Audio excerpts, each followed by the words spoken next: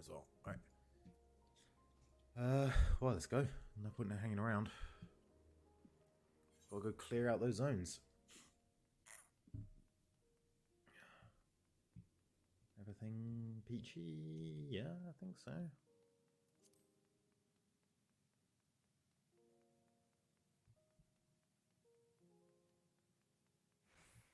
So, I know no one's here yet, but I finished off that quest that I couldn't do last time we played this in my spare time because it offended me, frankly, and I kind of wanted to make sure it was done.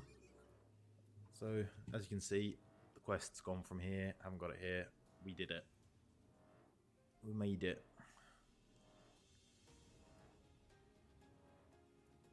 Because that little blue-haired bastard not want to be caught. It's a minor.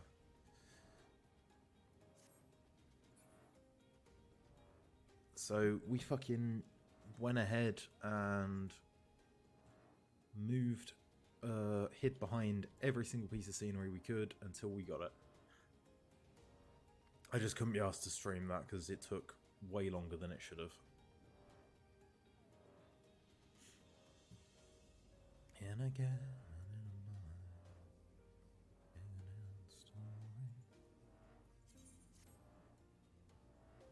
oh, looks like there's something here.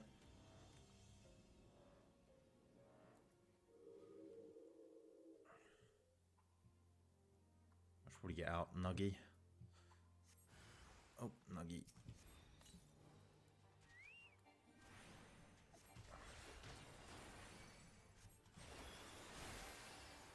You can actually tell that the fights are getting harder and harder now. By the fact that I'm not just like two-shotting things.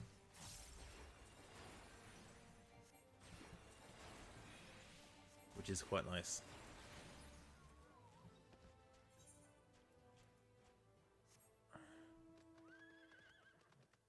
Because it adds a bit of challenge to these otherwise quite boring quests.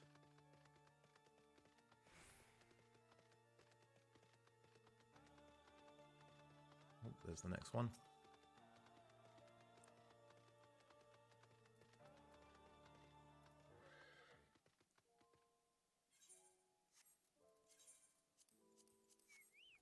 Two of these.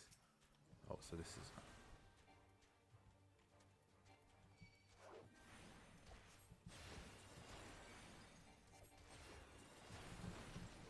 an Imperial. I'm guessing I'm getting down to under 50%?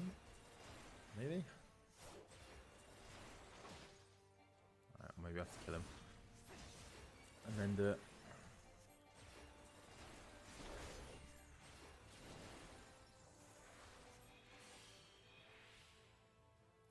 Right, that's what I needed to do.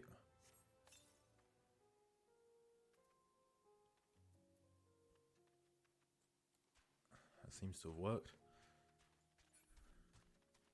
And again, and in mind, I've got to stop singing that. I'm gonna get copyright stricken because it's note for note exactly perfect, actually. Just get some of these out. Oh, someone's just flown over. Oh.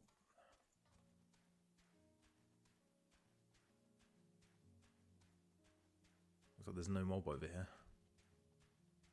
Apart from the ones around here.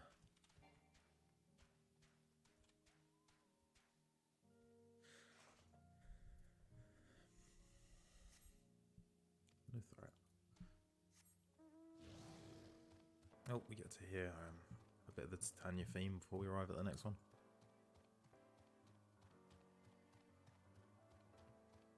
I'm actually really nervous for the next next quest because it's going to be a stealth one again, and I fucking suck at those. But hopefully we can get through it today.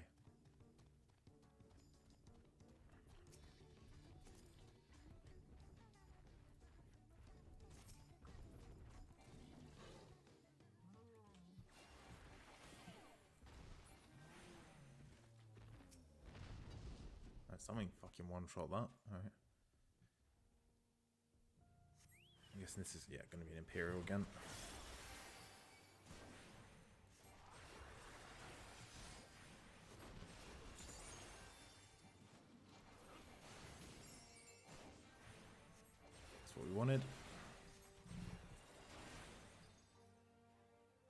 the Conqueror's Chain.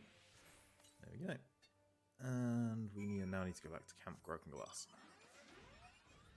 Or, nope, we don't. We actually need to go a little bit further than that.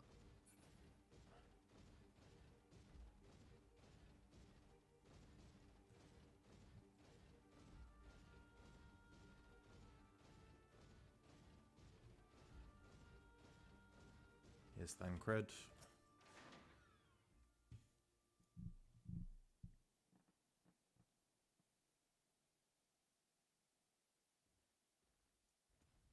I can pop out the chat, because then I can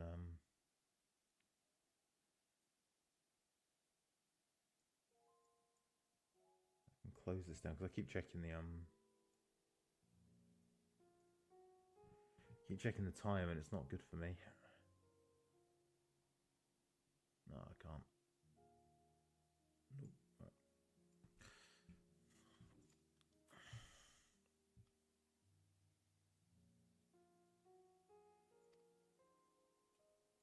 Oh, while I see to that, would you mind apprising Lucia of our progress? As it happens, I have some rather pertinent information from our recent scouting forays, but I'll save that for later. First things first and all that. I forgot I was supposed to be reading those. Alright, so this next one is actually a 45-minute instance, according to the wiki. I know, it's not good to look at the wiki. Chomu has already, or Michelin has already told me that about a million times.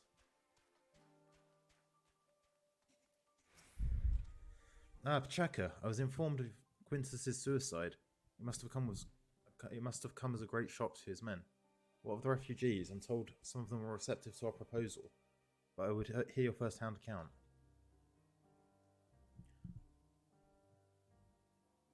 That so many did not hesitate to accept proves how desperate the situation has become. We'll do our best to make them feel welcome.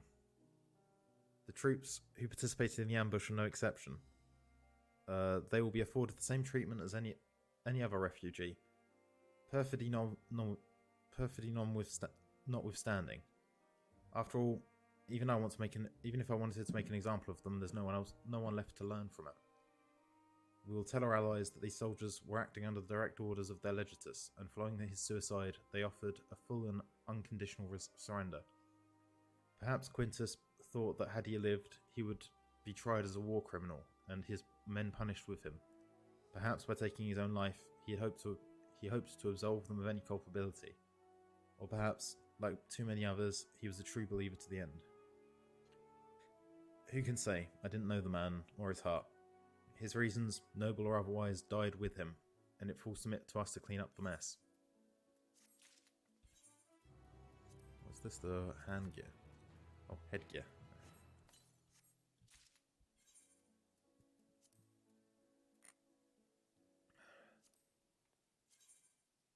That's quite cute. I don't like the monocle though. Can't even get the visor. Alright, this is the worst one. I assume you've been curious about how matters have progressed here since your absence. Quite well as it happens. Now that we've procured ceruleum from Tapper's Den, the recently repaired heaters can provide much needed warmth. Furthermore, we've prepared sufficient food for everyone. Those from Tertium shall find a hot wheel waiting for them upon their arrival. There's one for you too, so go ahead and get some well-earned rest. I believe that we're capable of wielding a ladle or two without your assistance. On your way, might ask you seek out Y'shtola. She was but recently attending to the wounded, but she's meant to be taking a rest herself. See that she is. Stranded on the station. Alright, we're going to do the blue quest first, I think. Please just don't have me follow anyone else. I've seen you before, in Tertium, yes? I was part of the first group transferred here, but there's someone I'm trying to find. A small boy with red hair. Have you seen him? He's probably still refusing to budge. Oh, my apologies. Allow me to introduce myself. I'm Gala, 1st Legion. I've been doing what I can for the refugees, though I suppose I'm one myself. You see, I've always tried to help those in need. Some call me a busybody, in fact. Before joining the military, I was a member of the Vigilis Urbani, and it was our duty to keep the citizenry safe. Old habits die hard, though, which is why I'm determined to look after that lad. He's been separated from his parents in the chaos, and he won't leave the station without them. The thing is, that's no place for a child his age to be fending for himself. You've seen the conditions there. He needs food and warmth, which you and yours have been kind enough to offer. I should go back to the station to try persuading him to join your camp. Could I trouble you to accompany me? It'll do him good to see you're not monsters he probably thinks you are. Thank you. Well then, no time like the present. That's 2. Tertium's here. Oh.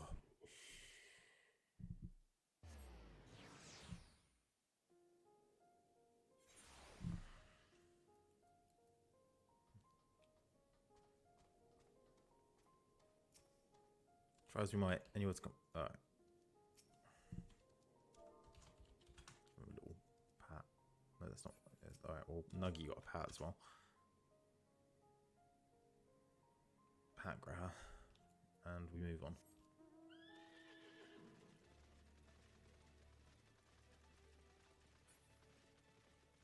Oh, up here it goes.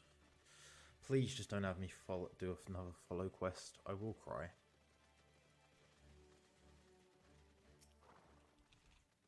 If my prediction is correct, he should still be around here. His name's Volusus, but most know him better for his scarlet locks. Considering how reluctant he is to leave, I doubt he'd answer if you tried calling out to him. Would you mind helping me look?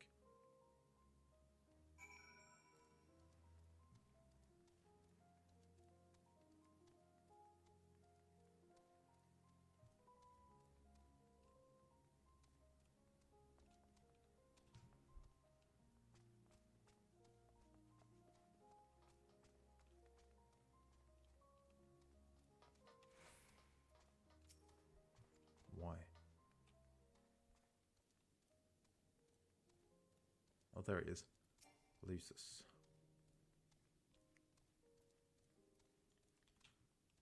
Who are you?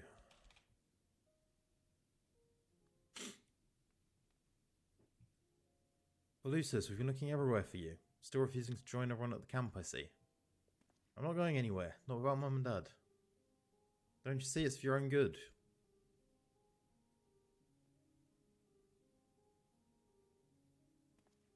I know. Came here with Julius, didn't you?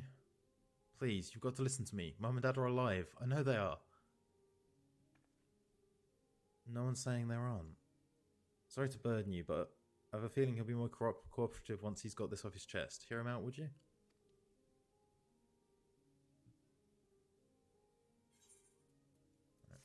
Well, unless you've got another eighth current for me, I will never be coming back here.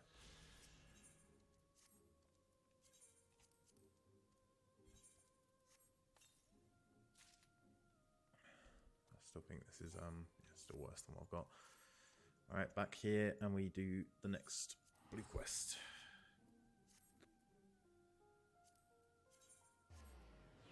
We only got 2 more left to do.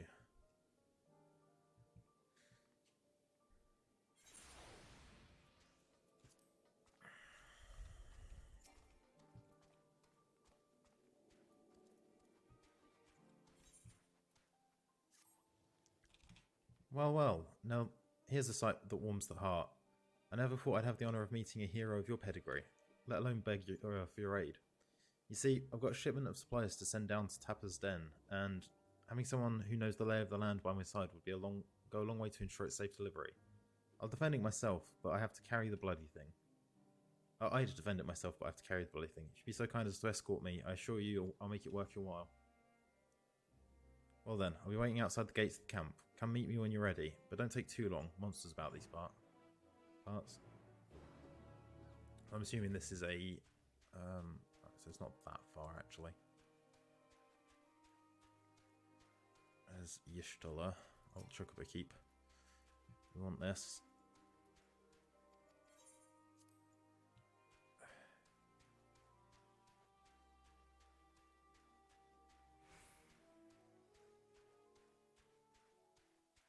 There's the commissary officer.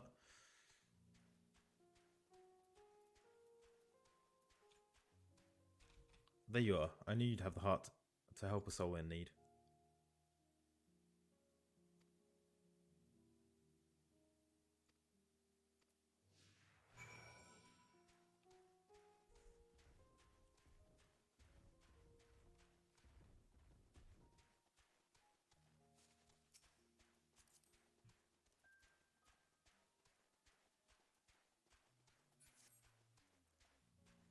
What the hell is that?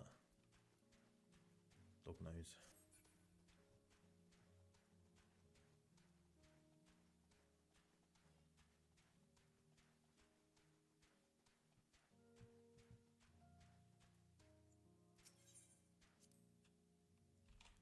It'll be some time before we've mapped the entirety of this vast expanse. It stretches north as far as the eye can see, unhospitable to even the hardiest of explorers. It's a wonder that the Garleans survived at all, let alone went on to form the Empire. Seeing the Magna Glacies with my own eyes, however, I've gained some understanding of their disposition.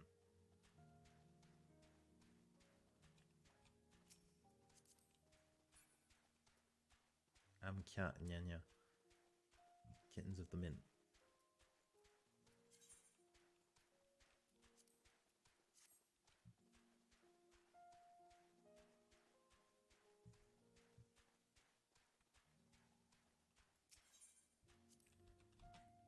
This is only hearsay, but I've been told that those masses are formed when ceruleum bursts forth from the earth and comes in contact with the surrounding water, freezing instantly and capturing that moment of violence forevermore. The water mixed in prevents the ceruleum from being set aflame, so you can't use it as fuel without refinement. The amount of ceruleum you get after all that work is barely worth the trouble. Pure ceruleum is wrested straight from the earth. That's what those rigs you see off in the distance are doing, or so I've heard.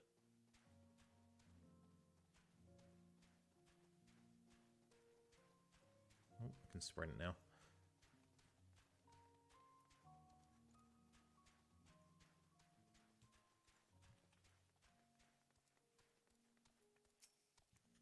We're safe and sound. Here we are, safe and sound. I couldn't have done it without you, friend. Now all that's left is to deliver the goods. Let's enter those caves and get some shelter from these freezing winds. So I should only need one more after this, yeah. And then I've got 3 like exploration ones to do. I'm gonna get that one. Well, the goods have been safely delivered, but I'm afraid I have one more task to beg of you. Of course, I'd do it myself if I could, but I'm afraid this calls for someone with the skills I lack. You're not obligated to help me again, but seeing as how you're already here, you maybe won't mind hearing me out. Actually, I do. East.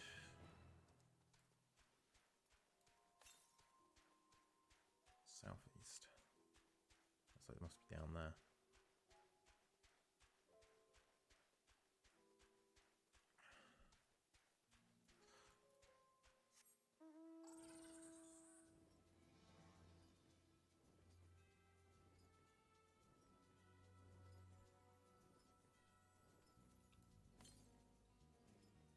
Northeast.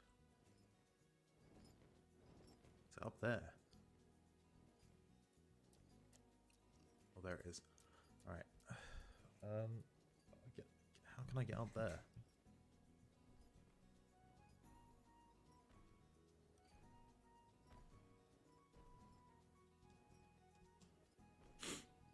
Oh.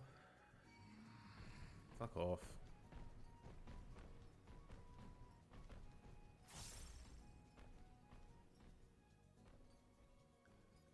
Maybe I can jump.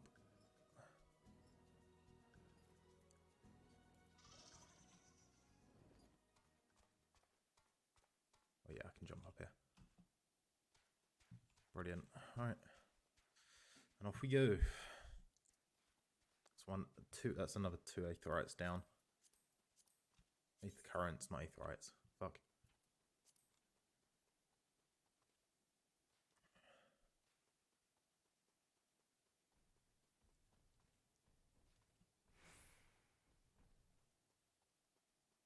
There he is. There's the boy.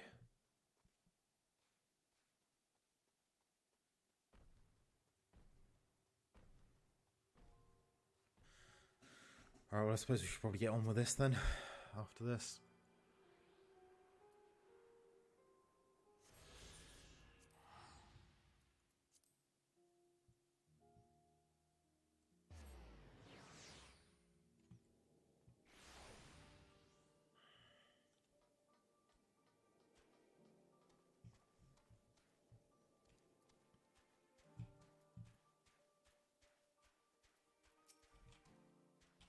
Yes, I've been taking proper breaks and been imbibing sufficient water.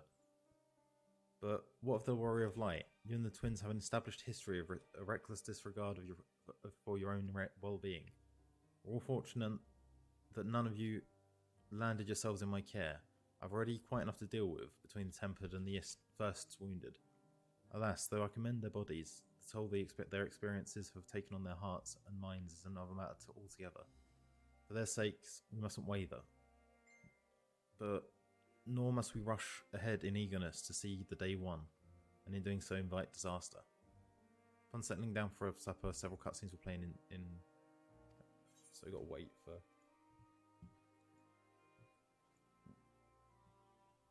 So I got another load of cutscenes. Hopefully my voice is up to the task.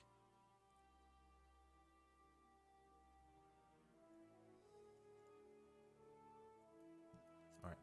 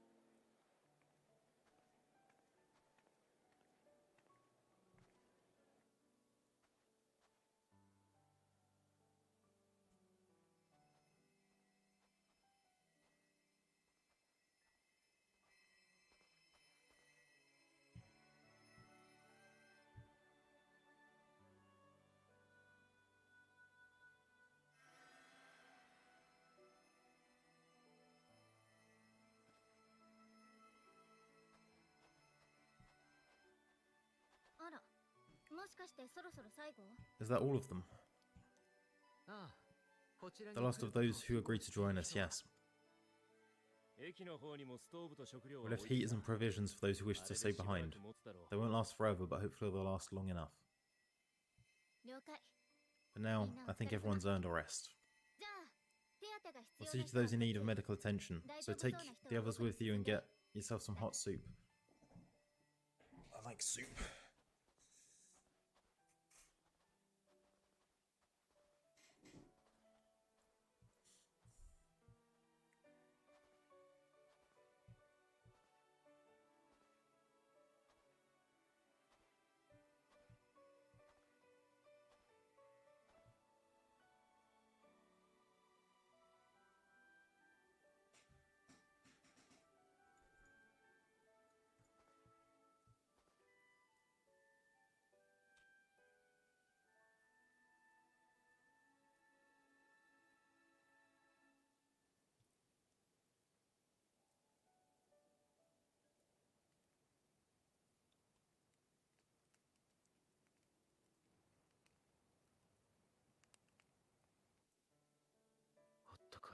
Warmth at last. Marvellous, isn't it? Well, thanks to the resourceful mechanists of Ishgard, I might add. On their behalf, I bid you warm yourself to your heart's content. Hold on. Your people might have scribbled on a few things on a piece of parchment, but it was our Limsum Liminsum Spiffs that put the bloody things together. Well, be that as it may, we single-handedly got the interior heating up and running again, didn't we? The hells you did!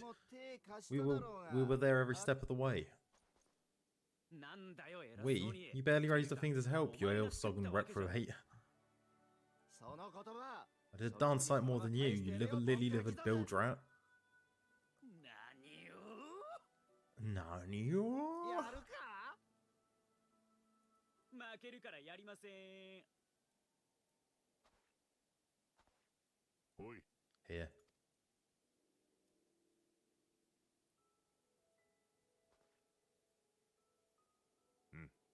Ease man. There's nothing funny in it.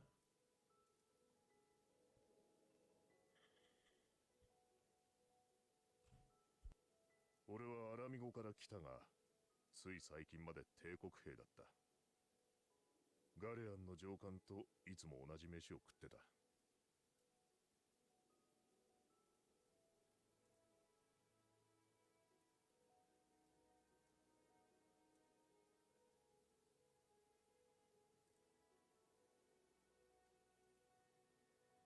I'm from Alamigo, but was a conscript until recently. Used to eat this with the officers. Apparently it's adapted from a steppe recipe. This is my first time trying it, and I have to say it's not half bad. It's a bit too flavorful for my liking. Perhaps compared to what you're used to.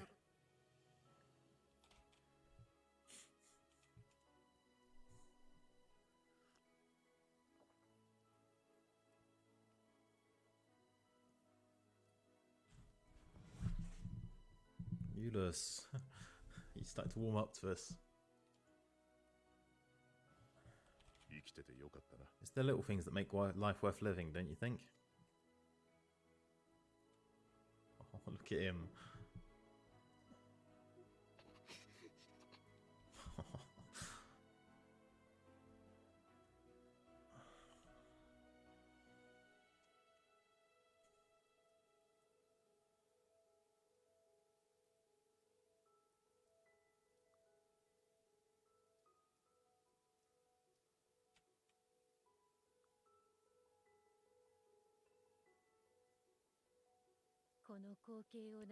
I know not if this I know not is this not I know this is not a dream, and yet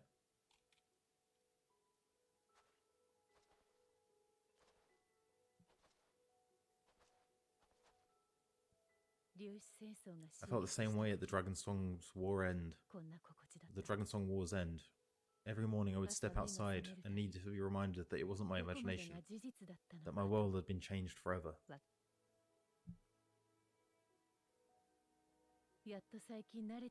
And just as I had grown accustomed to that idea, again, you changed my world in ways I'd never thought possible.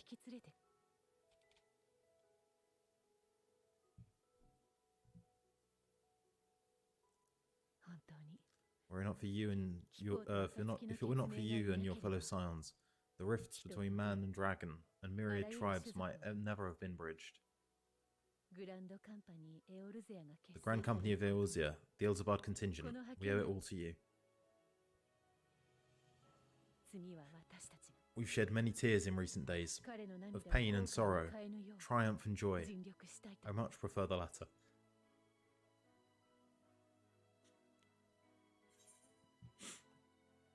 As do I.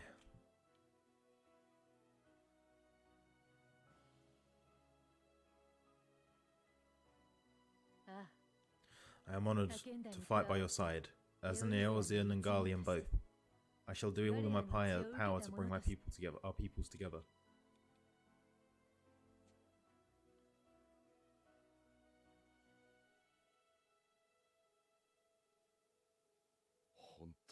It is a remarkable achievement, everything that I and the popularis have hoped for and more. Would that it had come sooner. Indeed, too many are not here to see it, and yet there is a warmth in my breast, as if they still share in this moment. Yes, I know what you mean.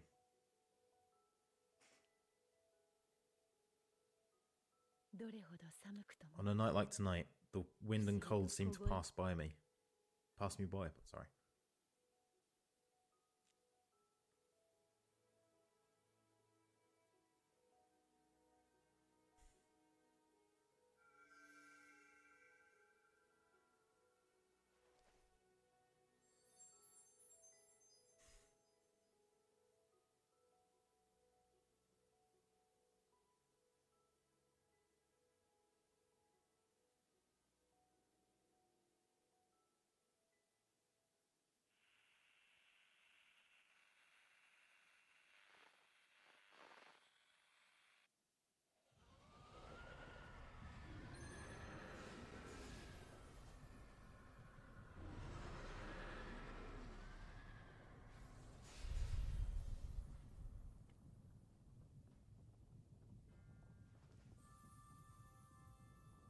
shit, what's happening? Oh, they're gonna have tempered all the fucking...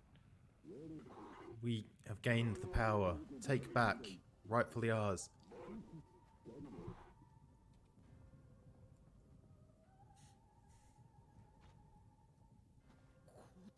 What? Emperor Varys?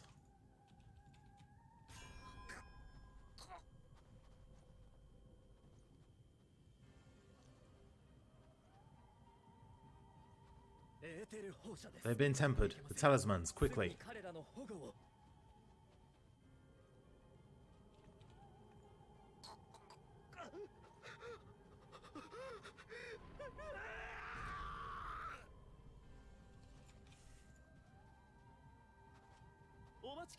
Save me, brave hero. Ahem.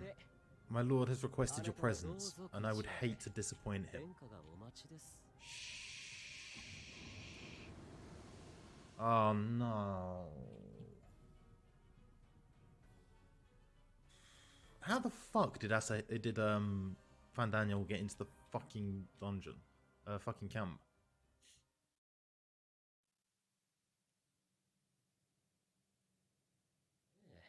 The experiment was a success, but I fear our time is short. I shall begin the preparations. Now, it is time for you to awaken.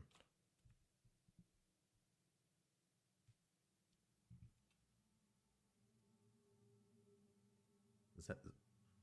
I didn't... Good morrow to you. Here, have a taste before it gets cold. Oh, but be sure to remove your helmet. Take a moment too to familiarize yourself with that borrowed flesh.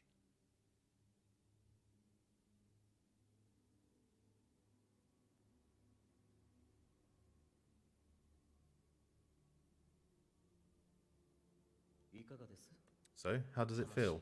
I, for one, find those moments within a new body to be most refreshing. Oh, fuck. We had a Magitech engineer by the name of Oleus to thank you for his method of soul extraction and implantation. I believe the two of you met briefly in Alamigo. His was a rather sticky end, wasn't it? Thankfully, he was thoughtful enough to leave behind his mind jack technology. I took the liberty of making some improvements and selecting you as my esteemed test subject. This is such a pain in the ass. Come now, to us Astians, it is no different from trying on new clothes. Why not make the most of it by partaking in this fine cuisine? I must say, I have gone to great lengths to reunite you with my lord.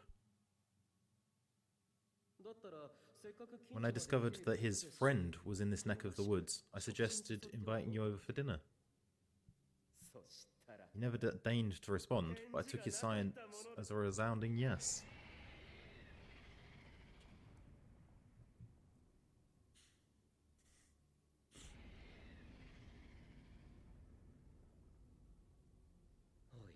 Oh my, Daddy is pleased his grumpy little boy has finally found his playmate.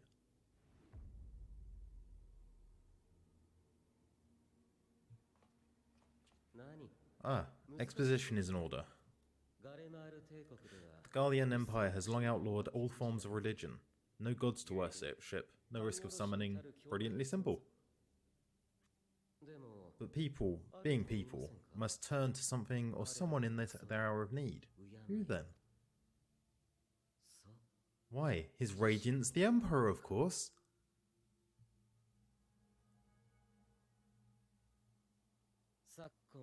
As you have observed firsthand, Galmald has seen better days. The legendary Solus von Galvus, dead. Provinces near and far in open rebellion. Our bold new emperor, assassinated. And that last one even sparked a civil war. What rotten luck. The people cried out for salvation, their earnest pleas. One might even call them prayers, a supplication united for the empire to reclaim her former glory. And so their will did manifest, channeled through the corpse of none other than Emperor Varys himself. And lo, the Saviour was born, the embodiment of Garlean spirit, their anima. Shit. It calls to its subjects, compelling them to take up arms and fight. And just as the wealth and power gravitate towards the Empire's capital, so too does Aether, from every corner of the globe. The towers with which you and your allies have been so preoccupied were created as an extension of Anima itself. An ingenious design. Would you not agree, my lord?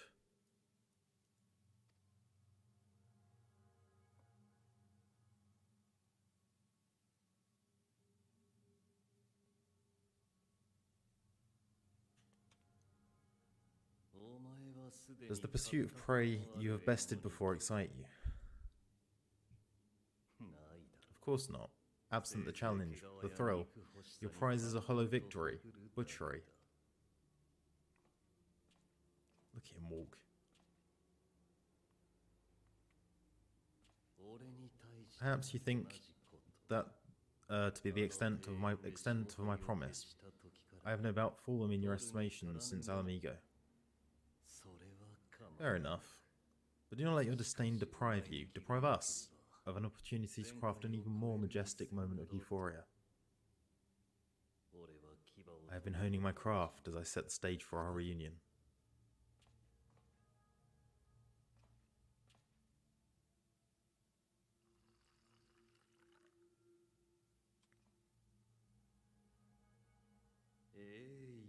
Wheresoever there is suffering and pain, you appear, to fulfill your duty and as defender of this star.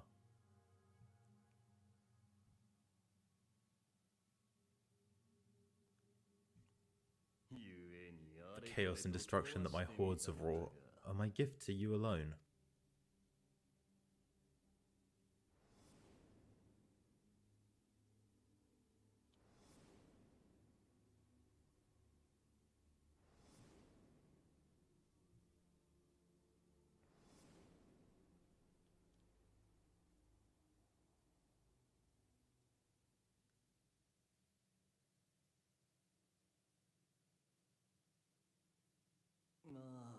At loss for words?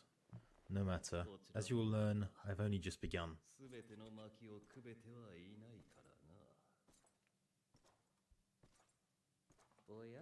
Oh, will you not finish your meal? There is only one thing that can sate my hunger, and it would seem my friend has lost her appetite. I hope this display of civility might prove an entertaining diversion, but clearly we are above such pretensions. While my lifeless body was in the possession of an Ascian, I too claimed another as my own.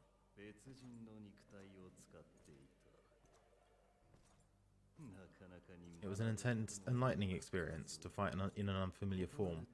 Flaws and failings in my technique were plain to see.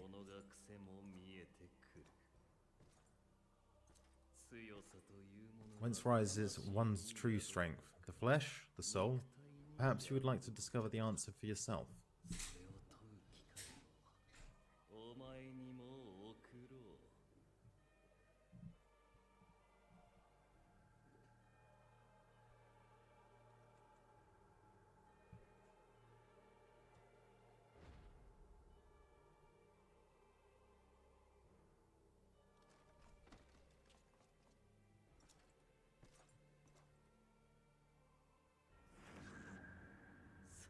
Or together.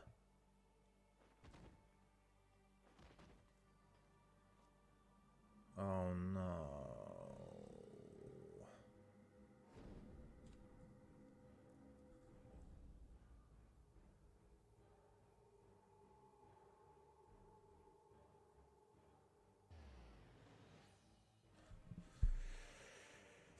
Well, that's upsetting. Oh dear, whatever could happen if my lord were to greet your friends as you? I shudder to imagine what carnage he could reap.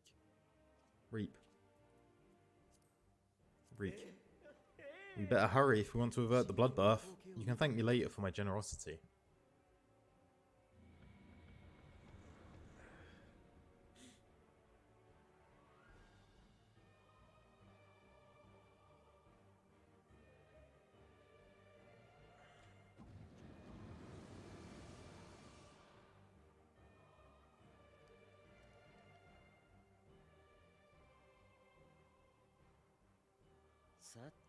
Ah, there it is. Your camp, I believe.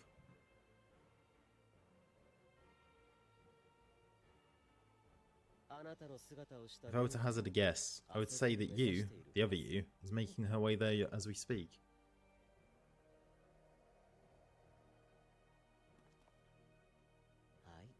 Alas, you will have to walk from here, or run if you can manage it. My lord would be cross if I made it too easy. Hello Faye, how's it going? Such ingratitude. I'd not squander this fighting chance. After all, you've obstacles enough to overcome. Right on cue.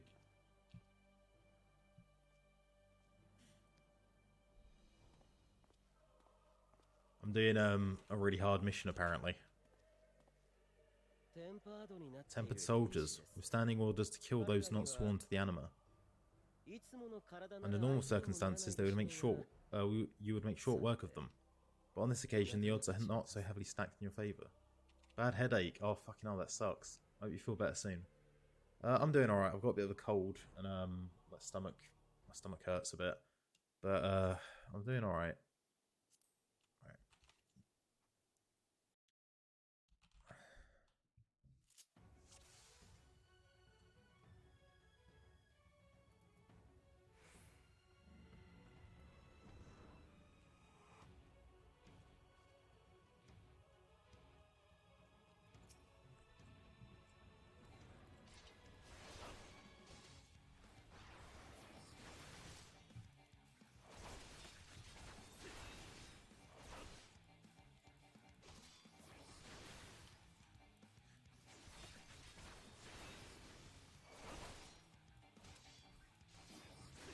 Very confusing.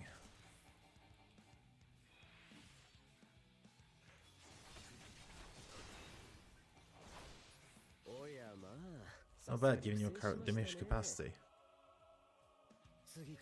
Nevertheless, it would be prudent to keep to the shadows. Soaring like a rodent.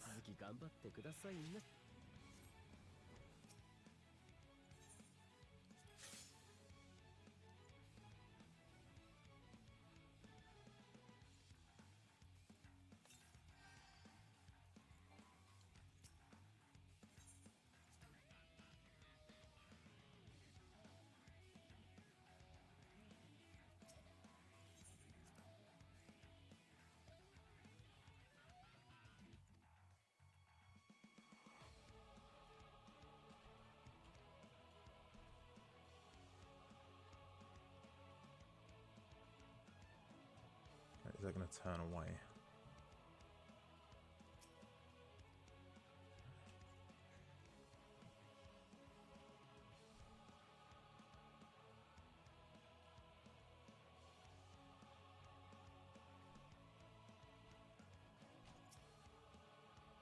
Medical kit, good.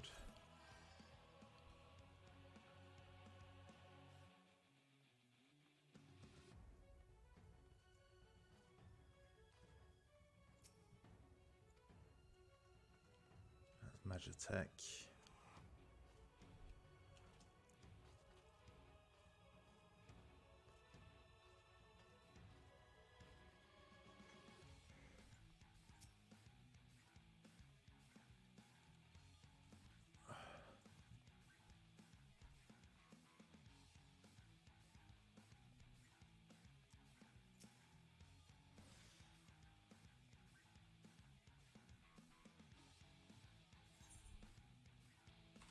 Oh fuck, right.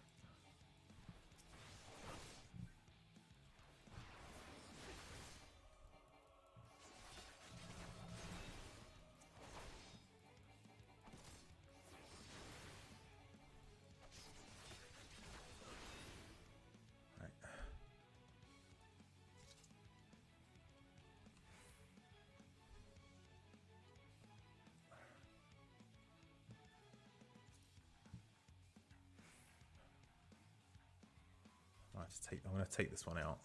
Unless I can go on, I can't get behind it.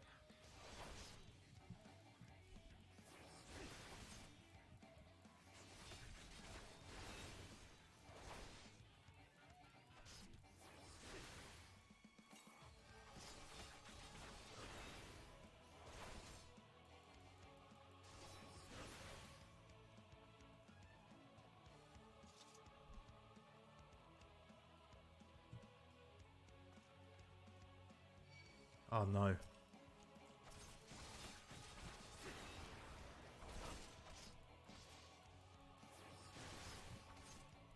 I think this is death.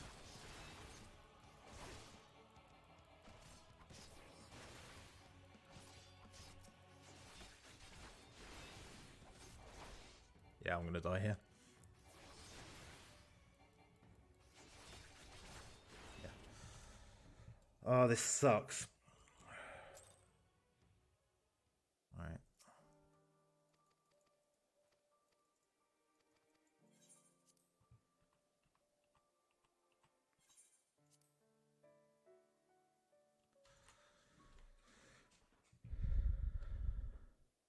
What? Yeah, I'm just gonna put it in very easy.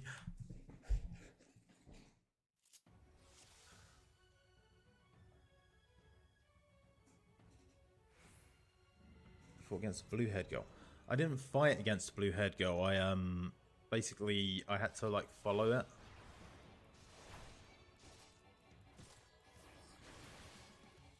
I had to follow a girl, boy, and it was for an aetheryte, an aether current.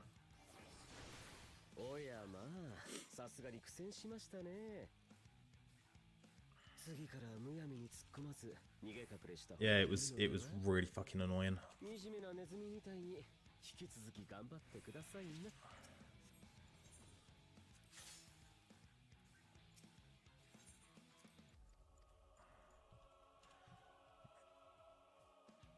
think no, that one's got nothing on it.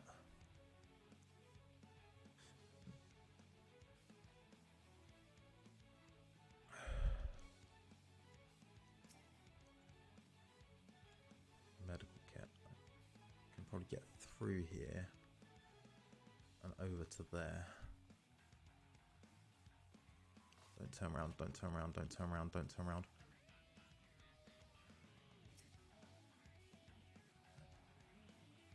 I start with 10 medikits in this one.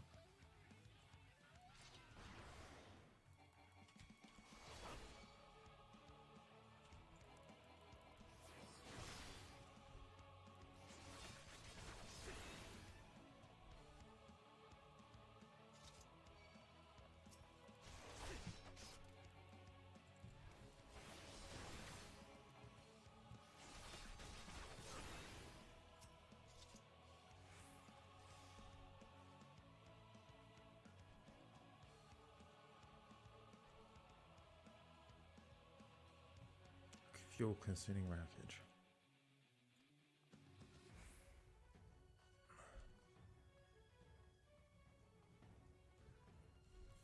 Oh shit, that's not what I wanted to do.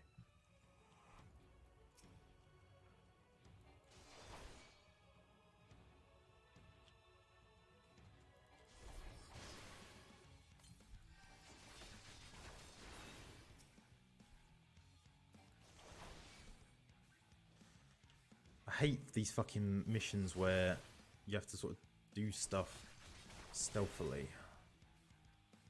Found a medikit.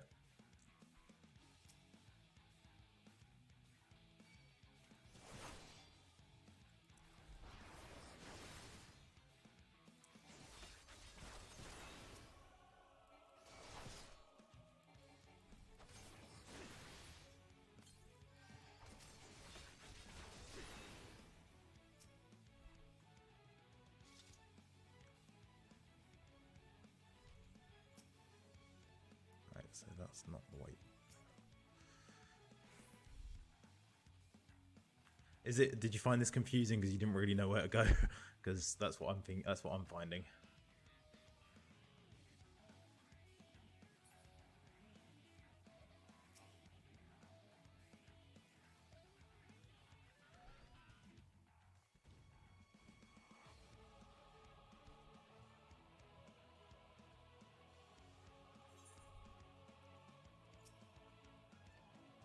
Another medikit. I'm just going to take out this Imperial.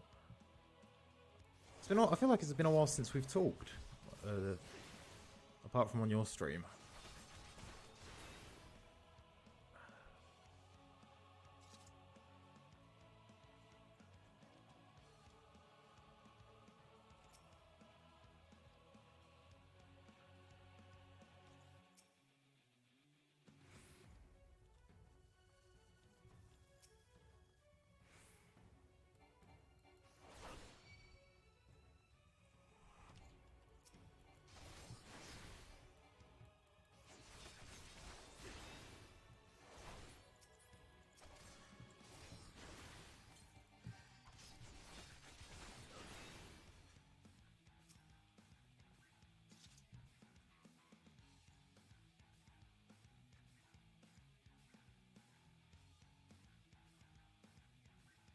It's like a maze, yeah.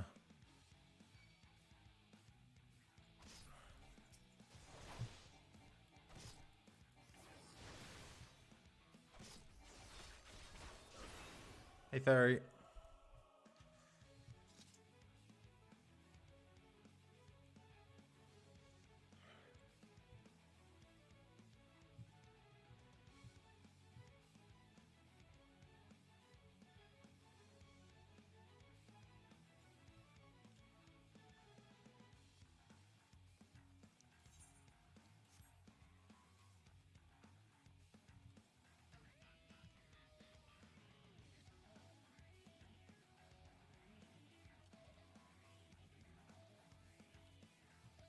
Oh, there's a guy in here. Yeah, it's good.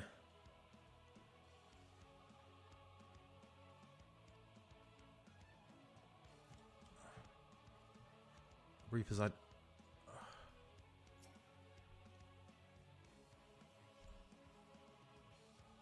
Activate with fuel. Oh.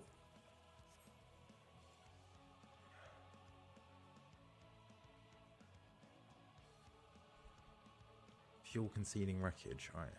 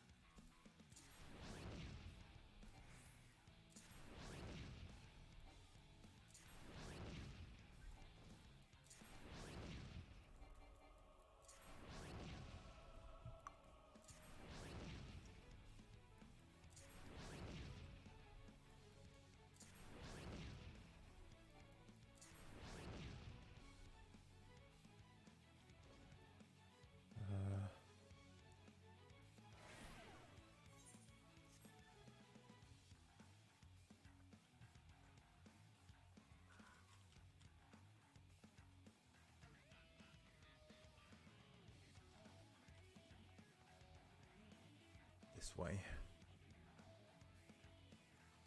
Yeah, it's going pretty well. It's just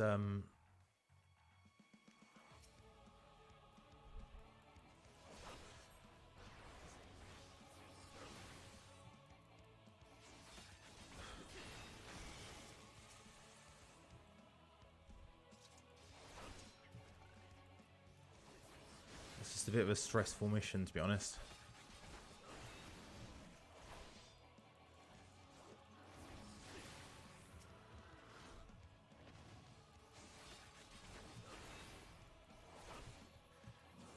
So basically, I've been taken out of my body and put into an Imperial's body.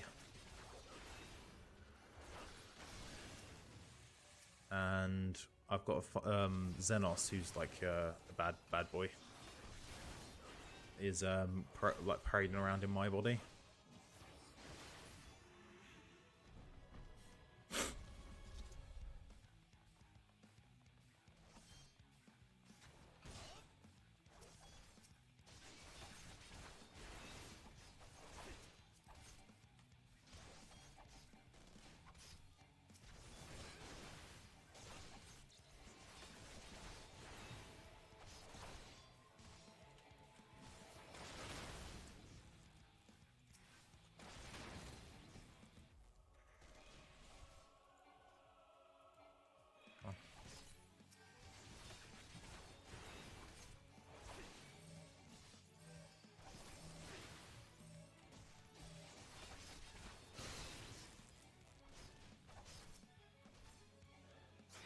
Daddy Xenos.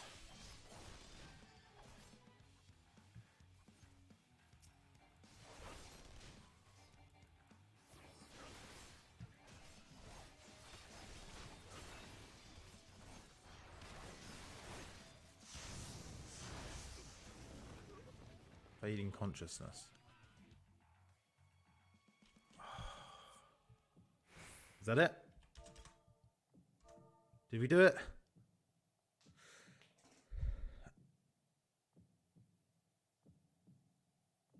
Unable to escape the blast, you begin to lose consciousness.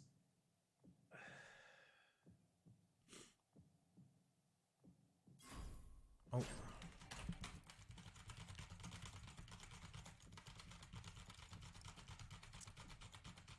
Come on.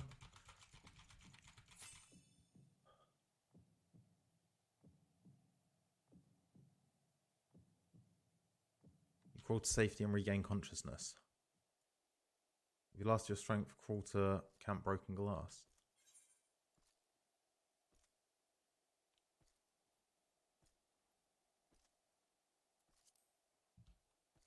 I can literally only go forward.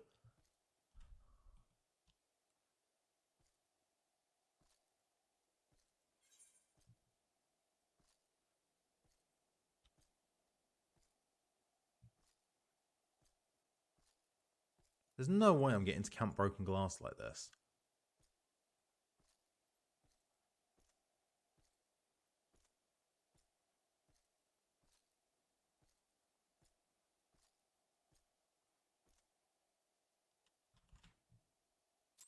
Alright, so my level's no longer synced, so... Whew. Oh, that was a fucking rush, that was. It's a miracle we were able to restrain the Tempest without suffering casualties. A welcome one. Aaron, Senna, and the others have their hands full as it is. Thankfully, there were enough scales for everyone.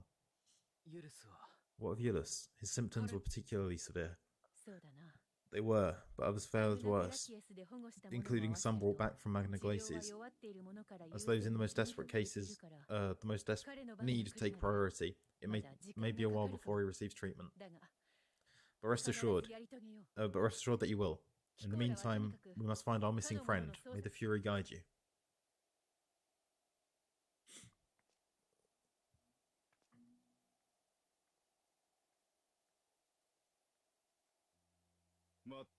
Of all the bloody times for a disappearing act. Right when the first wave struck, we'd be fools to think it a coincidence. But where even to begin the search? No one saw her leave in the chaos, and we've no trail to follow. Although I know full well she can handle herself, I worry all the same.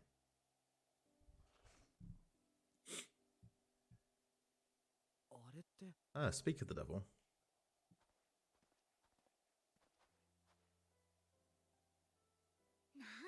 Well, time to call off the search.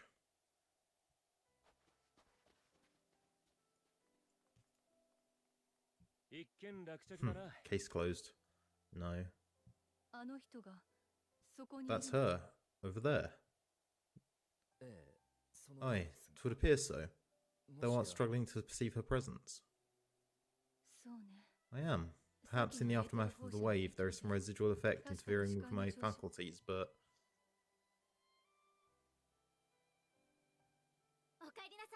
Where have you been? We've been worried sick. Now, all's well that ends well. Are you alright?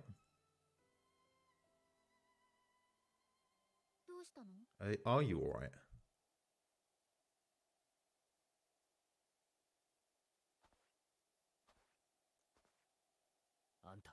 Who are you?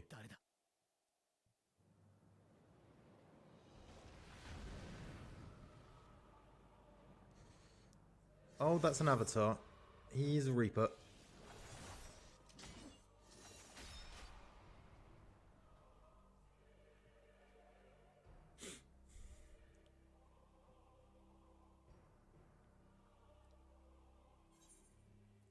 Enough, Xenos.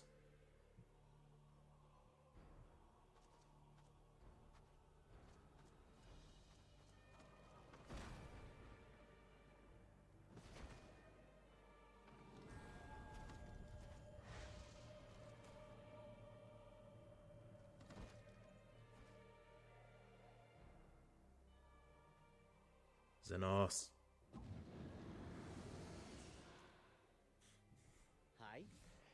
Sadly, that's all the time we have for today. The effect has run its course, and back to your own bodies you must go.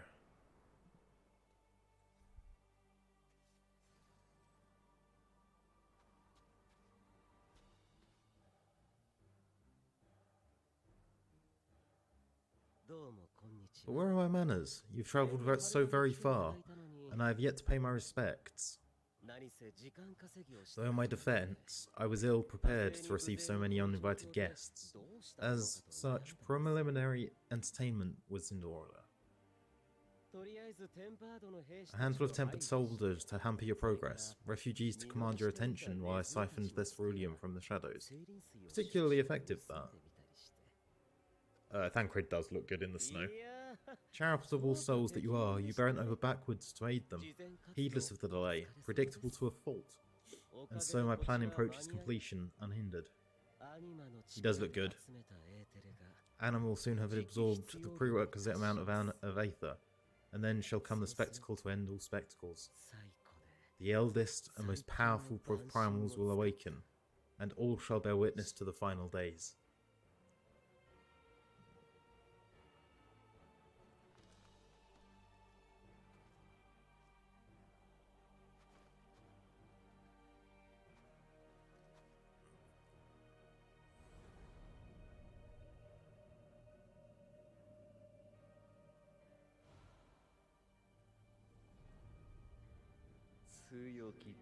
The gods themselves will be my meal, your dear companions my dessert.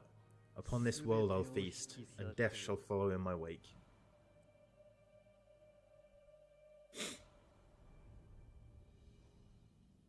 All your hate, all your rage, you will render unto me.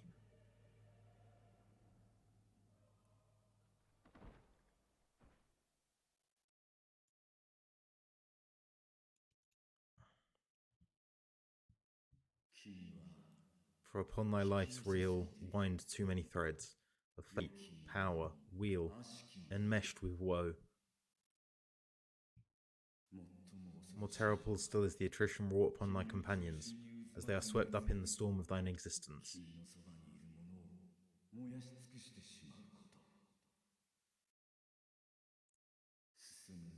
Take heart and protect them well.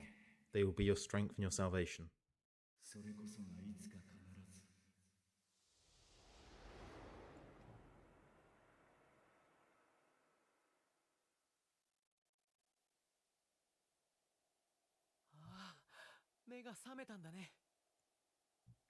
Thank goodness she's awake. You're gonna move me inside.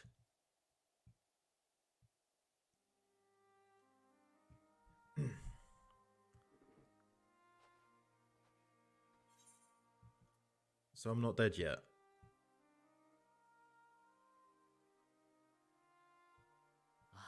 I am pleased to report you are very much alive.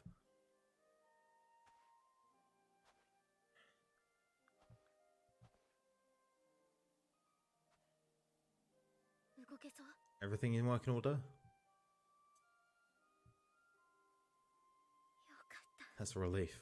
Oh, and before I forget, thanks for coming to our rescue.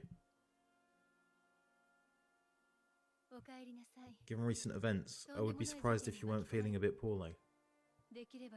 A hearty meal and a long rest would be my recommendation under normal circumstances, but these are anything but. If Van Daniel's boasts are to be believed, we must act quickly. Once you've blown away the cobwebs, we can discuss preparations on our assault of the Tower of Babel.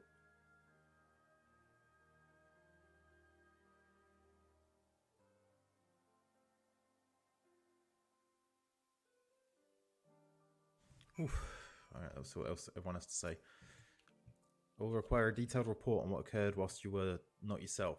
For the contingent, of course. It can wait till later, however. For now, it's enough that you've returned. The body you were forced to inhabit returned cold and stiff the moment you were returned to your own. Perhaps the soul it belonged to is long gone. Let us pray for it so. Let us pray it is so, for I doubt it would be better off in the care of Xenos and Fandaniel. Thank heavens you're you again. Gave me quite a fright. Are you certain that you've recovered? You mustn't push yourself, especially after an experience like that. Whatever that was, let's not do it again, eh? Full glad am I to see thee awake and restored to thine own flesh once more. Yes, 'tis still you. My apologies. I realised too late that the aether emanating from the tower was distorting my perceptions. It was like a It was likely a temporary effect, but I remain wary. No apologies necessary, least of all to me.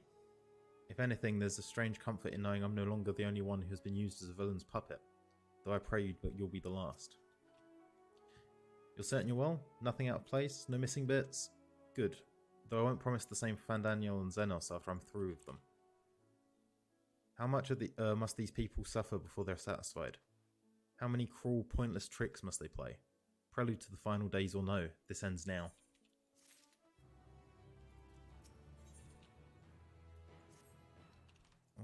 Oh shit, I didn't even read what she said. Are you well enough to make your report?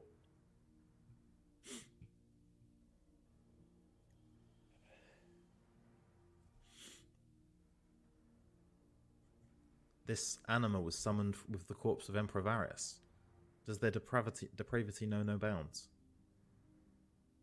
It seems not. More to the point, we can surmise that the wave of aether issued not from the Tower of Babel, but from the primal lurking within it.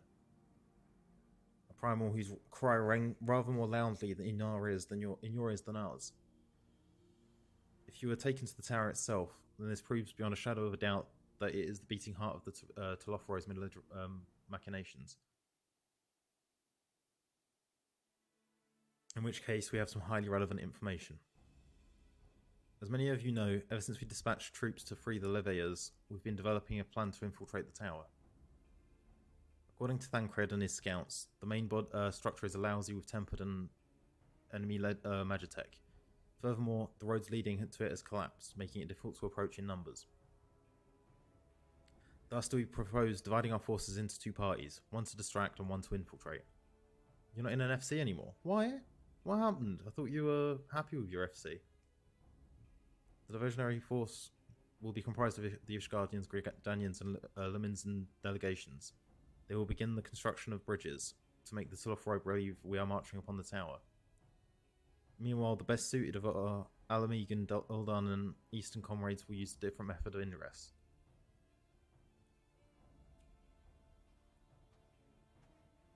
Look here. The facility marked in red is the Encoledium, a vast magitech manufactory, in ruins now, of course. But the freight tunnel connecting it to the erstwhile Imperial Palace remains intact. While the Telophoro's attention is elsewhere, our infiltration force can use it to enter the tower undetected.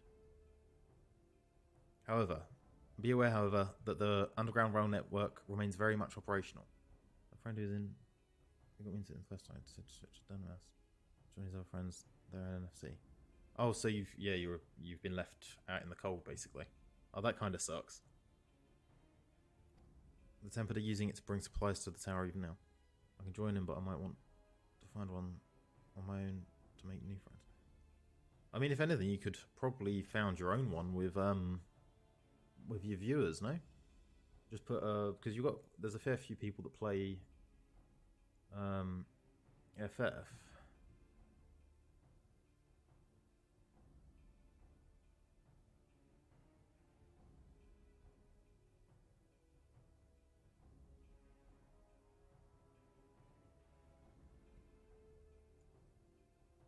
I'm sure there's a bit that you'd find enough people to make one. If it can carry their material, it can carry us too, providing we sneak aboard unseen. Yeah, why don't you make your own free company?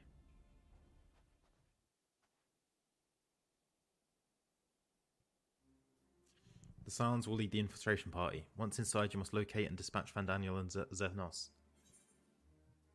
I don't know. Hang on, let me just have a look.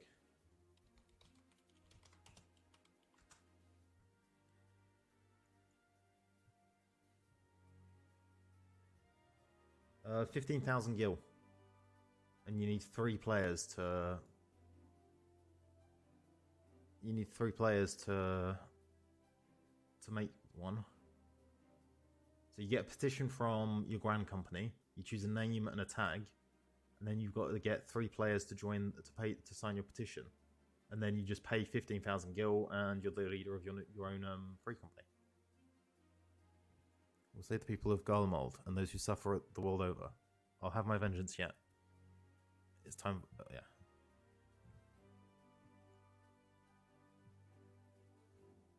Aye, Ulysses and so many others have lost much to the Tolothroi. We shall ensure they lose no more. How quickly can we enact this plan? Van Daniel made it quite clear that haste is a priority.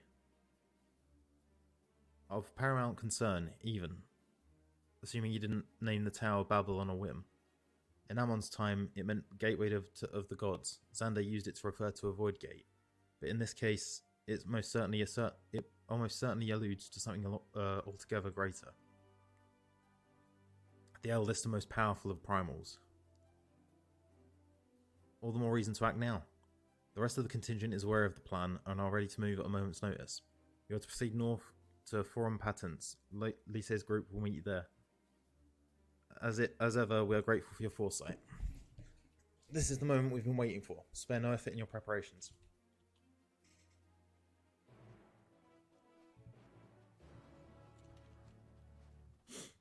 I mean, I could probably join as a Phantom member.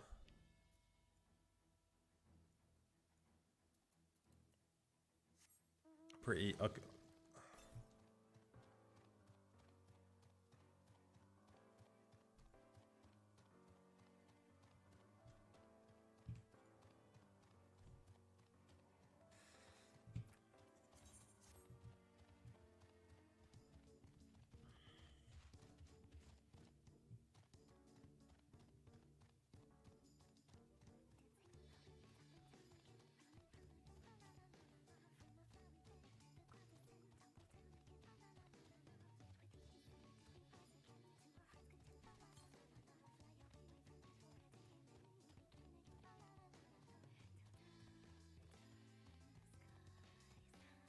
Yeah, just have a... there's no reason not to.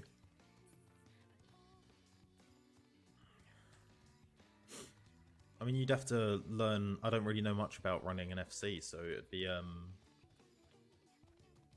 You'd have to like learn how all the stuff works. But you can get a house for your FC and everything if you like have enough gold.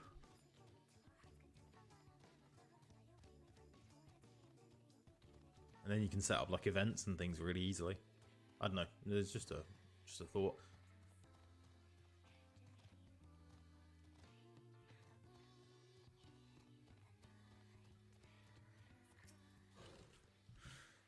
The sun does not sneak. However, he will travel this path of yours, and those who walk with him will bask in his radiance. Down these frigid lands. I am to accompany you into the tower. It is an honor as ever.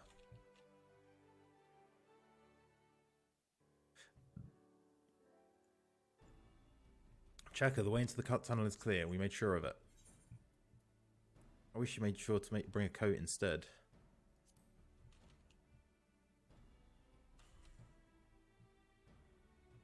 Oh, I'll warm up when I throw a punch or two. Barely enough cloth to swaddle a newborn. Clearly you spent too long around this feral dog for Dothal. Watch your tongue, fool, lest I feed it to the crows. We'll see who's the fool when you freeze to death. Expect me not to warm your ill-prepared hide. These furs are for myself and my Nama only. Should I be blessed to meet her one day. As if any woman of worth would wish to be warmed by you, little son. Should we find such a warrior within, she will bask you in my glorious flame.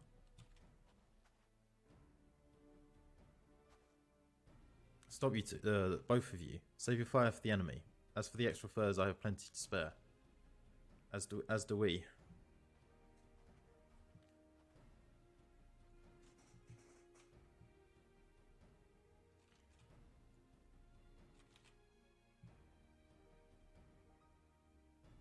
Hello everyone, all set for battle I see. Yes, free of the unnecessary encumbrances, if rather more susceptible to the cold. Let us review our strategy, quickly if you don't mind. Pippin's group has gone ahead to the Enchelidium. We are to meet them there. We wait until the Tempered's attention is drawn away by our divisionary force, then we sneak onto the train. Next stop, the Tower of Babel. If any, Tempered included, are injured, we Zayla are to tend to them. You Scions must press on no matter what.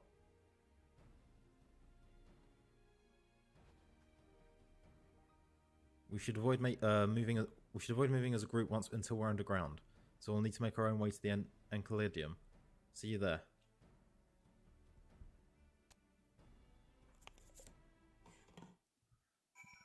I can't be asked to read everyone's text. I'm just going to fly on this pod.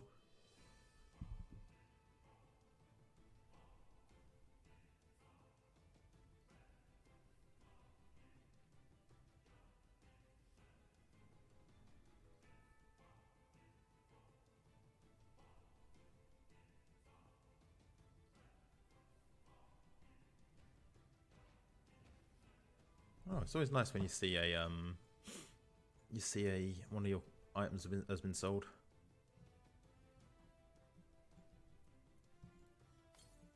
Yeah, so.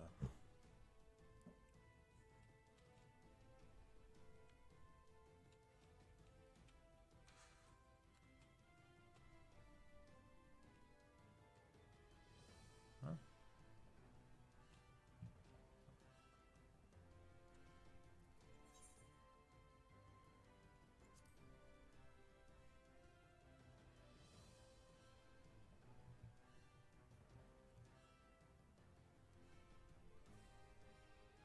It seems I've gone the wrong way. Oh, here they are.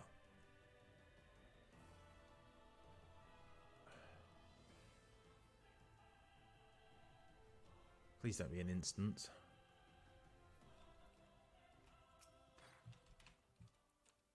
Hi, Hail, it's good to see you, Pachaka. We heard that you collapsed, but were given only the most cursory explanation. I'm glad to see you've recovered. And quickly enough to take part in the operation at that. As you will have heard, we've secured the way in. Some few are to remain behind to keep your escape route clear. Our comrades from Lentis tier will lead the way into the station. I'll join you soon.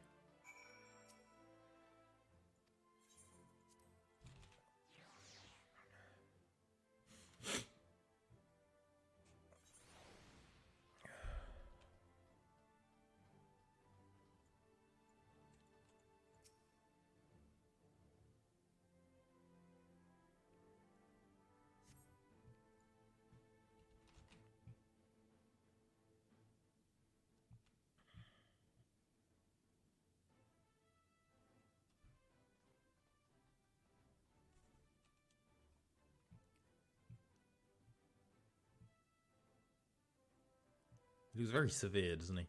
This is everyone. Oh, it would seem that our distraction started.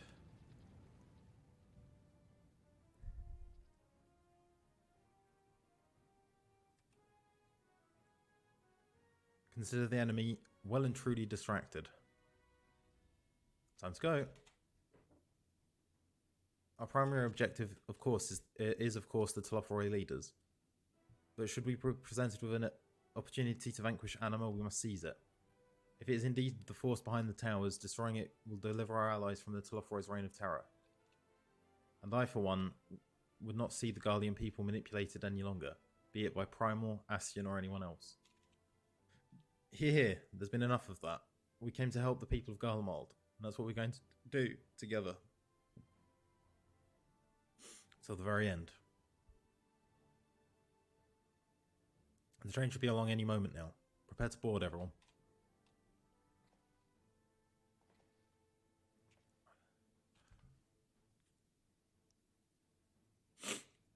Everyone ready?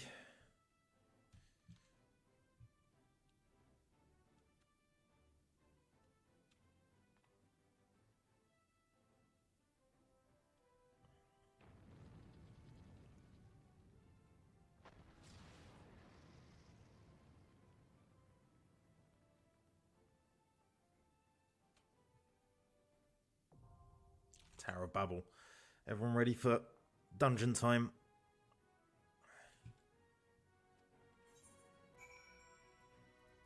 I think my stuff's still on cooldown.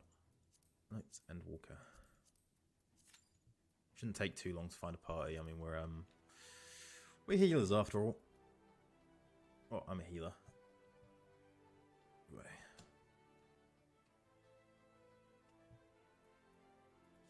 Oh, there we go.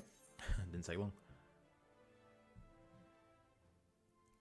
My hands are frozen, so I'm not promising anything good. Any high tier plays today.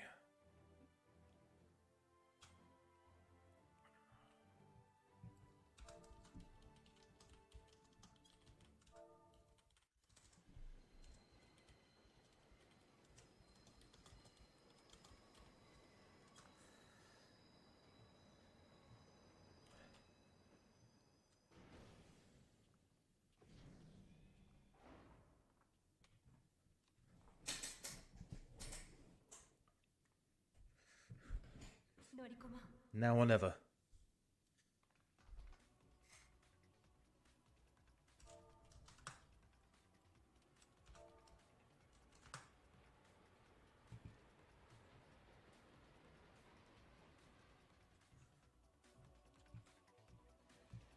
All right.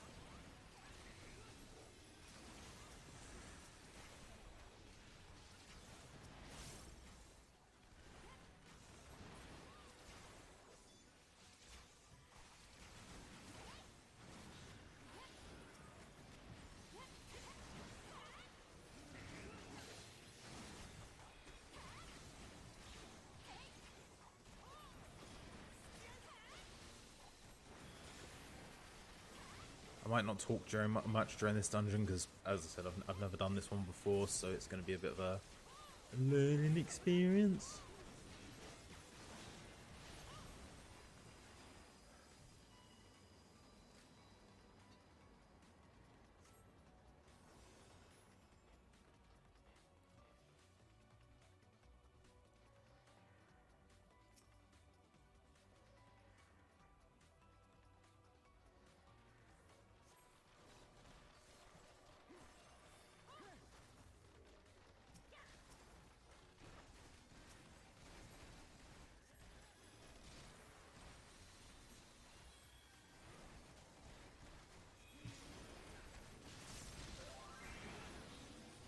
So no more hallowed ground. That's actually a really good macro.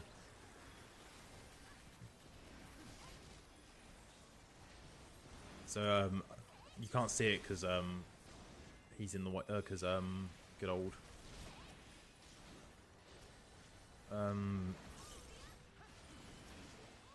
good old fucking Raha's in the way.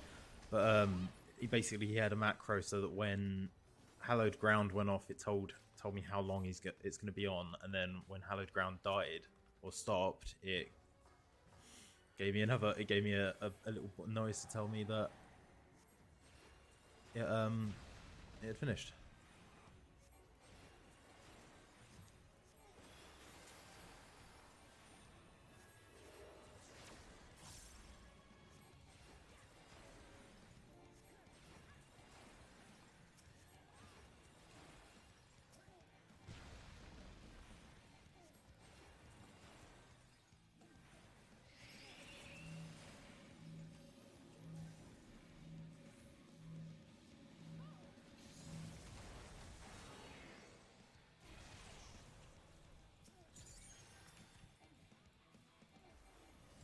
So I need to walk back.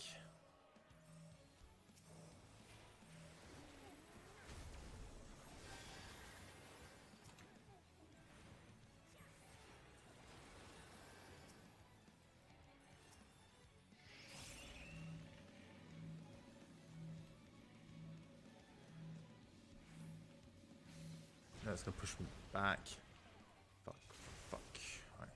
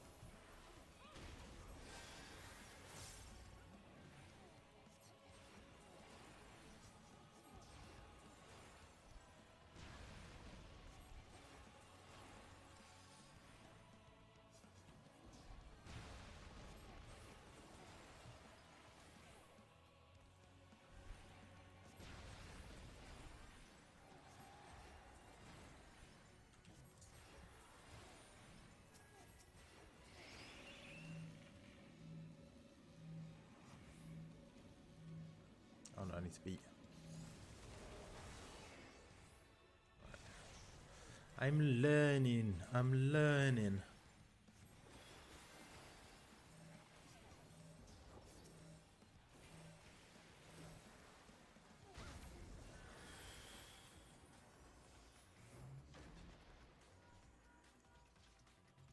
Alarm should be disabled now. We believe we can use the lift.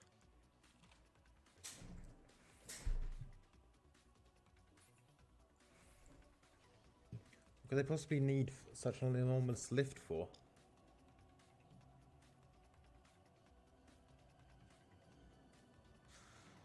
And mobs.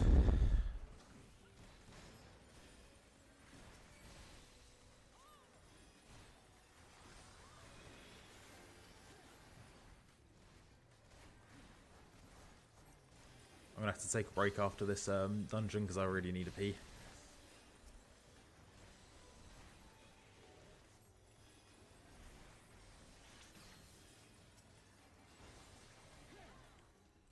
Considering the fact that I haven't actually played healer in over, well, since the last time we played on stream, I think I'm doing pretty damn good.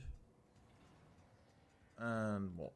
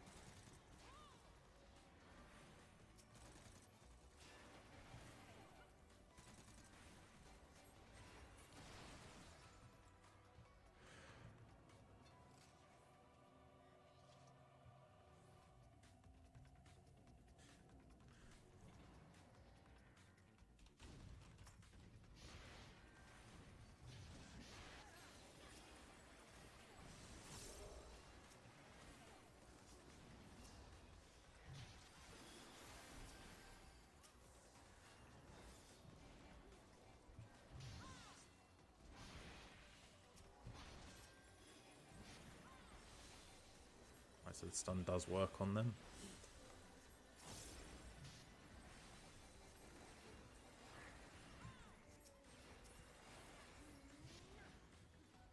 Well, how much more of this lift is there?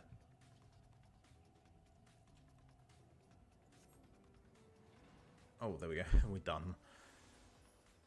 So our paths diverged. Let us meet us each other there.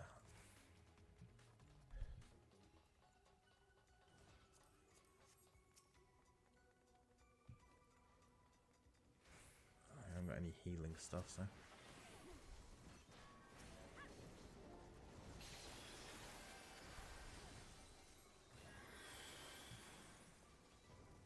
Oh, apparently I cast Medica though.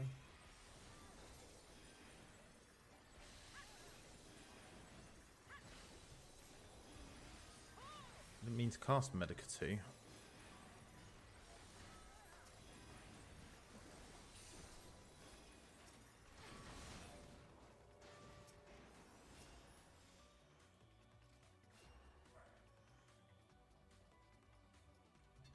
Second boss. Alright, let's see what this guy's got.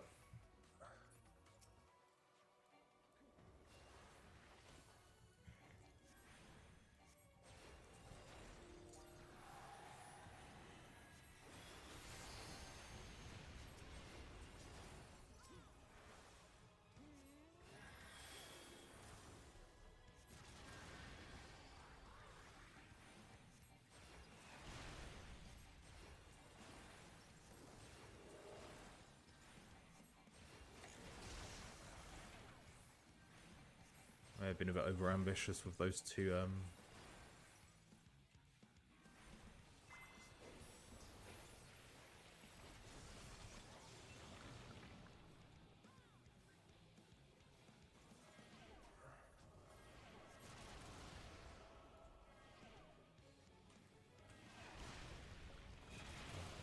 frogs. Alright.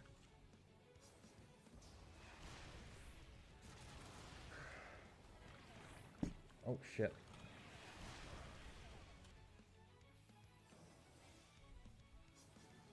That's not good. Can I step on it again? So.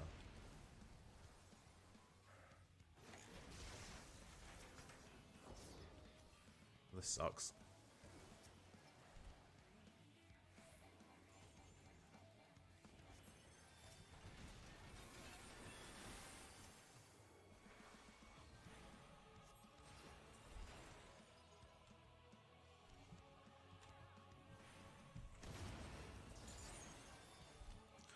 Alright.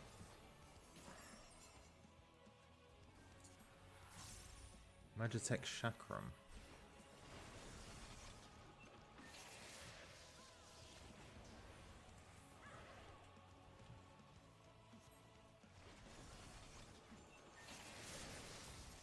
Alright, get it. No.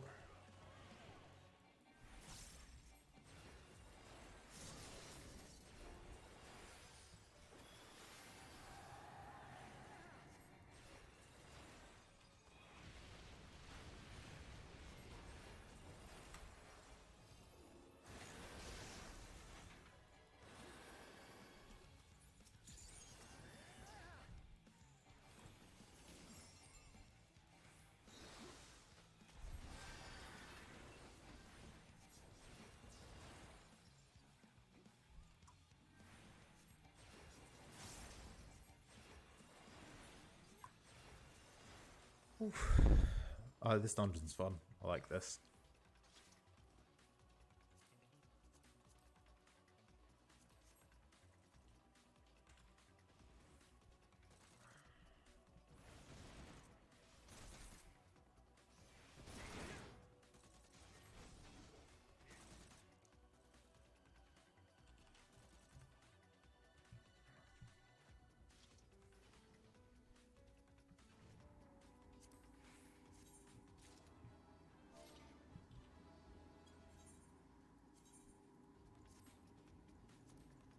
Hey, my first bit of bettered gear.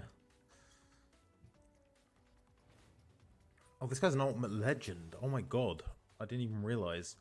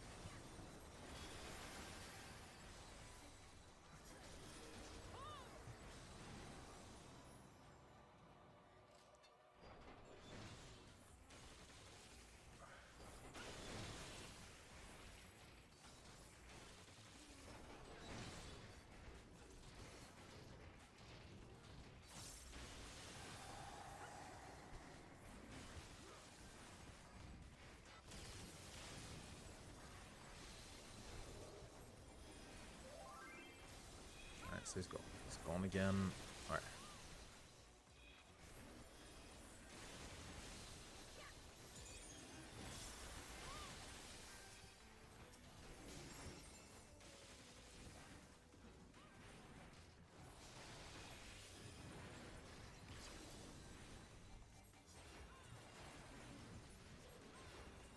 Oh, it's Anima, isn't it? Oh. Ooh.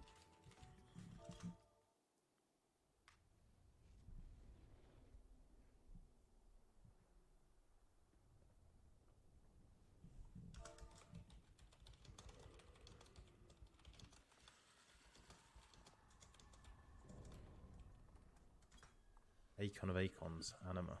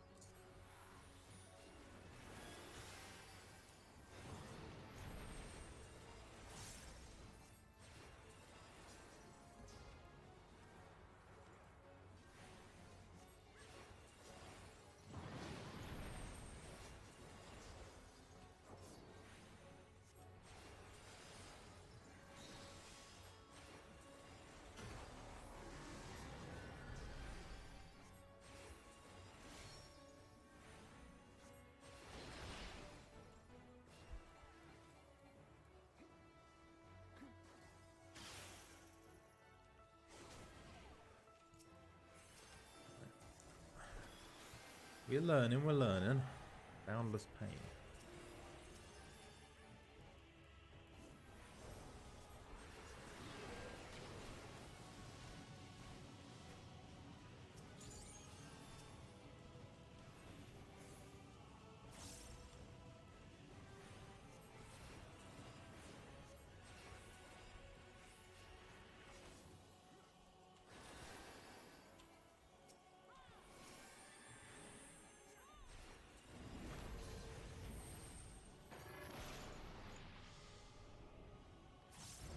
A horrific roar tears at the fabric of reality.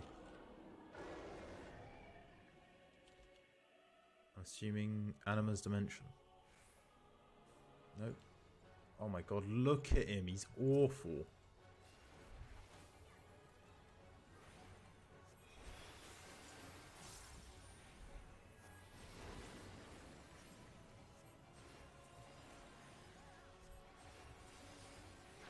Oh, I hate him.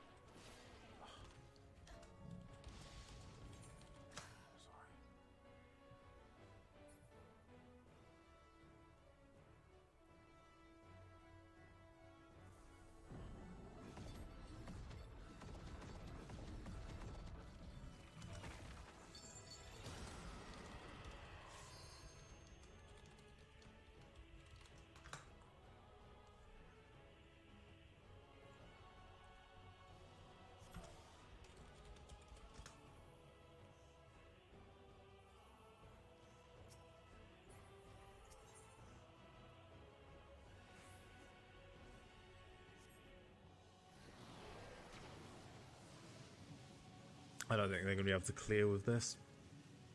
Without a healer. Oh, I feel so bad.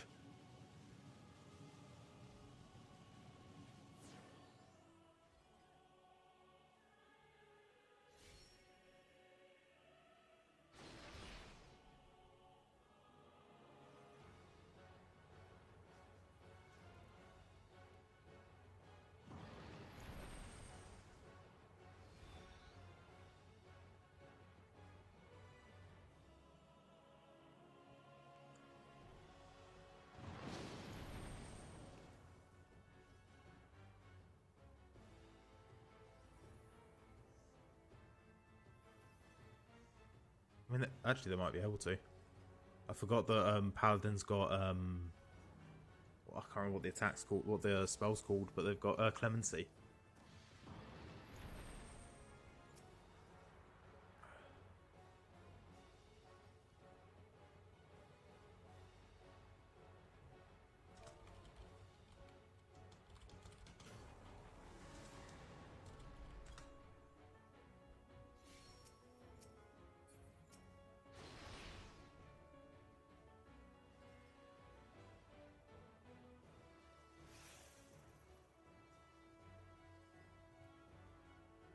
That's why they weren't worried.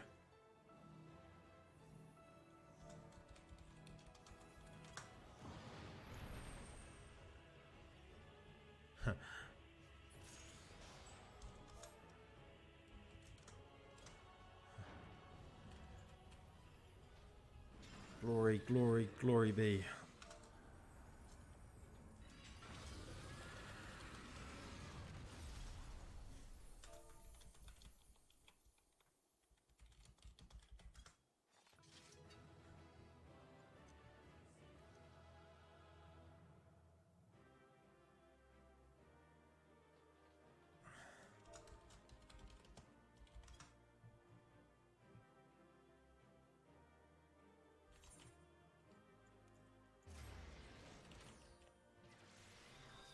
I mean, the tank's got... Oh, the tank left.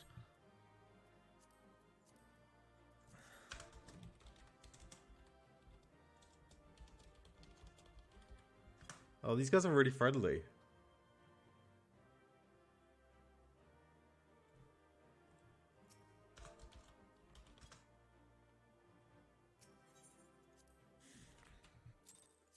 I got the two commendations for that. The tank really deserved that more than me.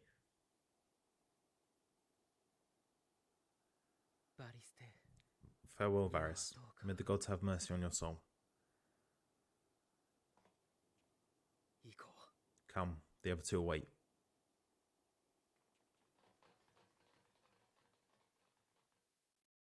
Oh, I need to pee. And I need something to drink as well.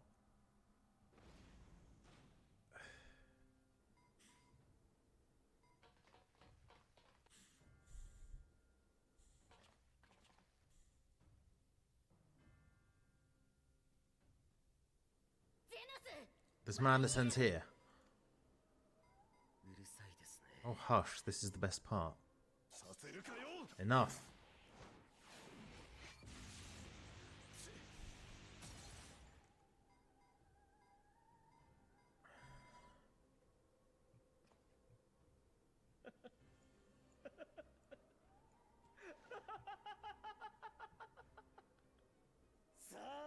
Almighty Zodiac, awaken from your slumber and descend.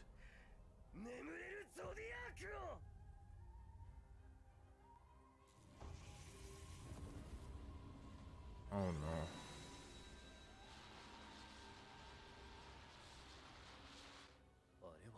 Some manner of magical defense. What the fuck is Krill doing here? Krill, but how?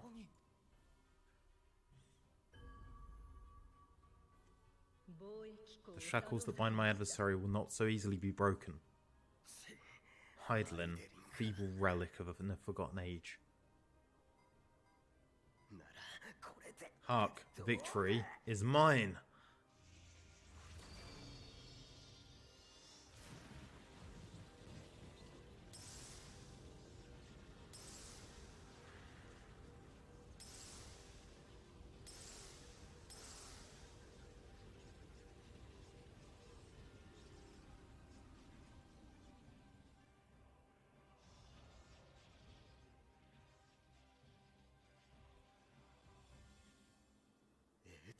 No more Aether, and I was so close.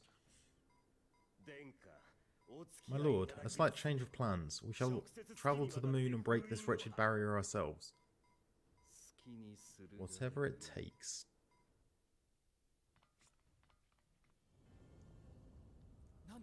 What was that?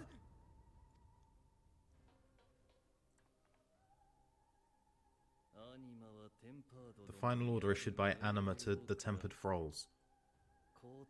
Should the Empire fall, the world must share her fate. Of course, Father lacked the conviction to give such a command. The abomination born of his flesh was but a puppet, and I the puppeteer. You madman! You monster! There's a funny joy in watching your flailing attempts to fight the inevitable. You're all gonna die and are powerless to prevent it.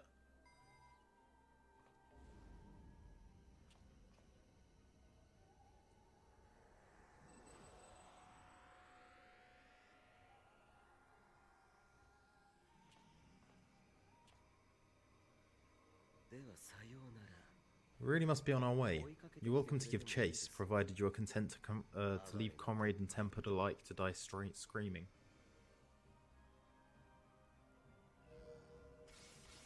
Are you going to the moon?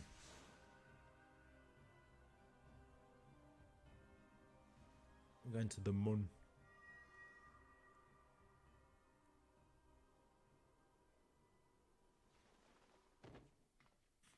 Krill.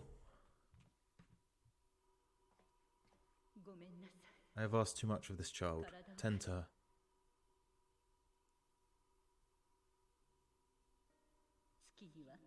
The last brand at Marum Lamentorum is yet unbroken.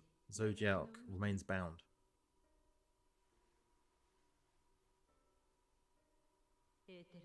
I have shifted the flow of Aether and sent the enemy far from their destination.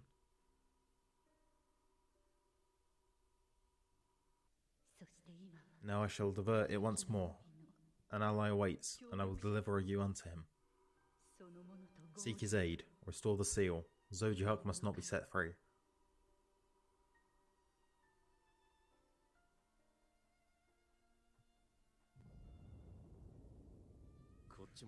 The Tempered are running wild, not only those at the tower, but those back at the camp. The others are doing their best to contain them, but the situation is growing beyond our control. Leave them to die or give up the chase, just like Fandaniel said.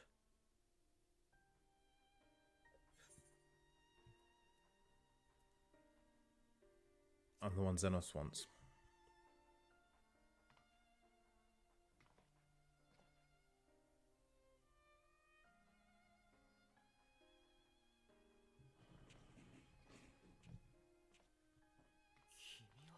You're going alone.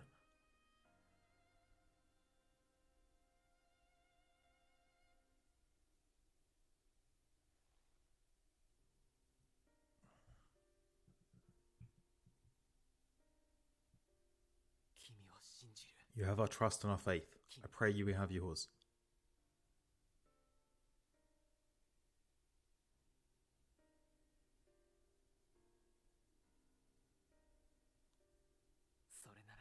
Our friends and the Tempered need our help. We will save as many as we can, I swear. Once you have matters well in hand, we will join you on the moon. Until then, be careful. There's no telling what you'll find. I mean, I knew we went to the moon, but it's still so fucking ridiculous to me. Like... I'm going to the moon. Go to the moon. No time worrying over what's done. Let's go. We're moving out to rendezvous with the remainder of the contingent. Leave everything here to us. She channeled a dangerous amount of aether, and that's nothing to say of the teleportation magic she must have used to get here. Yet Krill and Heidelin both were clearly willing to take the risk. Fear not for Krill. Go forth and return, I prithee. Stand there for just a moment, please.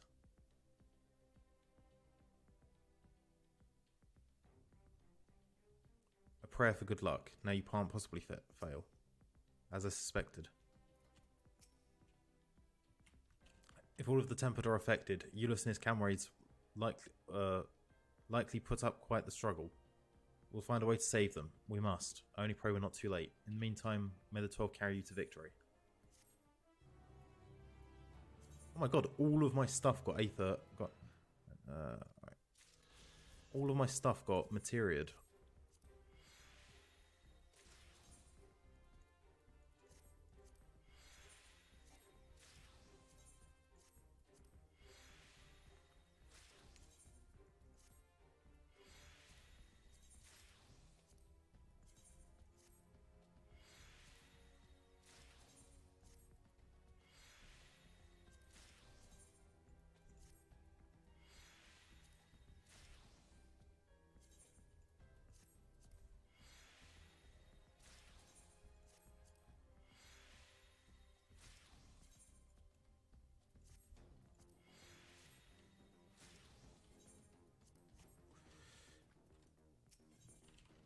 Grahatio is pondering the technical marvel you've just beheld.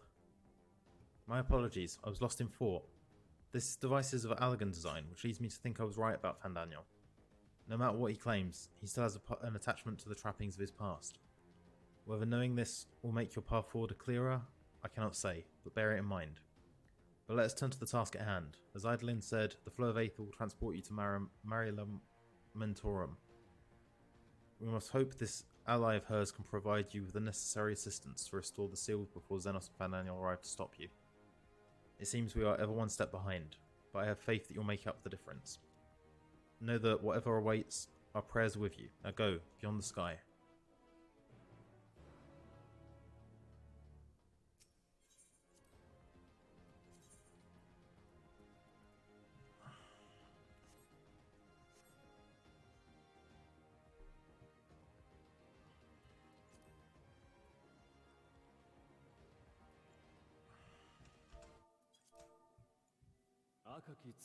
Long before Dalamud was forged to imprison an elder primal, The eldest of them all, the saviour of our star, was sealed within a moon of his own. Souls sacrificed to grant him life still slumber and dream of the day he and we will be made whole. Here he waits, in this cold, barren place, his cradle and his grave.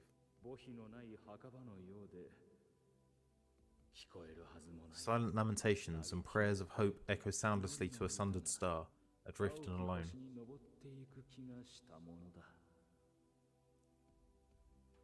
The Sea of Stars. Mare Lamentorum.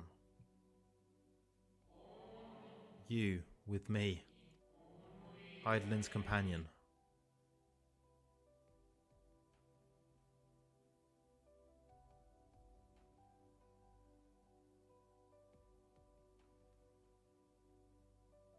Alright, I'm assuming I'm in a safe place. I must go pee.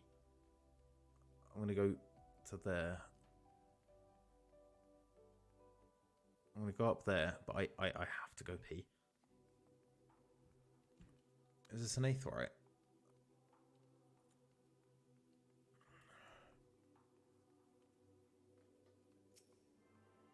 Alright, I'll be back in about 5 minutes.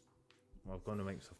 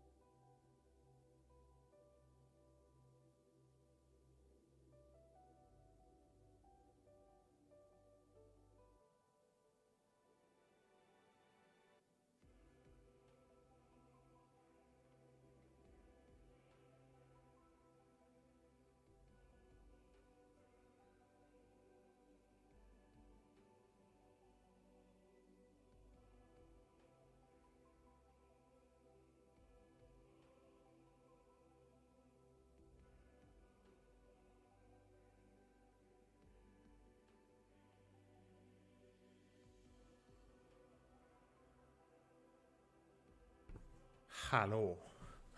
I am Buck. I am no longer full of piss and vinegar. Let's go talk to this boy.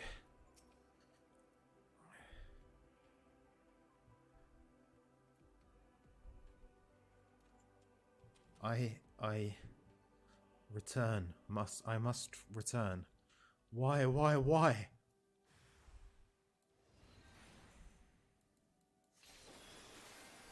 Can chocobros breathe on the moon?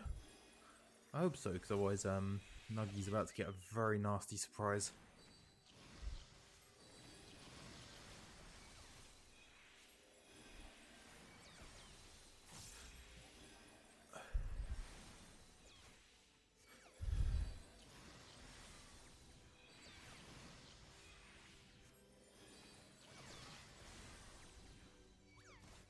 Oh, I'm silenced.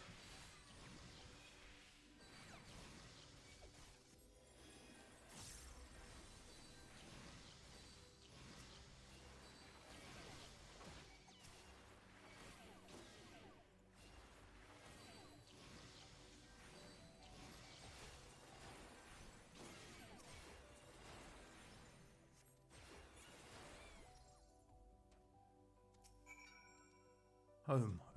I need.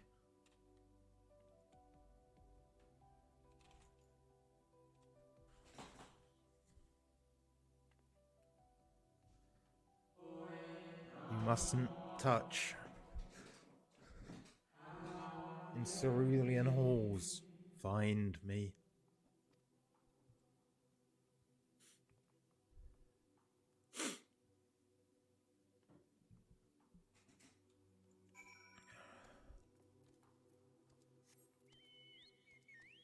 I'm guessing there's aetherites on here as well. Right, so they're far away. Right. Go for it. I think once we finish Endwalker, we'll just go. I'll do a stream where we do a aetherite hunt, or I'll do it off stream. No, not aetherite. Fucking aether current. I keep calling them aether current. Aetherites. The Watcher's Palace.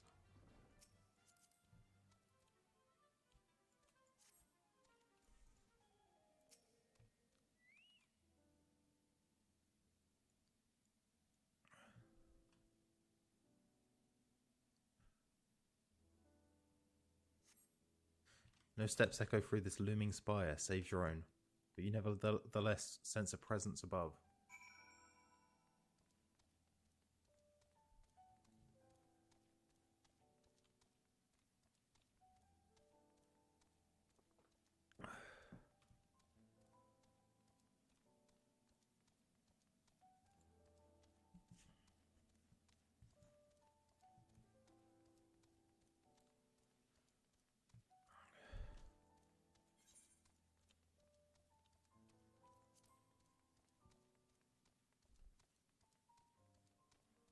Oh, that was weird. The Watcher.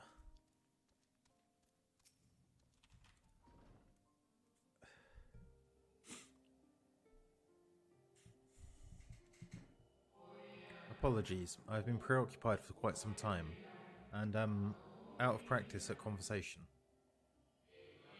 Ever since this moon was created by Heidelin, I have served as an integral part. I am the Watcher. I am responsible for the prisoner and the devices that hold him fast.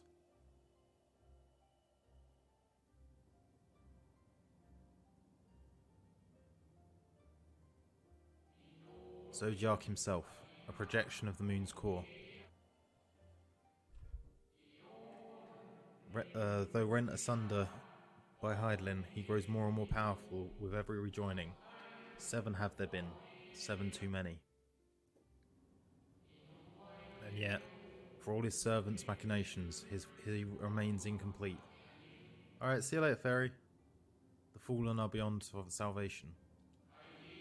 No attempt would be made to free Zodiac, not until he is whole once more. But someone has taken action. The shackles that hold him nearly shattered. 6 locks to his goal, jail. Great and grand. Gargantuan swords, driven deep. Brands to bind Zodiac forevermore. 5 were destroyed by his would-be liberator. One of these I have restored. I strive to mend the remaining 4, but my efforts are being impeded.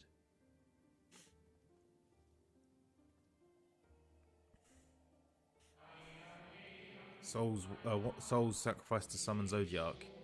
Their manifestations consequent of the waning seal.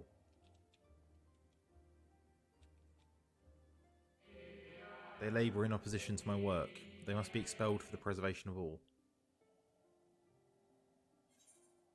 If keeping Zodiac imprisoned is the right thing to do, I will aid you. I will only resort to expelling them if all else fails.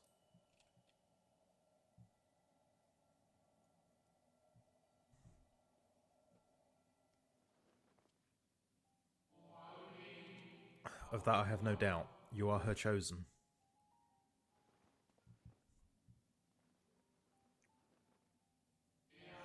I am the watcher and the jailer.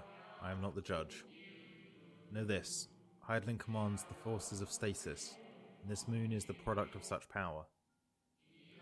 So long as Zodiac remains imprisoned in this place, no more sacrifices will be made in his name, nor will those souls rendered up in his name fade into oblivion. Go, meet with these wandering spirits. Do what you think is right.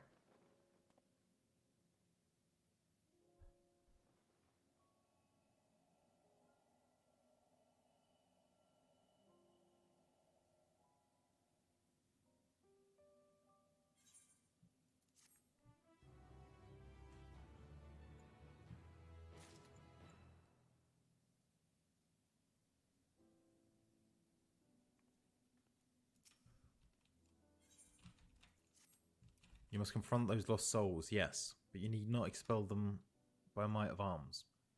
A further touch, a firm word, simple methods may send them away, faint echoes as they are.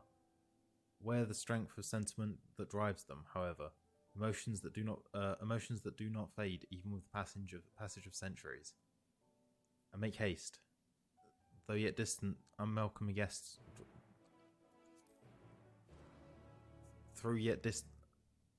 Though yet distant, unwelcome guests draw nearer. Well, so we're up.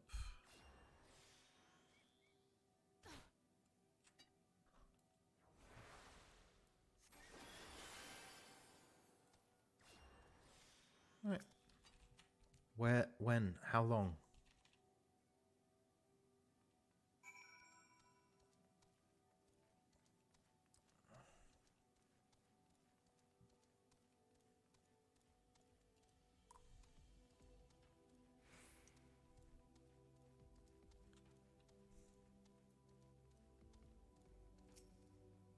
Was it truly so long ago?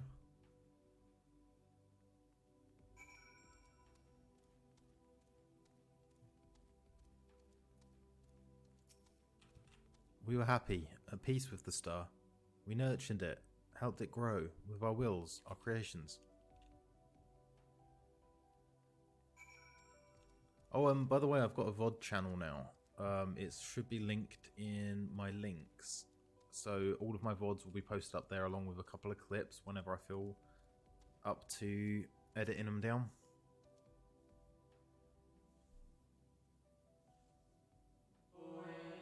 We were the star's beating heart, its life. Every soul a drop of blood flowing through its veins. To live, to create, to learn, to create, to make better. The star flourished, as did we. Do you remember?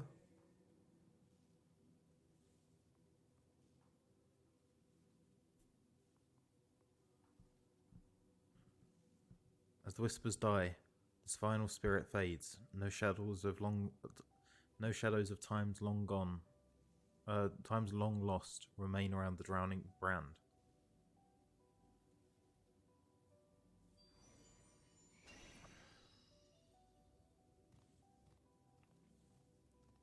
Doggo?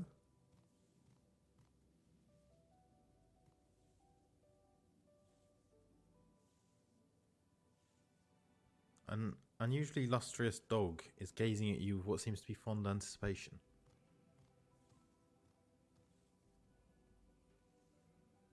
It appears to be waiting for you to follow it.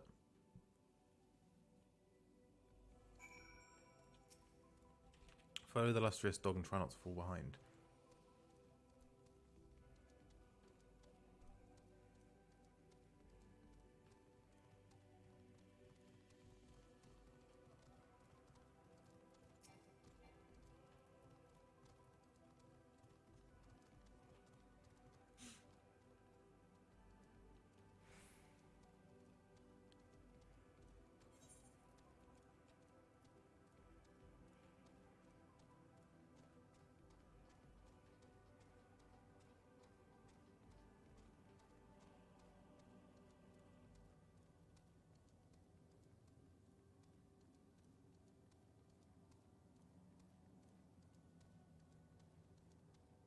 Where's it taking me?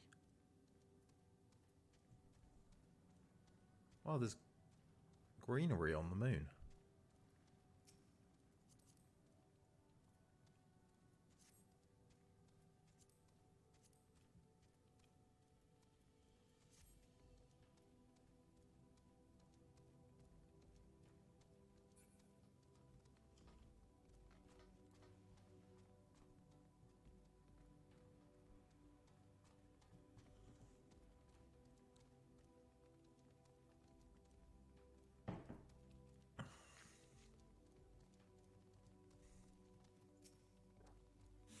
Temperamental spirit.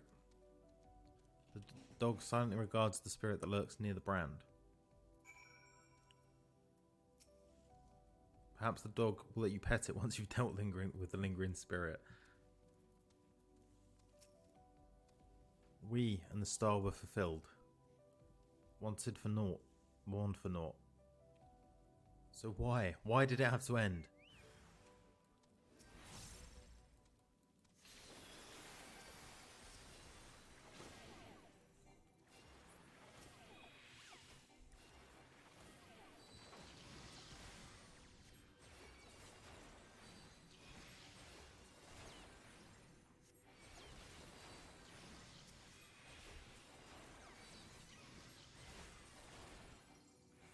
Oh, I'm silenced.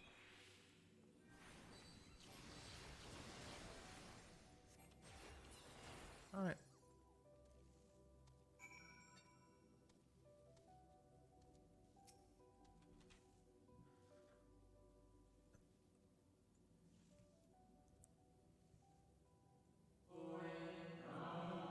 The final days taught us a fear of death, a death forced upon us. The injustices of duty and dreams left unfulfilled, the grief of unexpected partings. Swift as darkness, cold as hash. And that? Such tragedies, yet no catharsis. Such truth, yet no consolation. Swift as darkness, cold as ash. That's one of the lyrics to Hades' theme. As whispers die, the spirit fades. All is silent around the numbing brand.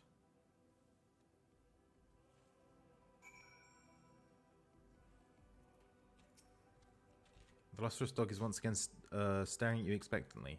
And who are you to deny it? Follow and try not to fall behind. Walk this way.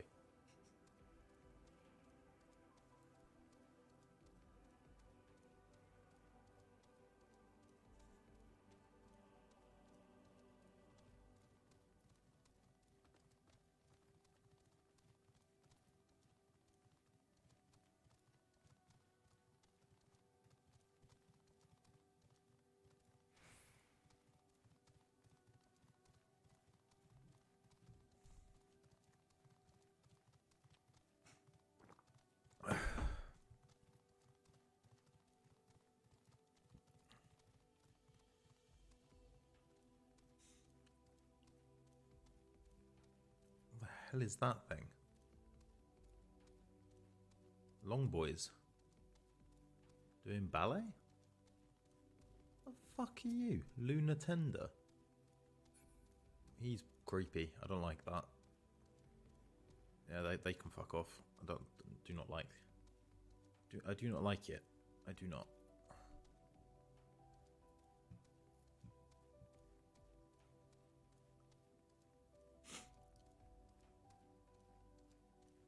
Oh, there's another one.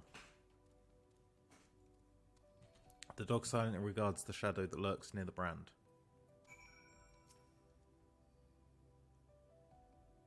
The dog continues to focus on the shadow, as if to say, stop petting me and get on with it, please.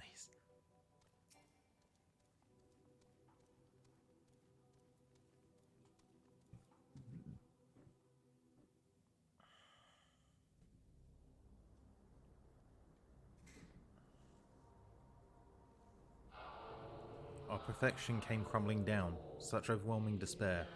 In that moment we knew the end was nigh. The faintest glimmer of hope remained. We gave our lives that others may live. We gave ourselves to Zodiac.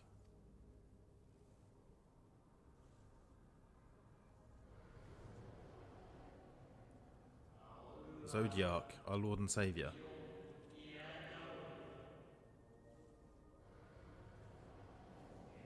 To forge our world anew.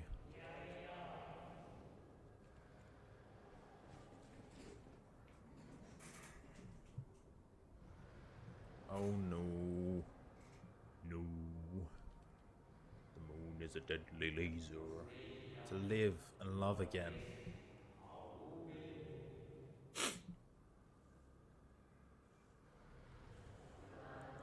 Become one with the star.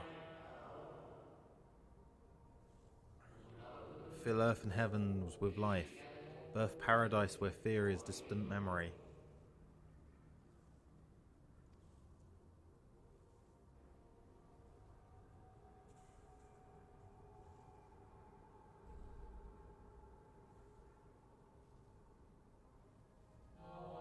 Pardon me, but would you be so kind to step aside?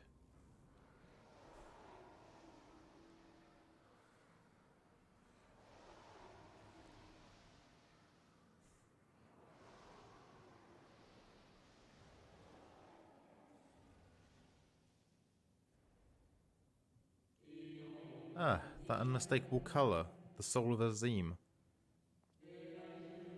But not the friend I knew, I think. Nevertheless, you are you. So Emmett Selk meant for you to have it. You seem surprised. Why might that be? You meet again, Hythlodaeus.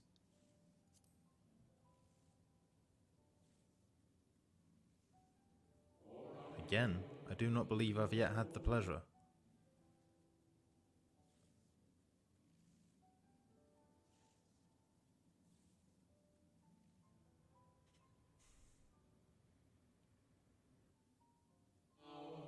Emmett Selk created a shade in my likeness, and not only me, but all of Amarot. How very like him. A slave to sentiment, even after an eternity. As you may have guessed, I am different from the shade you met before. No mere approximation, but the original. The soul sacrificed to Zodiac. We remember, in vivid detail, the events leading to our purgatory.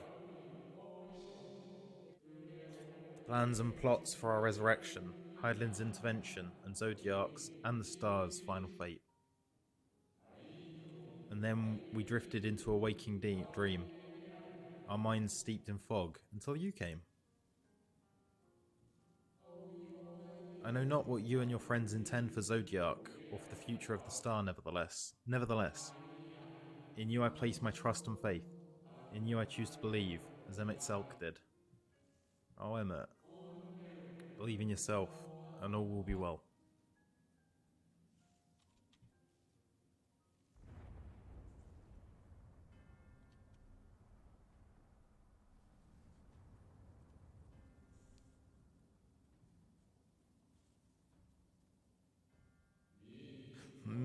More new arrivals, though.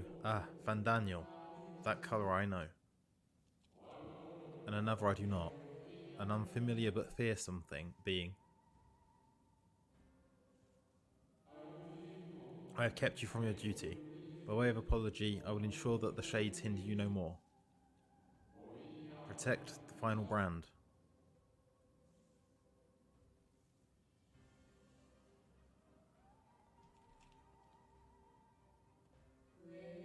Farewell, fare you well, my friend, my new old friend.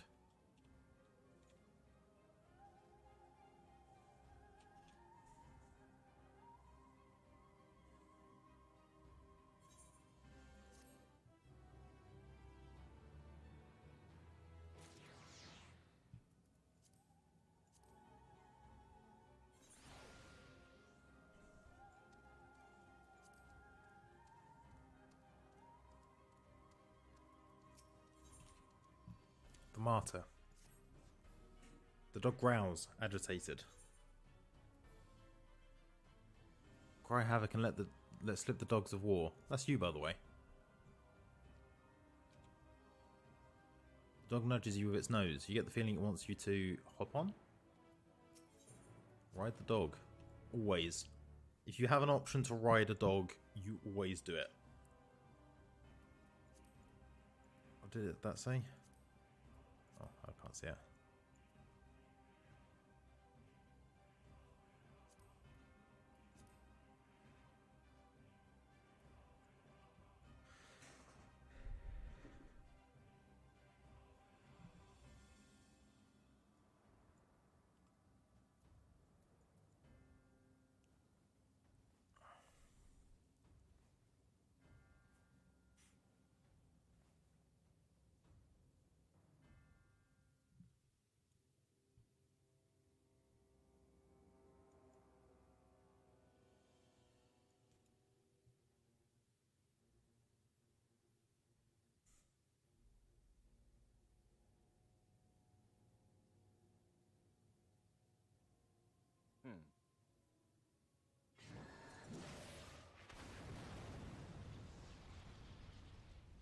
Shit.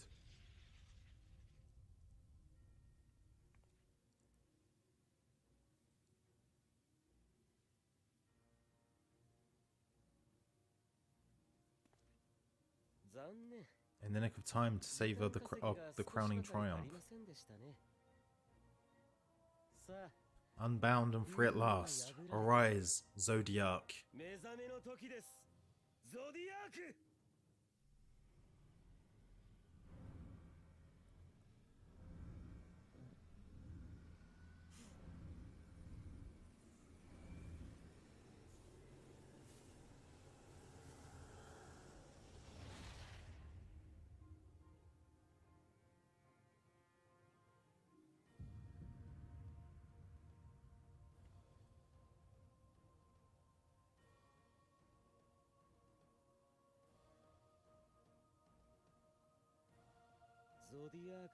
Deprived of heart and will by the loss of the dearest Elidibus, a creature of pure instinct, wanting for guidance.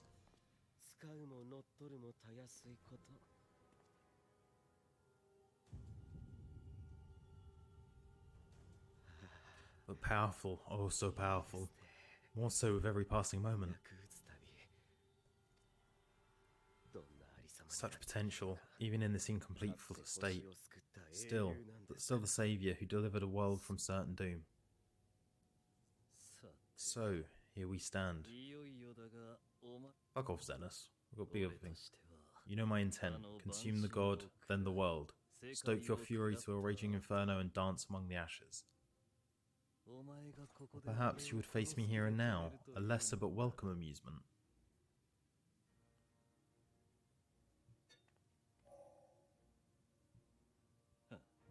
Yes, a taste to whet the appetite.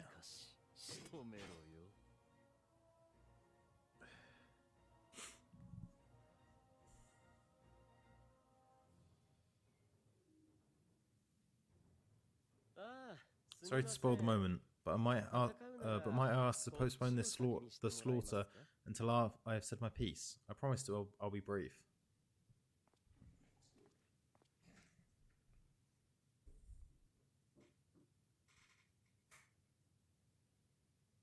Do you remember when I told you that I wanted to die and take everyone with me? I meant it.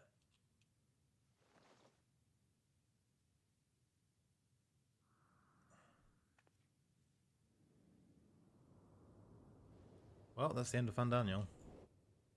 Hopefully he hits a ledge on the way down.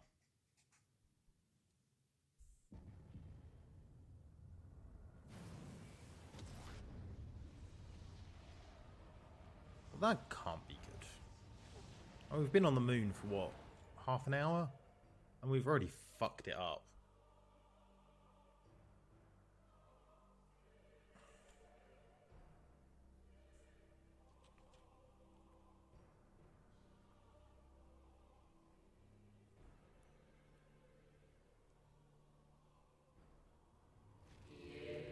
We are the savior.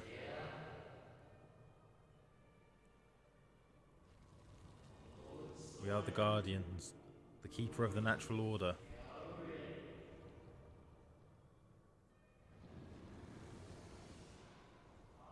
We are the martyr, the bestower of new beginnings. We are...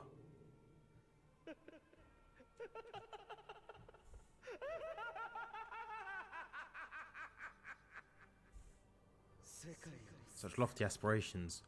What sweet irony that the world's saviors will become the agent of its destruction. That's what scared the shit out of you. I'm not surprised, it's pretty fucking creepy. It cannot end this way. We must return and be made whole.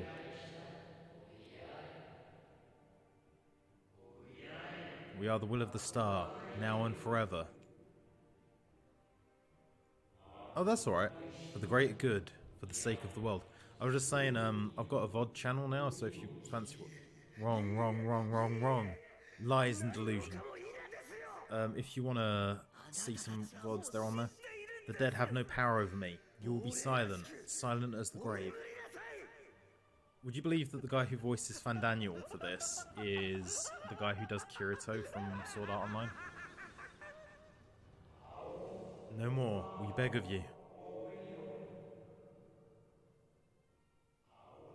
The star must endure.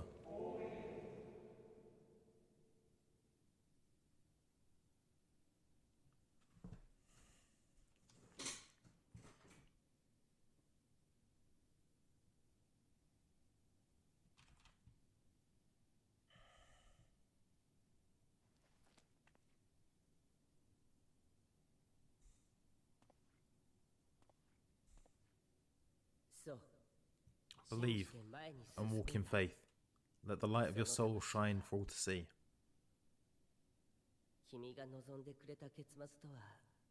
Yeah, it's a good idea. Not quite the outcome you'd imagined, but a fitting one nonetheless.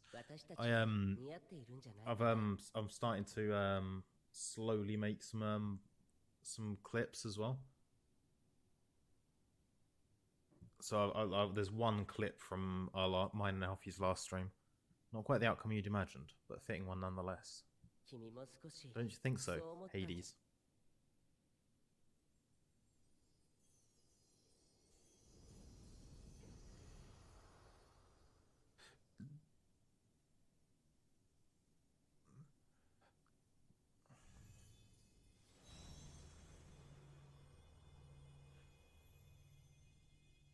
Yeah, you should definitely make one, because I don't get many views, but a lot of people check out the VODs, so I figured I might as well make this one.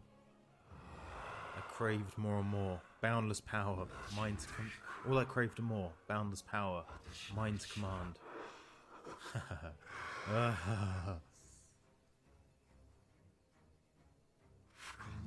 I had intended to pit my fractured divinity against Xenos, but a more tempting option presents itself. The greatest obstacle to my ambition. You will trouble me no longer.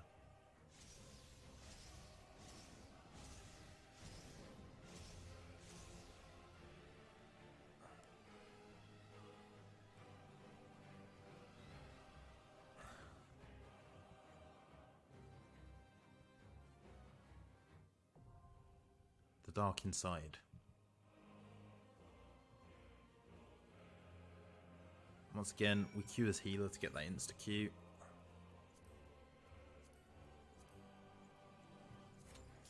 Oh, fuck me, that was literal insta-Q. Well, I'm not actually that far from the end.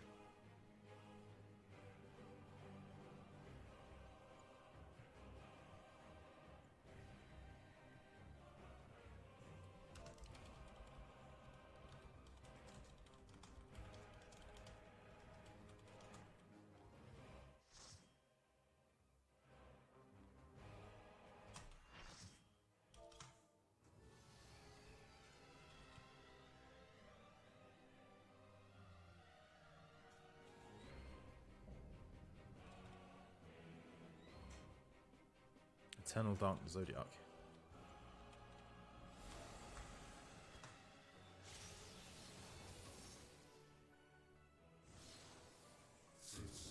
Establishing connection. All creation shall bend to my will.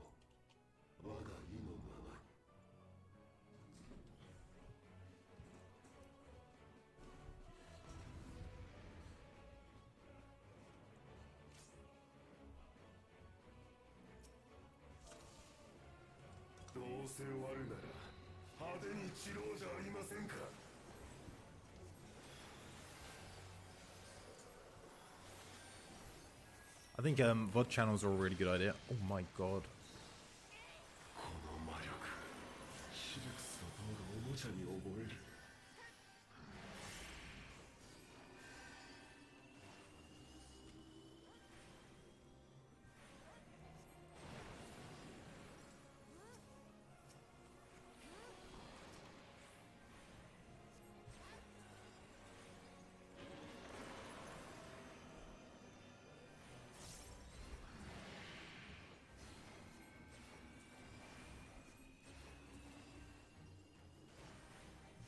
So that's what that does.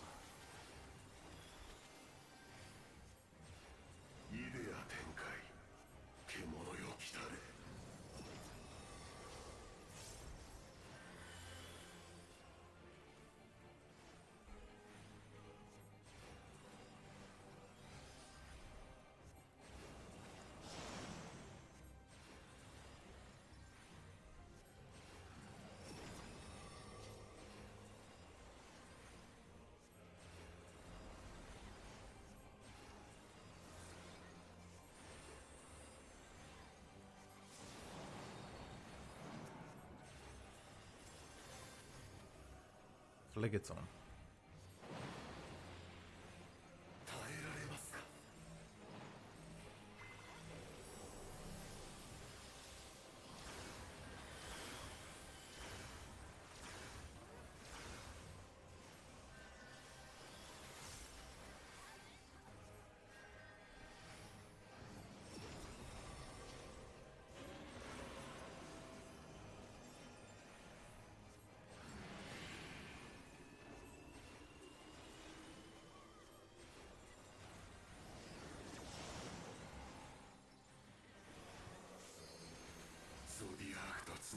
See, my hold of the Zodiac shall be complete.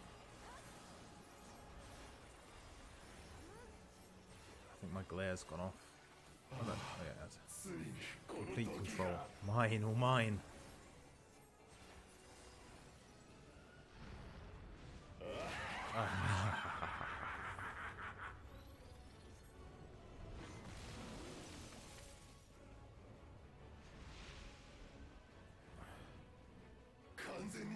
At last, I am become Zodiac.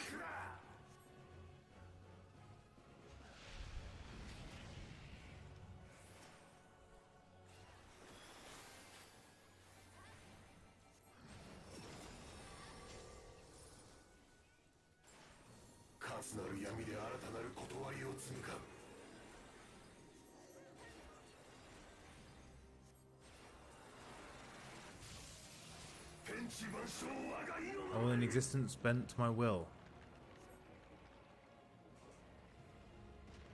Okay, I see the mechanic here.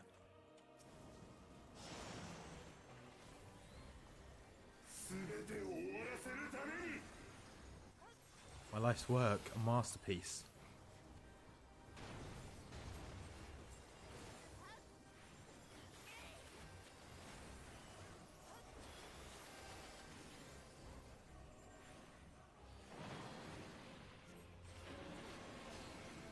Triple exoteric ray. Oh shit, I've got hit by one.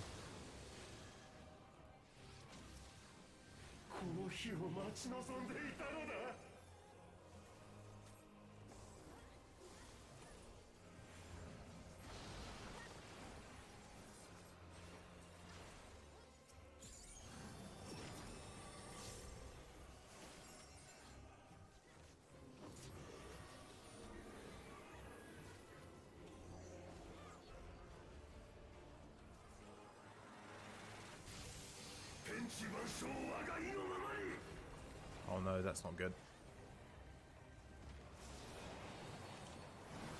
Oh well. Oh, she must have used quick cast on someone else.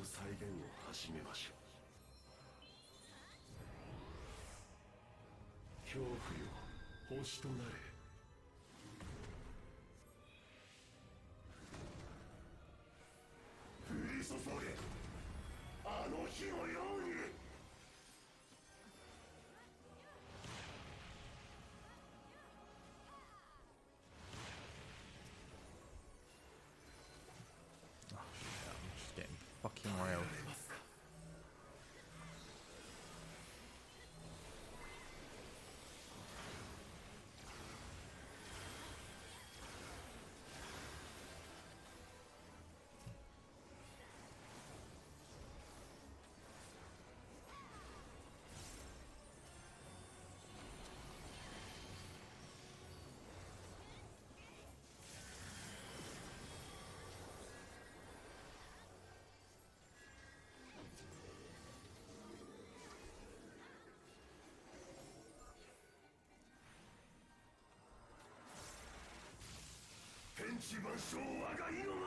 Oh, for fuck's sake, I'm gonna get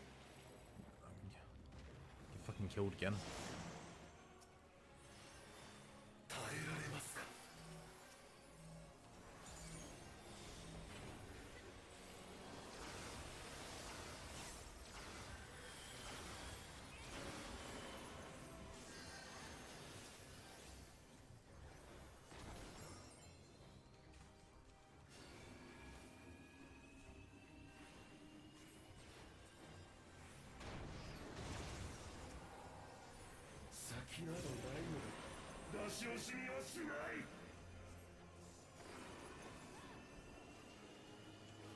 I'm just gonna follow these guys now. This is getting ridiculous now. I'm just.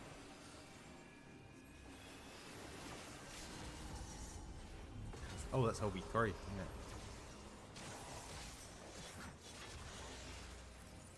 Yeah. It barely made a fucking dent.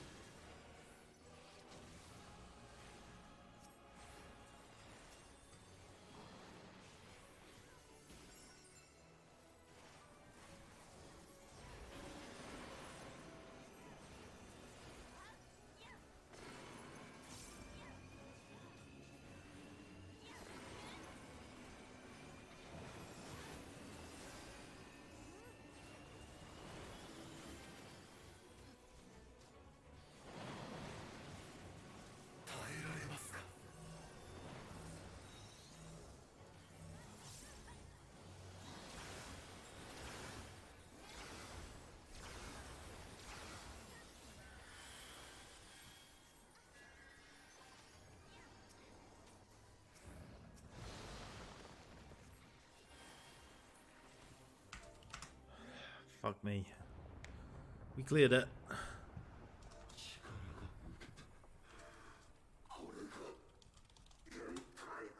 Is this the limit of your power?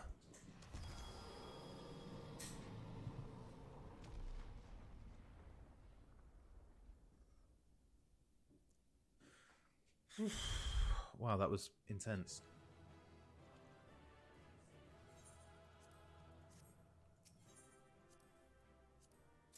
What, 3 fucking comms for that?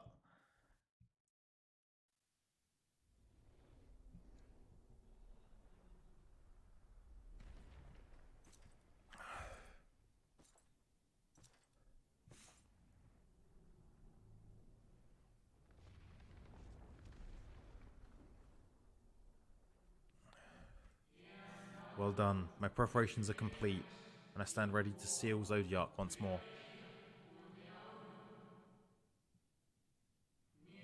Withdraw from this place. The teleporter will deliver you safely.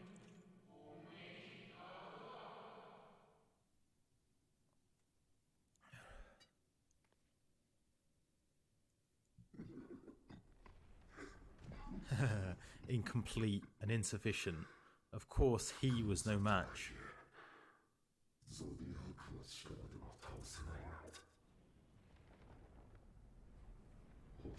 Once again, you have left my best laid plans in ruin.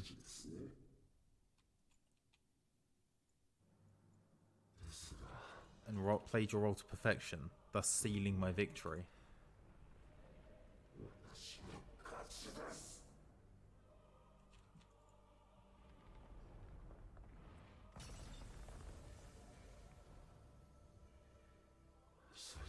From the first, all I wanted was for you to kill Zodiac.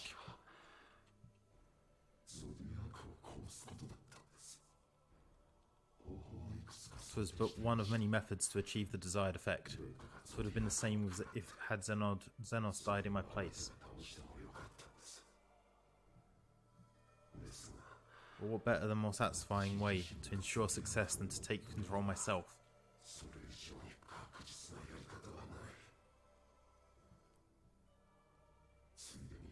My sole regret is that you lived to tell the tale. Even so, I have fulfilled my heart's desire.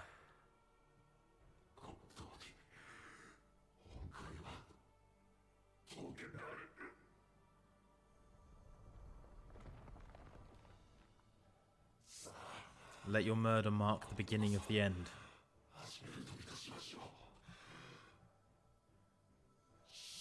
The coming of the final days.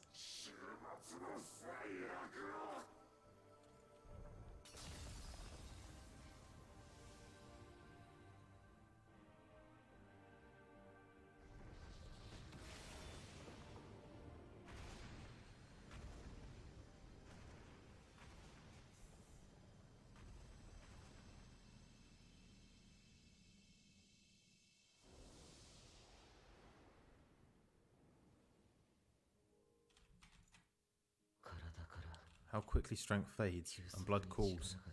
Old, familiar sensations.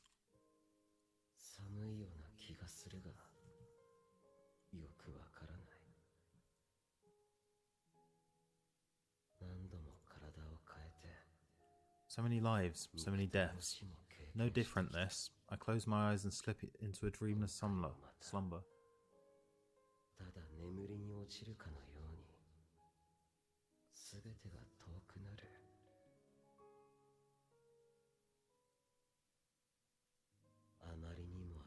Tired song and dance, routine. I always wake.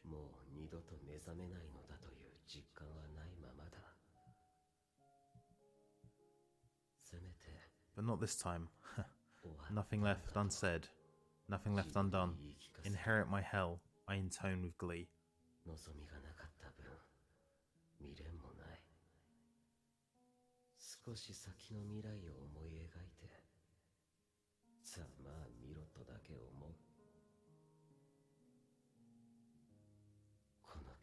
The man I would weep for, the man I was would weep for what I've become. The all-consuming contempt.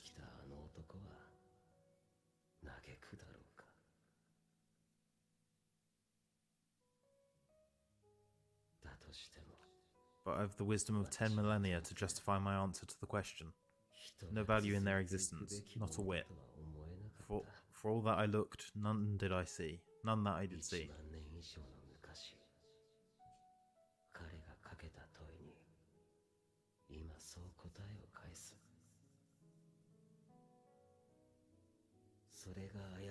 A final chance then, for Heidling and her faithful. In Cataclysm, prove me wrong, I sneer.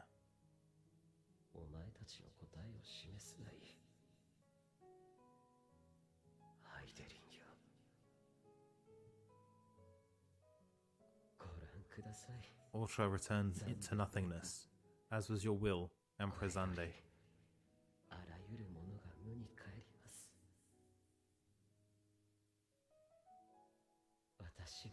I, the star, every living being, consigned to your oblivion.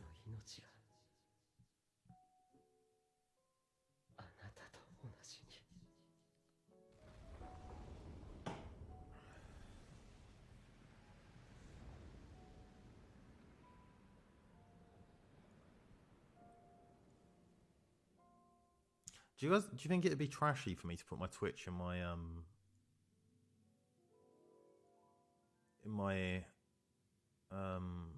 search info?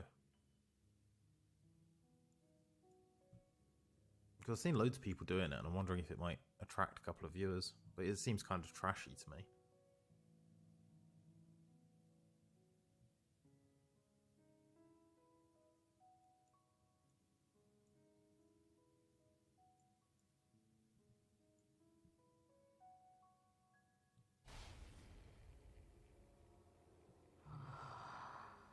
Hang on, I'll show you in a minute.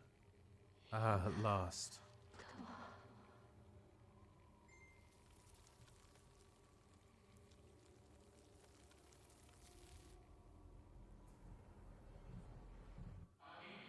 Deep breaths, slow and steady.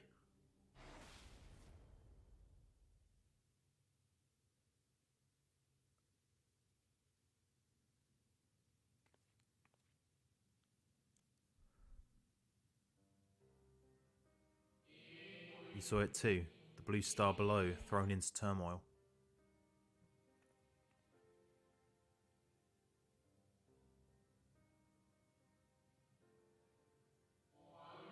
Then it was no illusion, all was truth. With the death of Zodiac, the laws of nature of which he presided have begun to unravel. The final days are upon us. What you witnessed was an omen granted by the echo, a vision of the horrors to come.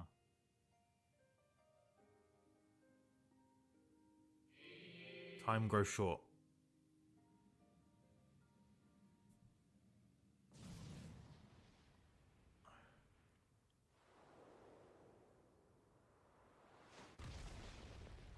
Xenos?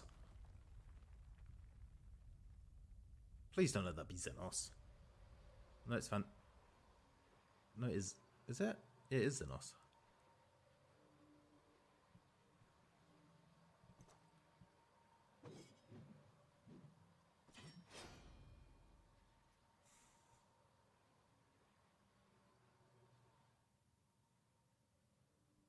Not now, Xenos. No, I'll find no fulfillment in a contest with you this day.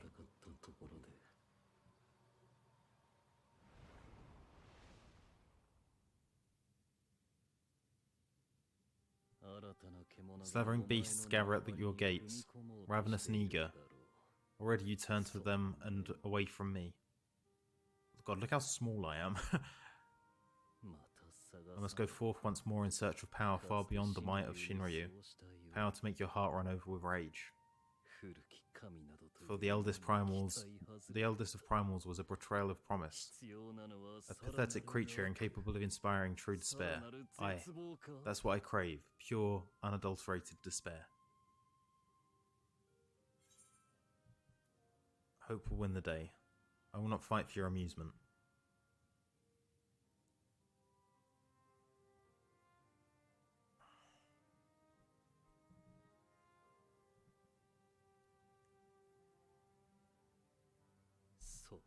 We shall see.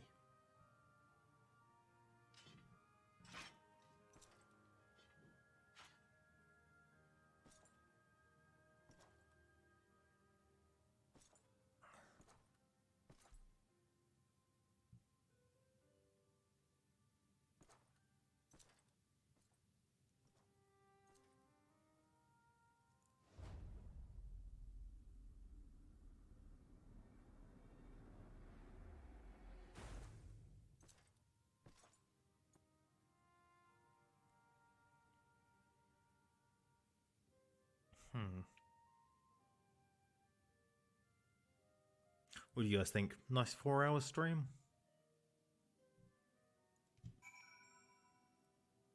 Alright, so I don't know how you do it on here. So my search info's this.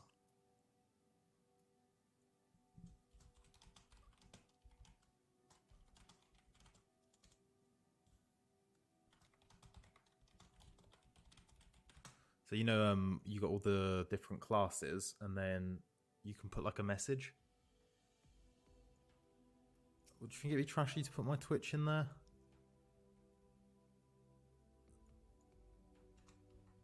I'm gonna do it anyway.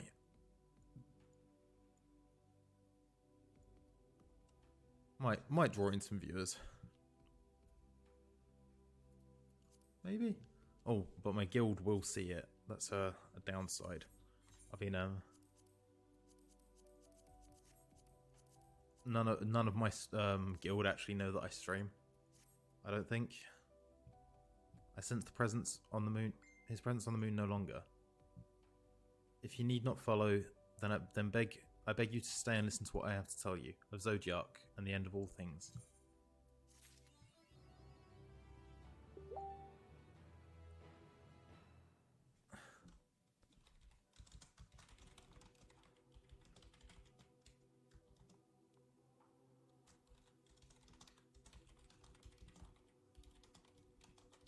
Sorry, my fairy's like messaging me.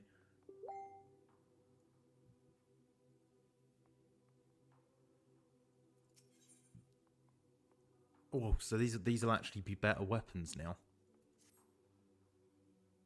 Before we speak at length, I believe a change of surrounds is in order.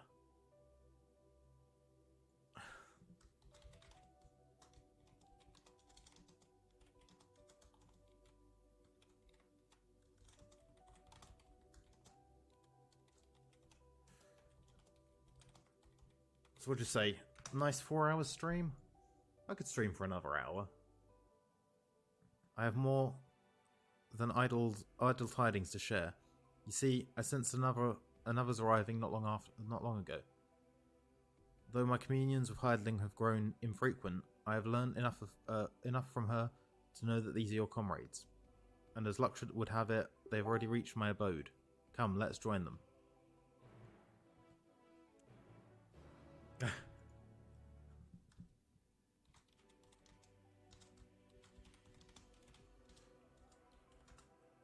Alright, well I'll keep streaming until... well, not until Alfie gets back, but a little bit after that.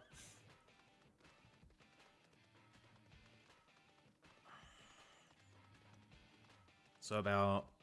yeah, another like 40 minutes at least.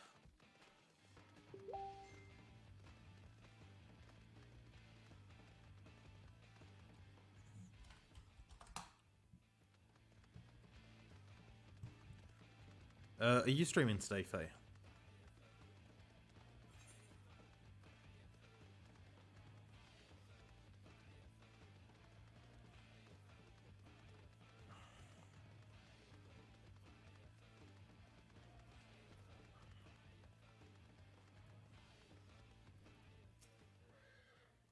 May we presume this being is a native of the moon?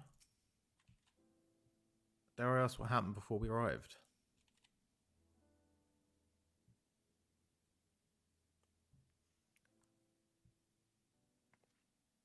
Thank goodness you were unharmed. No? Alright. I would have come and seen. But... oh yeah, because you've got a cold, haven't you? You said bad headache since yesterday. I forgot about that, sorry. What did... I really want to rank up in the southern front, and that's a bit boring to watch, I think. Well, you've got that. I think, I don't know. You could... it's up to you, really. Well, I've sorted in a frame. I think you'll be grateful.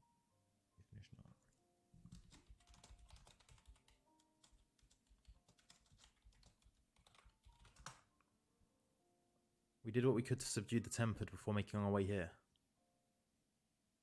Not without casualties, unfortunately. Some few detonated explosives, killing themselves and others. I don't think I've done this. What's the Southern Front? Is that the PvP thing?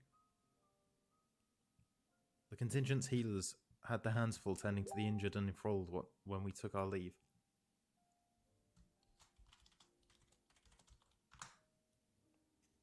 Lest you wonder, Miss Krell hath also been delivered unto their care. Serving as conduit for Heidelind's power hath taken its toll, but she will recover in due course. As for Alphino and Alice, they insisted on remaining in Garlemald while we three rushed to your aid. It appears, however, that matters have already come to conclusion. Oh, relic weapons. Alright. Yeah, I've got the weapon I've got equipped is the White Mage relic weapon for a Realm Reborn. But what manner of conclusion, if I might ask? And is this the ally whom Hydaelyn bade you seek out? He is not unlike the Shades of Amarok. Not unlike, perhaps, but not the same. I was created by Hydaelyn, together with this place. It has ever been my duty to keep vigil over Zodiac, or rather, it was my duty. Yeah, I just killed a god. You know, it's like...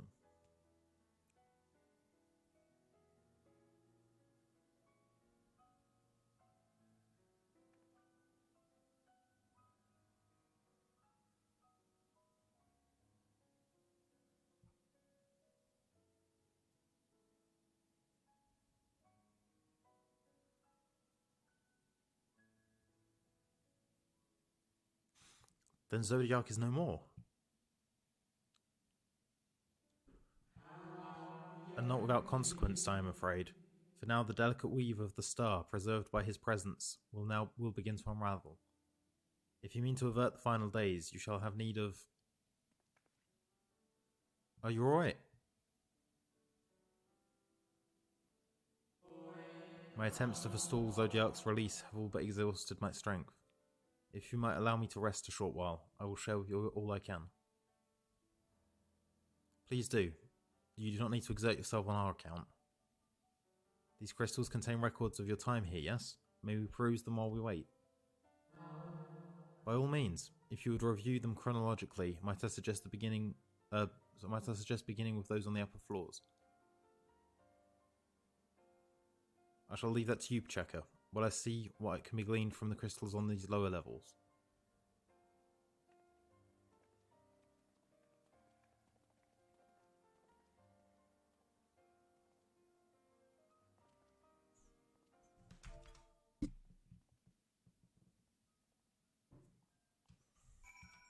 I actually need to mend these. What can I buy here?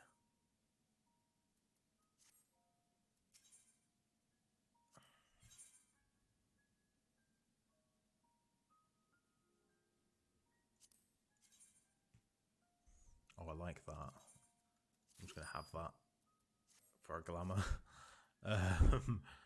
Repair gear, yeah, because that was a rather harsh dungeon. A moment longer, friend.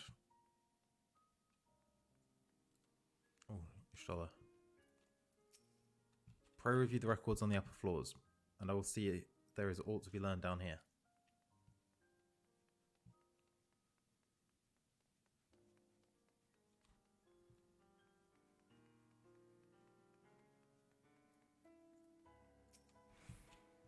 Zodiac defeated. While he may have been in an incomplete state, that's nevertheless an impressive feat. But even if you hadn't, his demise was inevitable. Van Daniel would have seen to it one way or another. That said, he probably would have wielded Zodiac's power to wreak untold destruction before taking his own life, making this the better of the two unfavourable outcomes.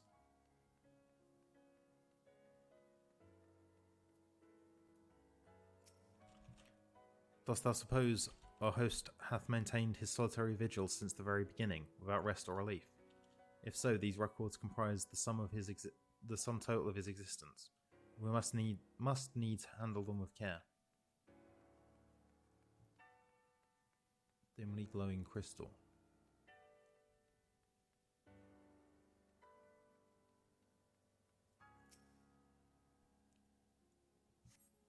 As you gaze into the crystal, ancient knowledge of Zodiac flows through your mind. Daily summary, no abnormalities. These appear to be records of a long, lonely vigil on the moon, dating back to the beginning of Zodiac's imprisonment. Can I not? Oh, you're not... oh, I can. Right. Oh. Oops.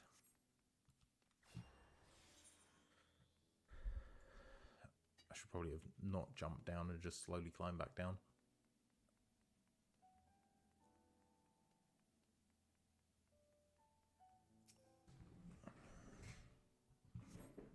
As you gaze into... Yeah. Knowledge of past calamities flow through your mind. The records describe how, with each rejoining, Zodiac's thirst for freedom grew, as did the strain on his brands. Maintaining Zodiac's imprisonment appears to tax Hydaelyn greatly.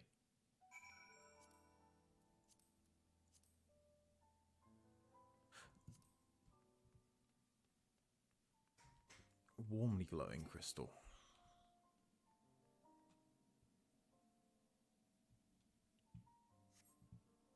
As you gaze into the crystal, knowledge of past rejoinings flow through your mind. The records describe the Watcher's efforts to prepare in the event Zodiac broke free from his prison. The records go on to describe maintenance carried out regularly with the Loporrits, though it's not clear who or what they are.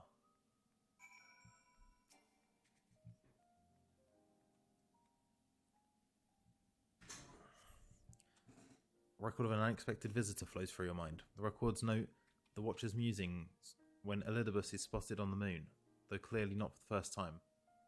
It is clear he and his brethren have a keen interest in freeing Zodiac from his prison, and yet they have made no attempt to destroy the brands. Perhaps they prefer he remain hidden from mortal eyes until the final rejoining. Perhaps they realise we would never dare bring harm to Zodiac so long as he remains imprisoned.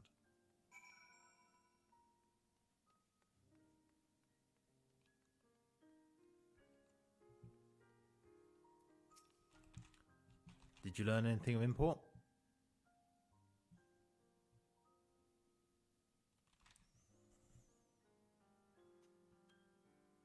So it is as we suspected. Maintaining the brands requires a great deal of her energy and focus, and this cost has grown higher with every rejoining. That would explain why contact with her has become rather infrequent since the 7th Umbral Calamity. I too made a rather startling discovery. This heavenly body we know to be the moon was in fact created by Hydaelyn.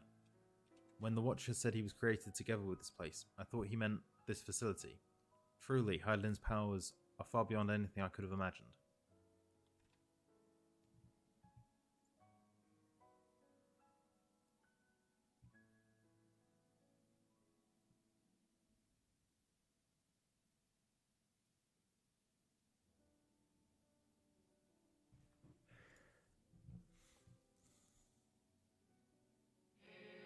I thank you for affording me this short reprieve.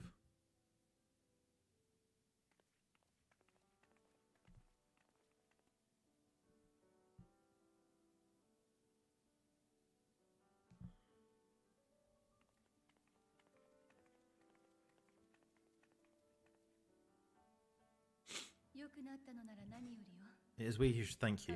The records stored here are nothing short of extraordinary. There is much we could learn of Zodiac and his imprisonment, but perhaps you could offer us more focused guidance. Pray tell us of the calamity that came before and comes now again.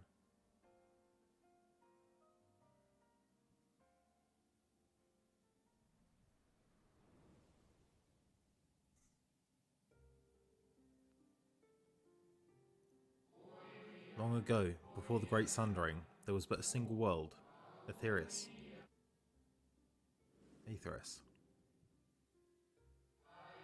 One day, from within the earth, a terrible cry issued forth, effecting a profound change in all manner of life. We were not exempt. Our creation magics run rampant, giving shape and form to thoughts of hopelessness and despair.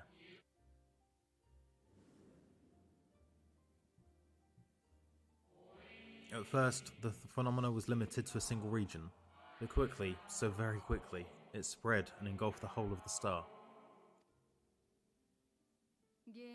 Were the ancients able to deduce its source? They were not. However, the convocation struck upon a method to predict where the next corruption would manifest.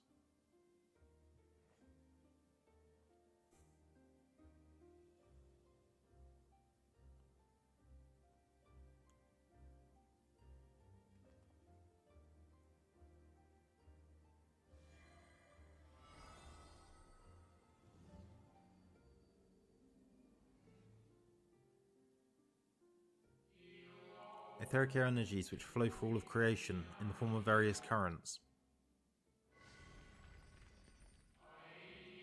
The currents which course through lands and seas. those which flow through the very air, and those of a celestial nature which encompass both our star and its moon. Celestial currents. I cannot say I'm familiar with this concept. Nor would I expect you to be. Few scholars of our time knew of their existence. Their inevitable knowledge, their invaluable knowledge helped us to better understand the nature of the calamity.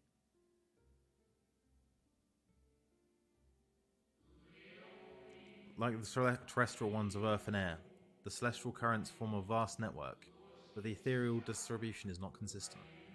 The convocation soon realized that the inciting incidents occurred in regions where the flow was the weakest. Correlation without clear cause, ultimately. Nevertheless, on closer study, a stagnancy of aether was observed in nearby currents.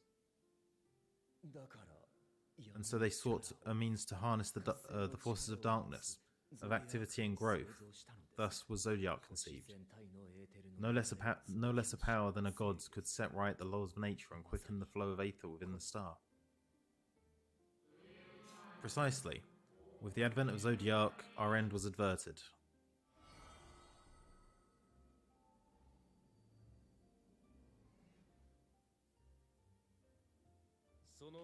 Emmett Selk claimed that those who summoned Hydaelyn did so because they saw Zodiac's power as a threat. Is that true? Indeed, there was a faction opposed to Zodiac's creation, but their aim was never to unmake him. They understood the continued preservation of the natural order was dependent on his very existence. Until we could identify and address the underlying cause of the final days, he would need remain, for his departure would set in motion those apocalyptic forces once more.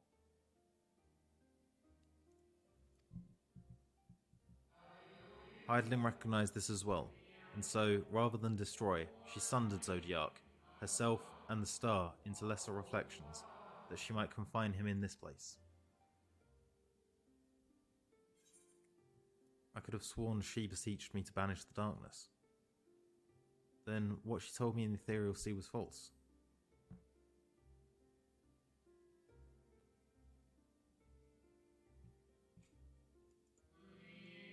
Perhaps she did, but as with all beings, intent is not always in accord with spoken word.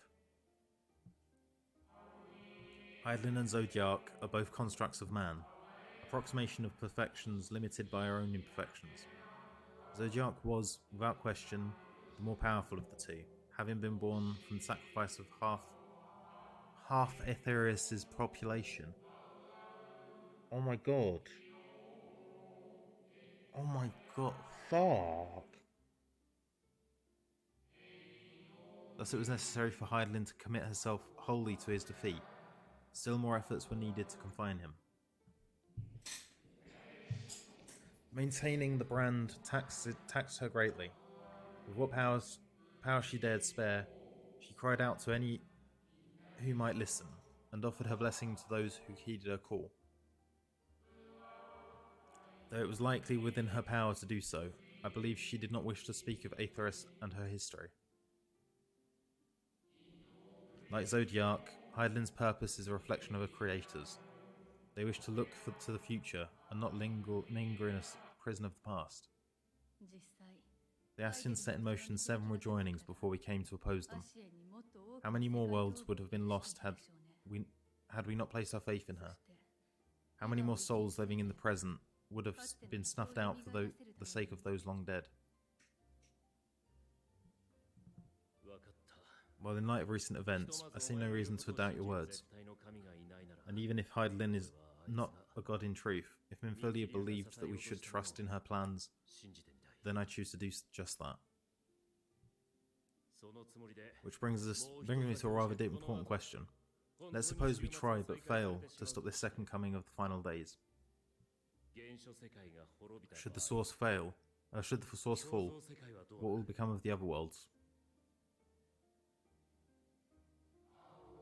The nomenclature is more fitting than you know. Bring ruin to the source, and its reflections will share in its fate.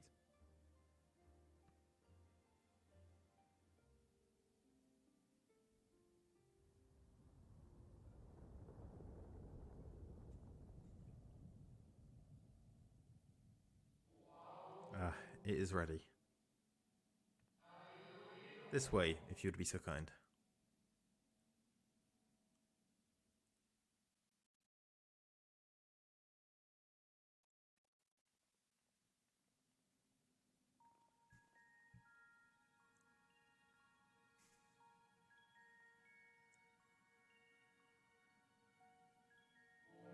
A beautiful sight, is it not? Yes, but what is it? Hylian knew better than any that her power was not absolute. Indeed, she has ever struggled to hold Zodiac and his faithful at bay. She feared the worst, so I made preparations. In the event of his demise, there would be a contingency. This moon is more than a prison. It is a vessel capable of bearing the people of Aetherius to a safe harbour.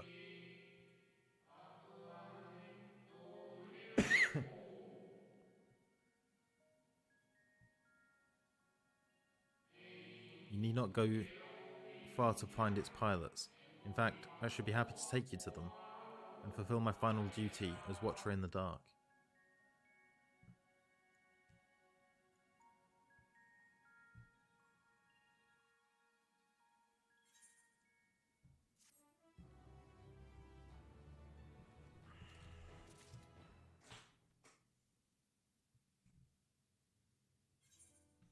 Right, so this actually should be better than what I'm currently wearing.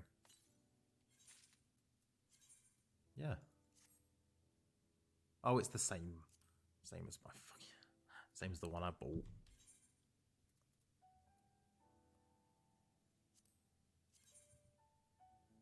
Oh, it's not actually.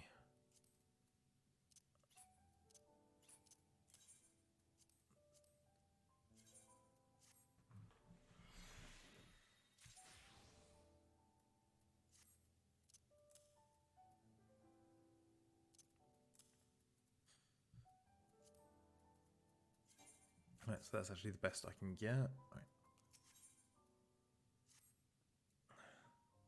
The time has come. It has come for you to be on your way. The crater at the heart of Mare Lamentorum, where Zodiac was imprisoned, is not so easily traversed. However, let us call upon Argos, the familiar whom you met earlier. He should have no trouble bearing you across. Oh, is it the good boy? As Hydaelyn created me as the jailer, so too did she create Argos as the guard. It is his nature to appear when needed, and yet he is nowhere to be found. Strange. Maybe the imbalancing of Aether has affected him. Let us make for the crushing brand and attempt to call him there. You need to, but recall the path you walked with Argos before and you will find your way. If he labours in service to Hydaelyn's plans, I see no reason to not to do as he suggests. Shall we make for this crushing brand then? Alright. You guys go that way, I'm going to take a shortcut.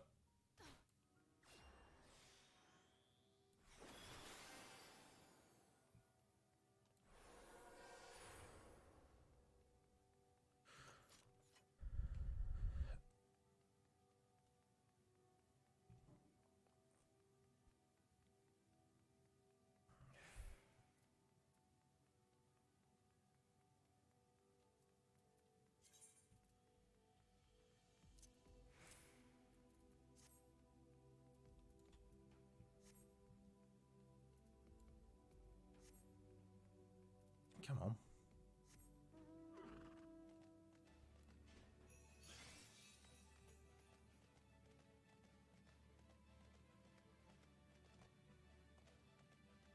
Oh, it's down there. Oh, fuck.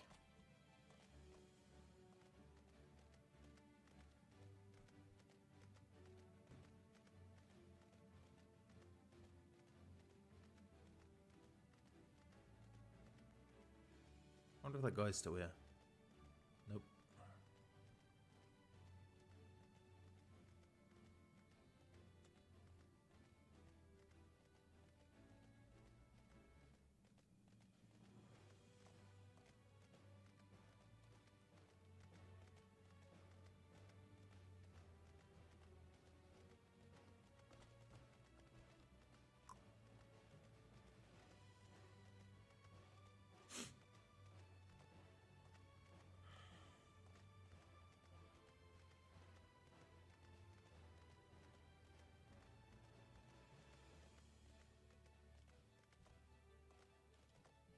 Alright, so we literally have to go all the way around.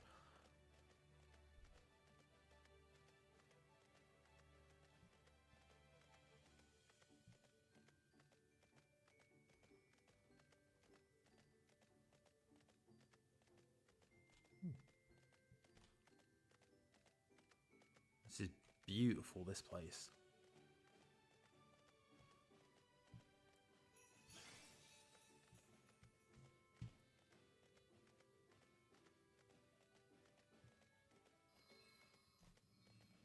I don't like those. Nor could prepare me for the boundless beauty of Aetherius, shining, shimmering amongst a sea of stars. Blue sapphire, and but one of the countless jewels brimming with life, no doubt. So close and yet so far. Does not the harsh terrain remind you of somewhere we've been before? The Dravanian Forelands, aye. A place that rejects the intrusion of outsiders, where solitude reigns supreme. At the very least, it sounds suitable for Zodiac's prison. With a little preparation, it might be possible to traverse the gap on foot. Then again, it would be a long, long way down if one should slip. Perhaps another time. The place we seek is just ahead at the Chlorophosogrot. You see, Argos cannot manifest without sufficient concentrations of ambient aether. You would be hard-pressed to find a greater confluence than inside the cavern. Follow me.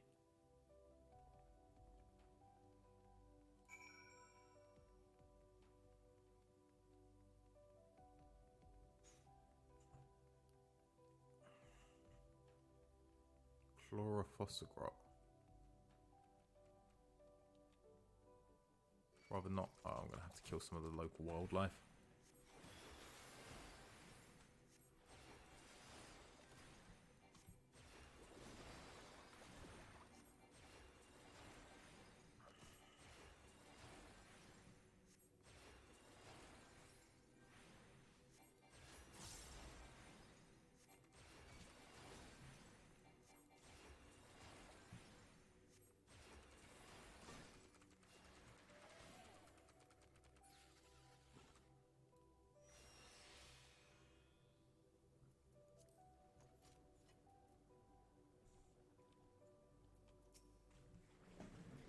The guard of Zodiac's prison, eh? Blood-red eyes, slavering maw, and built like a behemoth, I'd imagine. Let's hope he's friendly. Curious, this place doth call to mind Pliny, home of the Numu. This entire cave is thrumming with ambient aether. Alas, any further analysis will have to wait. Yes, here will do nicely. The lunar spongeoi draw aether from the ground, which is then dispersed in the air. At present, however, the ambient energies are not quite sufficient for Argos to manifest. Might you be willing to spare some of your own to help the spongeoi along? What?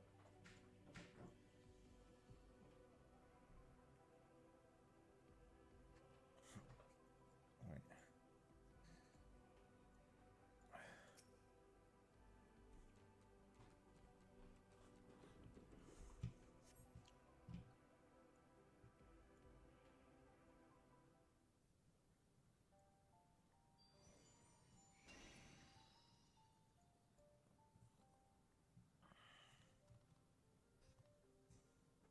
He's a good boy.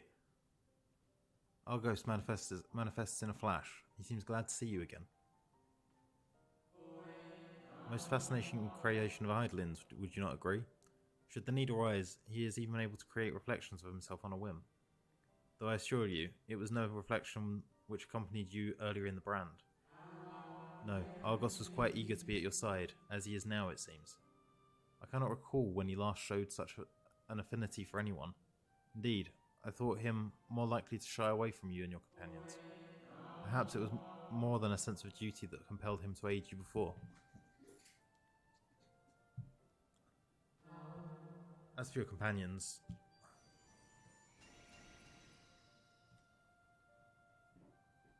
unexpected but greatly appreciated. I believe we are all ready. Then let's return outside that you may cross the chasm. I want him as a mount. Can you get him as a mount? Let's look on FF Connect.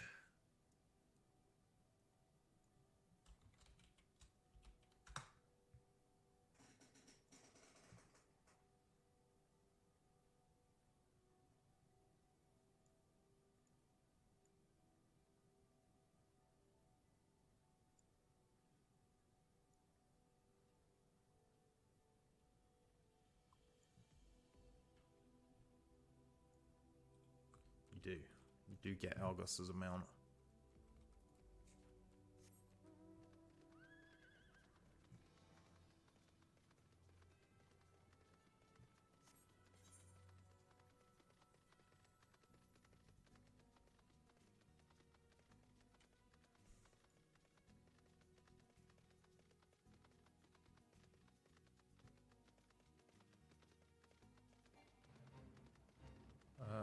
I'm alright, thanks. No, thank you, I'm full.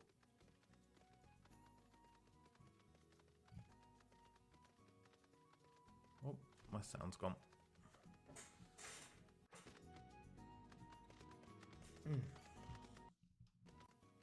Yeah, that's better.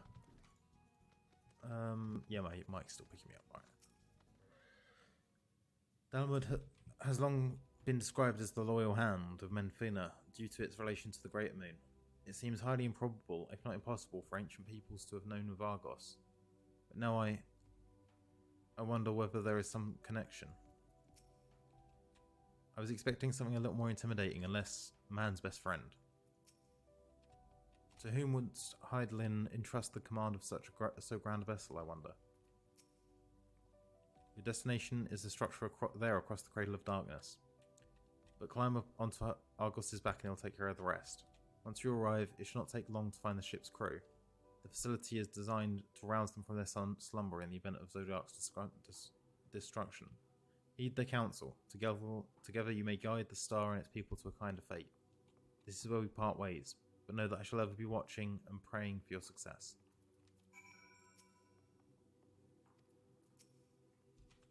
Our allies' assurances notwithstanding, we cannot be certain what awaits us on the other side. So perhaps it would be best that we did not all go at once. I propose that the two of us cross first, while Thancred and Urianga wait here. I'm gonna...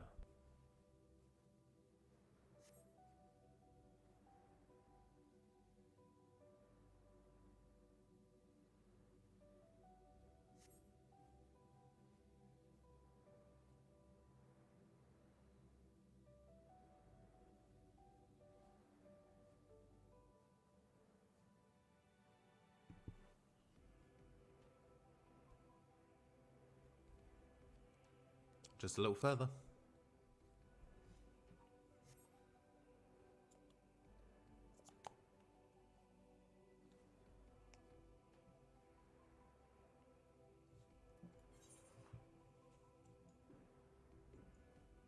Oh, cinematic.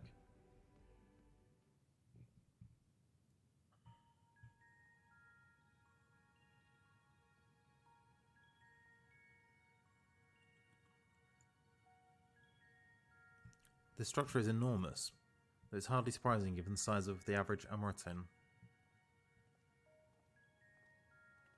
Apologies for the wait. Right, then let's head off. Let's head inside and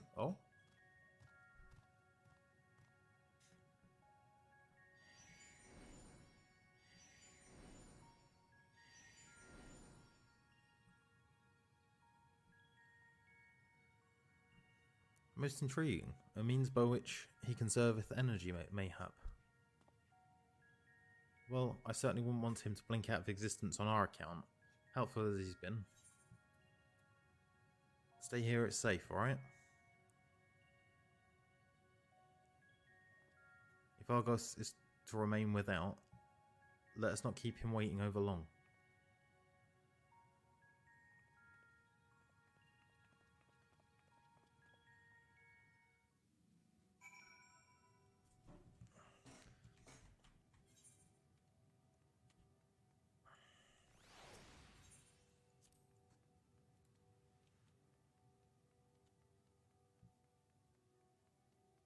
Best Ways Burrow.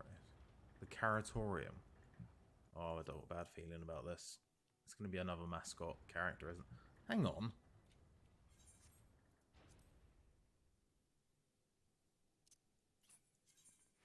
Don't I have something called Naming Way? Yeah, I got it with my encyclopedia. Somewhere. This. Yeah.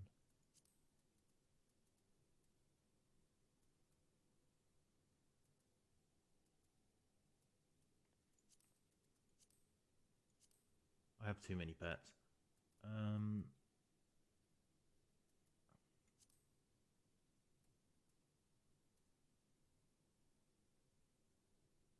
I got a minion with my encyclopedia.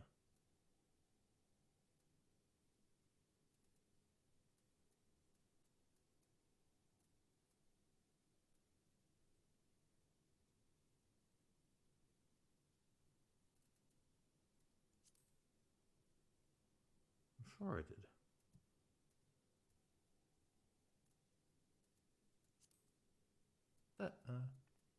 That's Fran. There, Naming Way.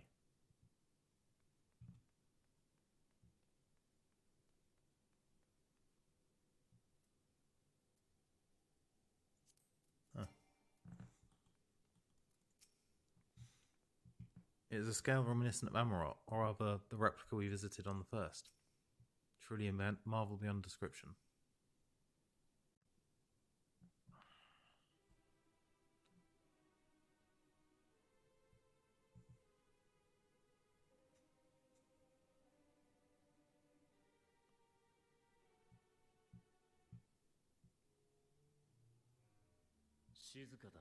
Our moonship pilot should be around here somewhere, is that right?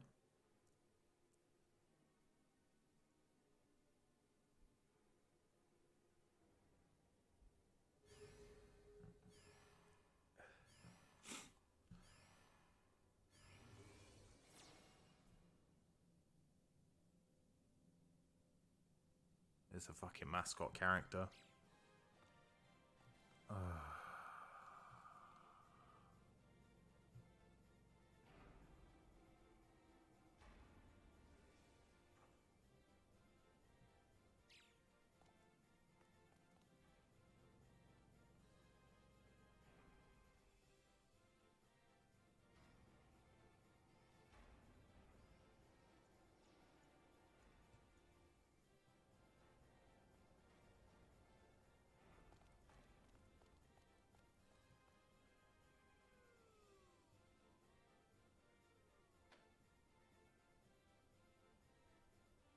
Holy shit, there's a lot of them.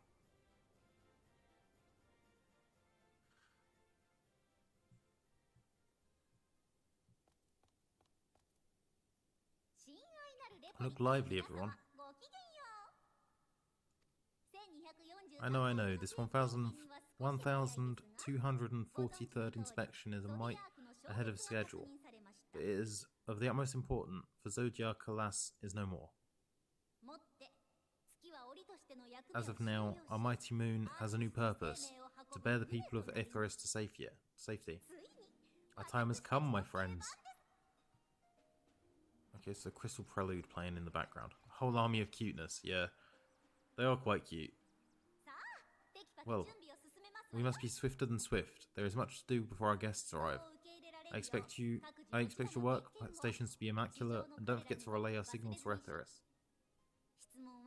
Questions? Yes? No? Maybe so? No? Then hop to it! I think I know who the voice actress for that one is.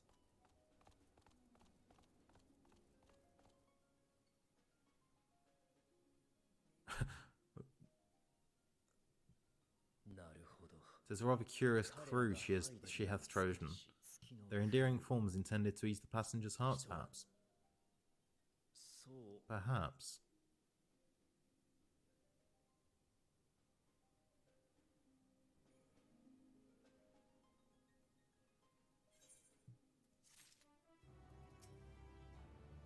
Given the present crisis, Heidelin doubtless sought to facilitate cooperation betwixt pilot and passenger. Indeed, it would require a heart as hard as diamond to raise one's voice in anger to being possessed of such to being possessed of such profound saccharinity. I find Urianga's reasoning somewhat flimsy, but the crew seems amicable enough.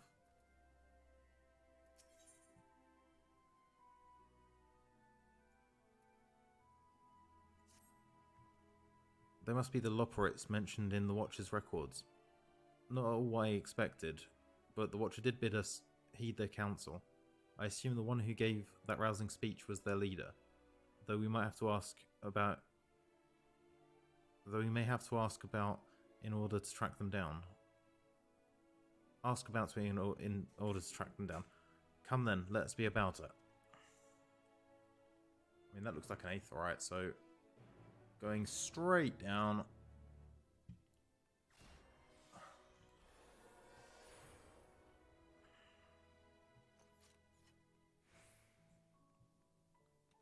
I can't help it. If I see a big ledge, I've got to jump off of it.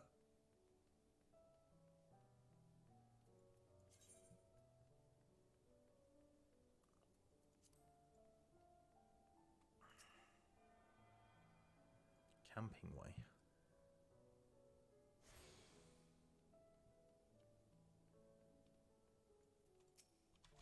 I'm thinking of spending a night outside Best Ways Burrow, but I'm not sure what I'll need to take with me, aside from a tent, I suppose.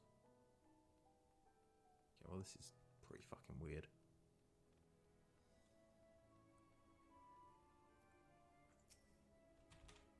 Such a fascinating apparatus. It's hard to believe it could house so many crew members. Even so, there is nothing else here to suggest any type of accommodation. Shipper Loperet. Oh, there's a eighth current over there.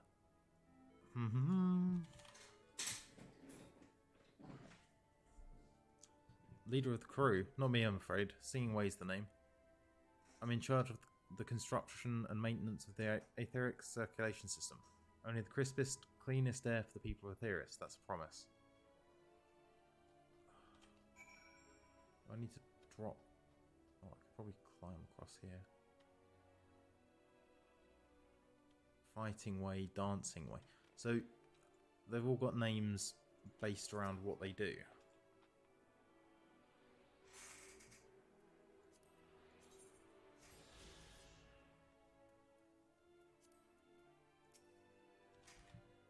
I've heard that your kind hop about when they hear music. Is that true? Can you turn it off? How many fucking eighth currents we need? I've decided to form a fellowship of protectors to escort people as they arrive. So relax. You and yours are in safe paws. Very, very safe paws.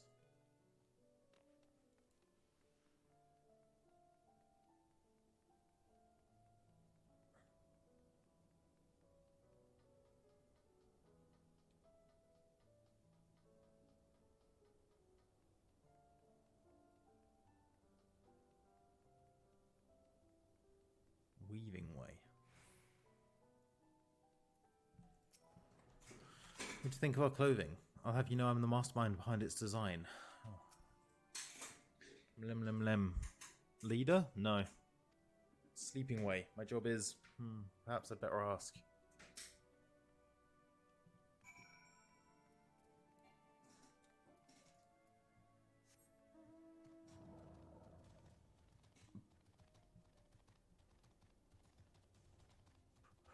There's Thancred. Let's go and have a chat with him.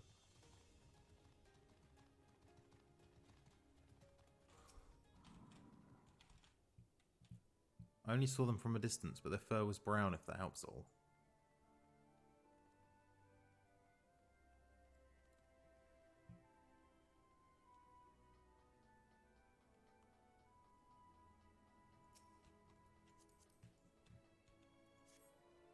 Recording Way. Oh my, isn't this exciting? I've never seen one of your kind up close before. Would you mind if I take some measurements of your body, just for reference, of course?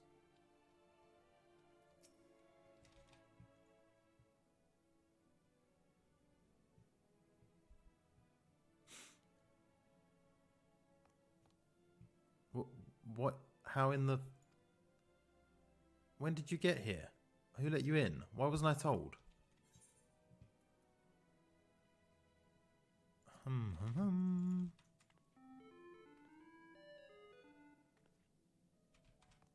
What was that supposed to be? You're humming? Your humming, if one can even call it that, is atrociously off key. It should sound more like this.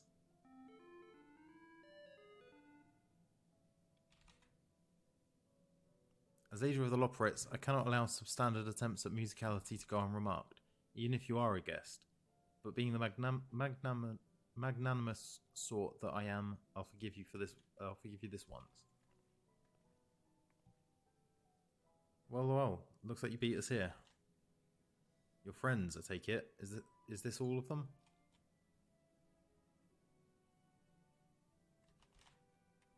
A group comprised entirely of children. What must their parents be thinking? This isn't a nursery after all. Though perhaps we should build one. Or did we already build one?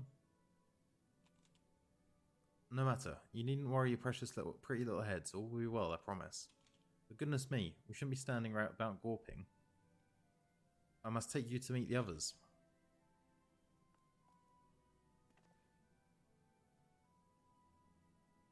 If you could run along back to the entrance, you'll find a path that leads to the central platform on the upper floor. There's no wrong way to reach it, but it's the large glowing ball in the centre if you should find yourselves lost. I shall gather the others and meet you there. Well, back to the upper floor it is.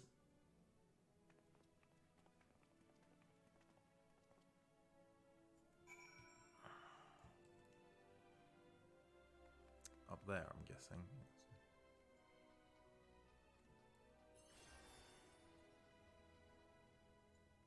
Do I need mending? No.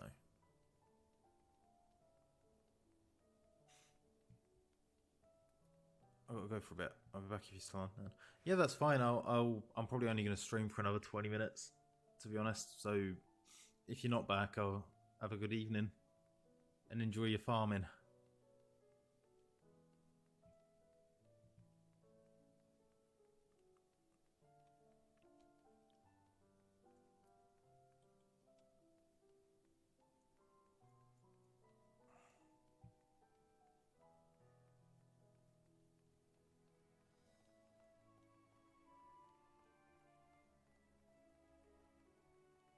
Have a great evening. Bye.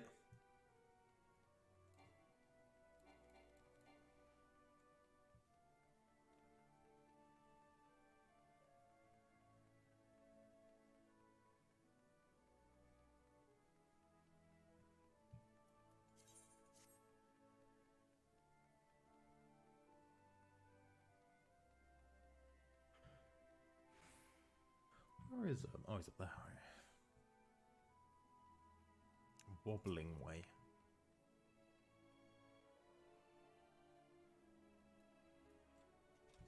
Oh, dear. I unexpected to meet a people person here. Whatever shall I do? Snappy Loporette. The etheric composition and density of this sphere is quite similar to the crystalline concepts we've seen before. It likely shares the capacity for storing knowledge and memories. It is astounding how the Loporettes, despite their diminutive stature, are able to maintain such gargantuan facility. Given their size, getting from one end of this place to the other must be exhausting. I honestly don't know how they do it. Ah, visitors at last. Welcome.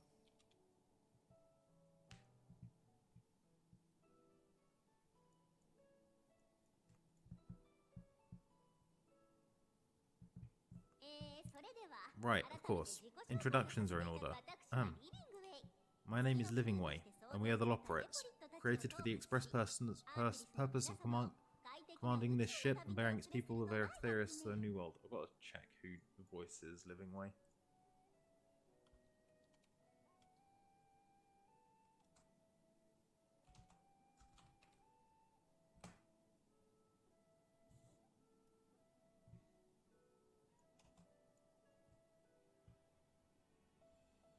Aya Suzuki.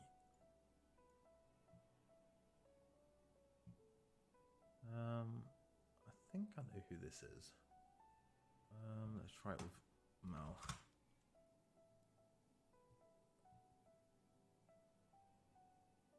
I definitely know who this is.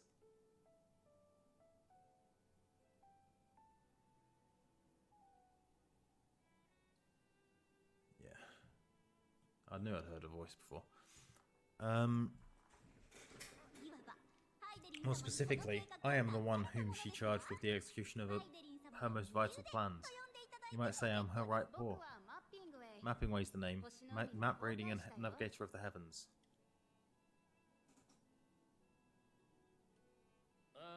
Pleasure to meet you all, but I'm still trying to make sense of this. Confusion and bewilderment are completely understandable. Fear not, I shall walk you through it. People of Aetheris, through no fault of your own, I'm sure, set in motion a series of events that unfortunately culminated in Zodiac's obliteration.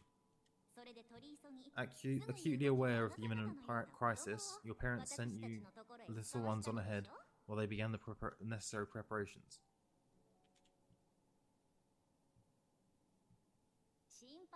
Still not following? No? Very well, I shall elaborate further.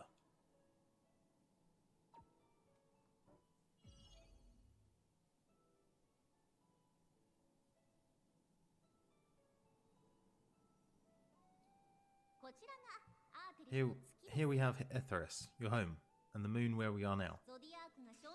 Without Zodiac around to keep things lively, so to speak, the celestial currents of the stars have doubtless begun to degrade.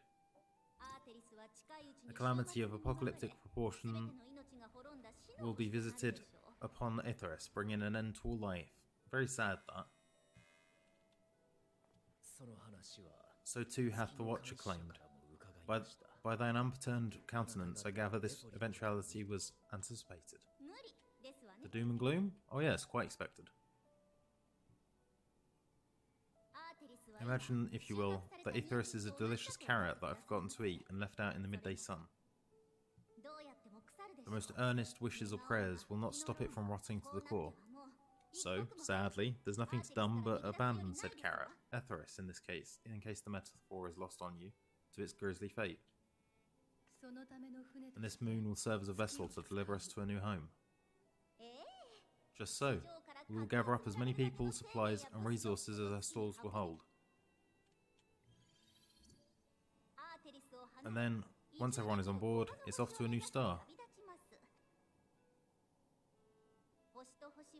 Easier said than done, admittedly, for one does not simply hop from star to star on a whim, which is precisely why we've spent countless years constructing the most propulsive of propulsion systems. We ought to make it to our destination in 2 shakes of a rabbit's tail.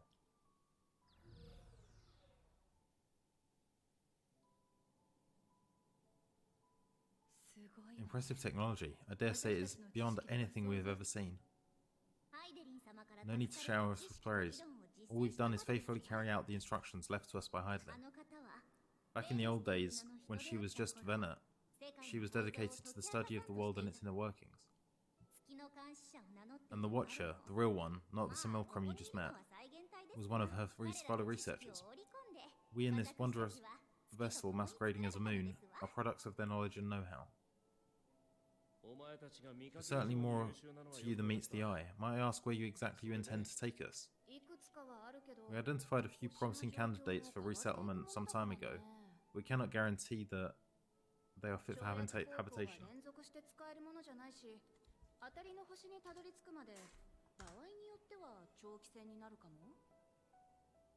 I know her as well. Do I? Oh no, she must not have done any, I thought I knew her. Oh, maybe it's in stuff that I haven't seen. Oh yeah, it is. Moreover, the ship can only travel in short bursts. We intend to go down our list, hopping from star to star until we find a suitable one for resettlement. No need to worry though, the vessel is being refurbished with accommodations for an extended stay as we speak. While we did have to rely upon outside help to determine what amenities were essential, I dare say we have risen to the challenge. Help? From who? From you and yours, who else? Each time we woke to perform regularly scheduled maintenance, we were greeted by the resources you sent us. What better way to learn about the preferences and proclivities of our present-day chargers? Ah, but you're still adorable little children. Perhaps your elders were responsible for the deliveries.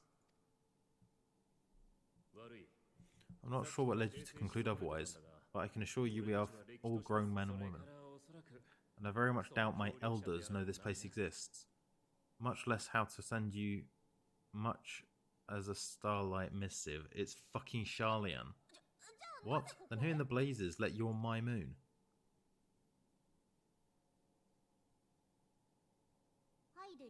Heidelin herself led you here. You don't say. Well, that's really not children. Then why are you so small and stunted, like a baby carrot, like little baby carrot people? Well, Amarotines were a great deal taller. In the present day, persons of such prodigious size are exceedingly rare. So you're saying everyone's not like the Watcher?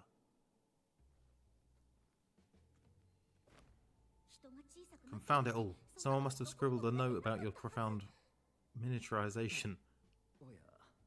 That tome in thy possession. Oh, this. One of the first books sent to us. A compendium of the people of Aetheris. With a few blank pages at the back for minor corrections and updates we needed.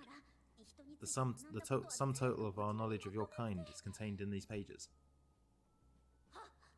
I thought it was abridged and made small for our benefit, but this isn't a regular sized book. This isn't a regular sized book, is it? Just keister it.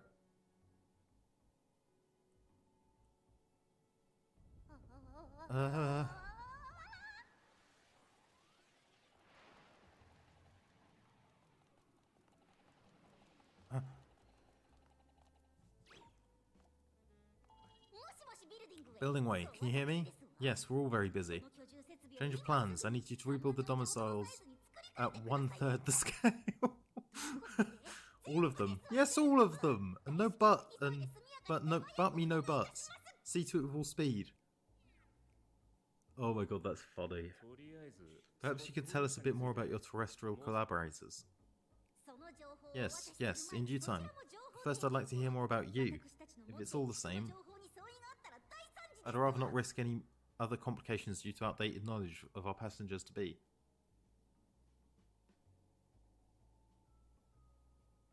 Oh, that's fuck me.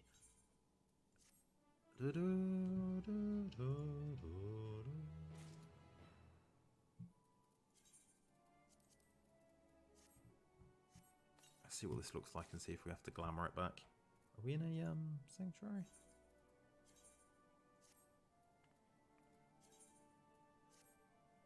Oh, we definitely have to glamour it back.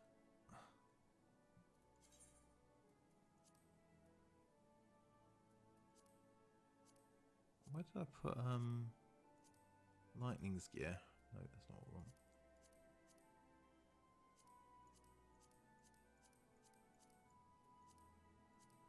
There's number 2.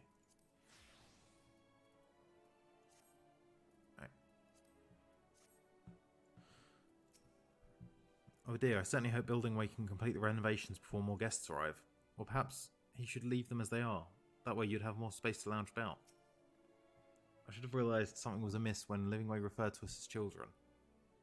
What other delightful misconceptions do they hold, I wonder? It is unfortunate that the domiciles were constructed in error, but their willingness to perform such sweeping renovations is a testament to their commitment. I cannot fathom the resources required for a facility so vast. Why do I get the weird feeling we're going to have our hands full dealing with Loporettes?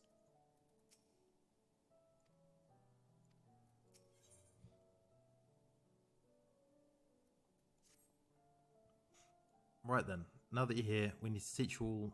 We need you to teach us all you can about your people, and quickly. It won't be long before the final days are upon us in all their terrible grandeur. So it is imperative that we be prepared to receive our passengers to be. If there is anything at all that may displease them, it must be addressed post-haste. And address it we shall. Here at Bestways Barrow, we have assembled everything required to offer our guests the best way forward. We have produced myriad amenities we understand to be essential for your day-to-day living, and I wish to hear your opinions on them. I'm sure you're all worked up an appetite. So why don't we start with foodstuffs? Meet me at the Caratorium, and we'll see about filling your bellies. She does not want for enthusiasm. The notion of Etheris rotting to its core being a matter of course is rather concerning, though. Nevertheless, let's take this opportunity to learn more of the Loporrits and and this vessel.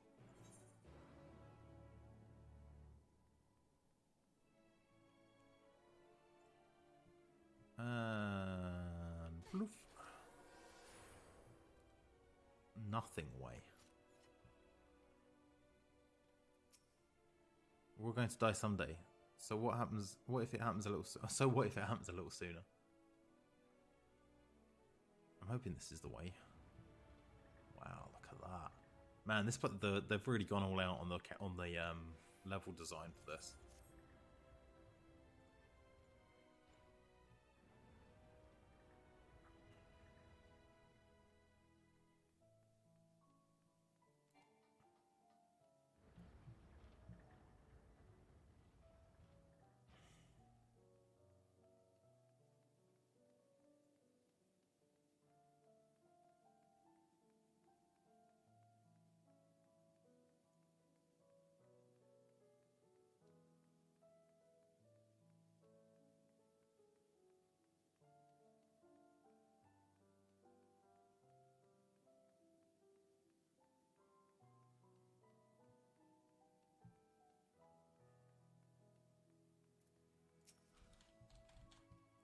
Hast thou spied the peculiar sentinels patrolling the vicinity?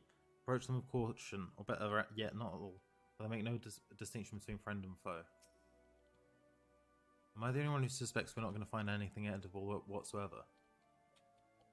Given their earlier confusion regarding our size, I cannot help but wonder if they even know the first thing about us. You're a lot smaller than we expected, but I trust you still have large appetites, yes? Welcome to the Caratorium. Here we create prototypes of various sundries required by us soon-to-be passengers. Allow me to introduce the head of foodstuff production. Cooking Way. Pleasure to meet you all. Our work has involved no small amount of trial and error, but after many cycles of painstaking labour, I dare say we have created the finest cuisines our guests could ask for. I've learned all about the essential nutrients for a healthy, balanced diet from the reference material we received. Why I've practically worn the words from those invaluable pages. Naturally, we've also considered ease of growth and production, and will not want for ingredients. I must insist you try some. We have fresh stock recently prepared on account of, well, because we just woke up, and we were all quite famished. Hop along the platforms here until you find a storage unit full to bursting with delectable delights. Help yourself to anything you like. I've got a feeling this is the duty that they were. Oh wait, the current. This is the duty that they were talking about in the forum. That's who's been sending all of these foods. That's a gem like the one in These gems look like the one in Eden's thing.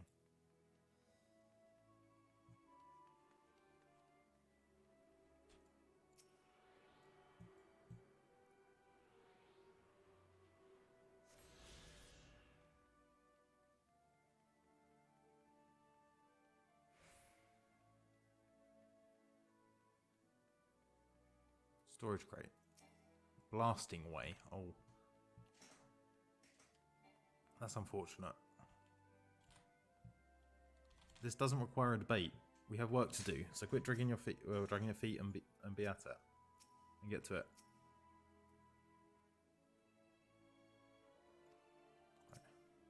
You open the storage unit and find rainbow-coloured assortment of carrots. The ominous red carrot. Soft texture and redolent aroma of this crimson creation belie its staggering weight. The excessive length and girth only compounds the mystery, leaving you perplexed as the nature of this carrot. On second thought, you elect to simply take an obscenely large carrot for now. Due to its bizarre qualities, it would be prudent to ask Cooking Way whether it is safe to eat or not.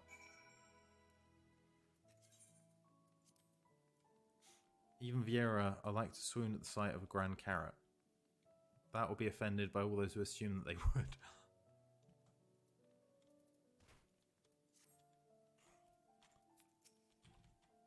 I'm eager to hear what you think of our work. I'm sure there's some small room for improvement, but I'm confident you'll be satisfied. Did any of our selections set your mouth watering?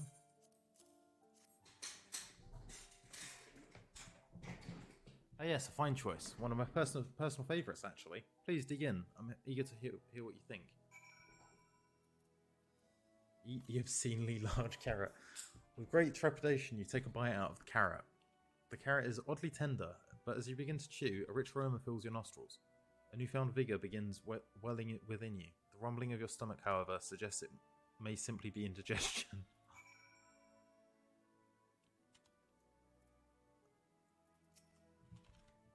The carrot met with your approval, yes? Alright, Alfie's back.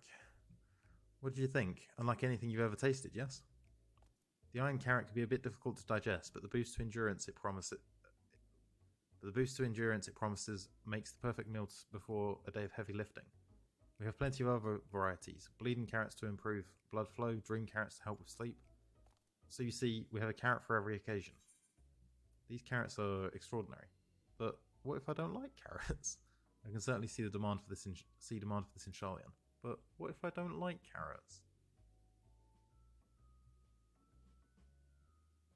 You don't like carrots? Oh, you must mean that you don't like them served in this fashion.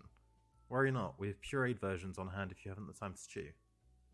I take it you two had a wide assortment of carrots to choose from and naught else.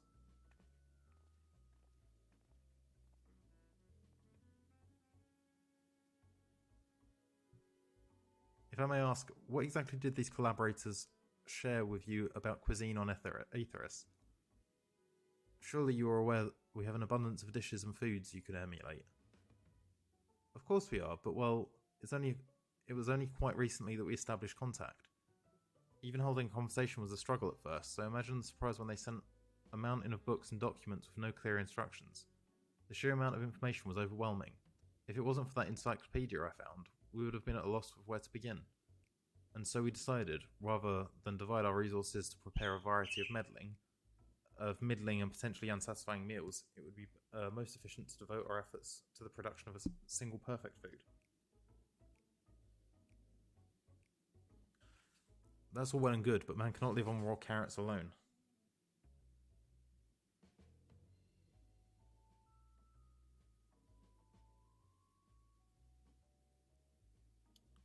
Have you considered cooking them? You mean steaming, boiling, roasting and the like? I suppose we could prepare the carrots in other ways, but our primary concern was efficiency, and what's more efficient than sinking your teeth into a carrot fresh from production? A rather strange approach to take for one named Cooking Way, isn't it? Well, technically speaking, Cooking Way isn't my given name. When first created, we were all named in the old tongue. You know, the otherwise impenetrable parlance the Watcher speaks. After we received a great tome of words, a dictionary that is, from our collaborators, we learned your language. Adverbs, gerunds, present continuous verb conjugations, just the basics. Then we found the terms related to our given tasks and used them to form new names. Aren't they helpful? No, not really, but that does explain a great deal. Wherefore didst thou thy kind deem such a change necessary? When the rest of your people arrive, we want to be certain they understand immediately what each of us does. You'd never be able to pronounce our original names anyway. I see. I hope our critiques, such as they are, were helpful to you. Though if you should decide to preserve flora and fauna from Aetheris as well, you would be able to offer the passengers a more balanced diet. Until such a day, one I pray comes sooner rather than later, it would appear there is no carrots on the menu. Alright, well that's 4 hours, which is what I set out to do. So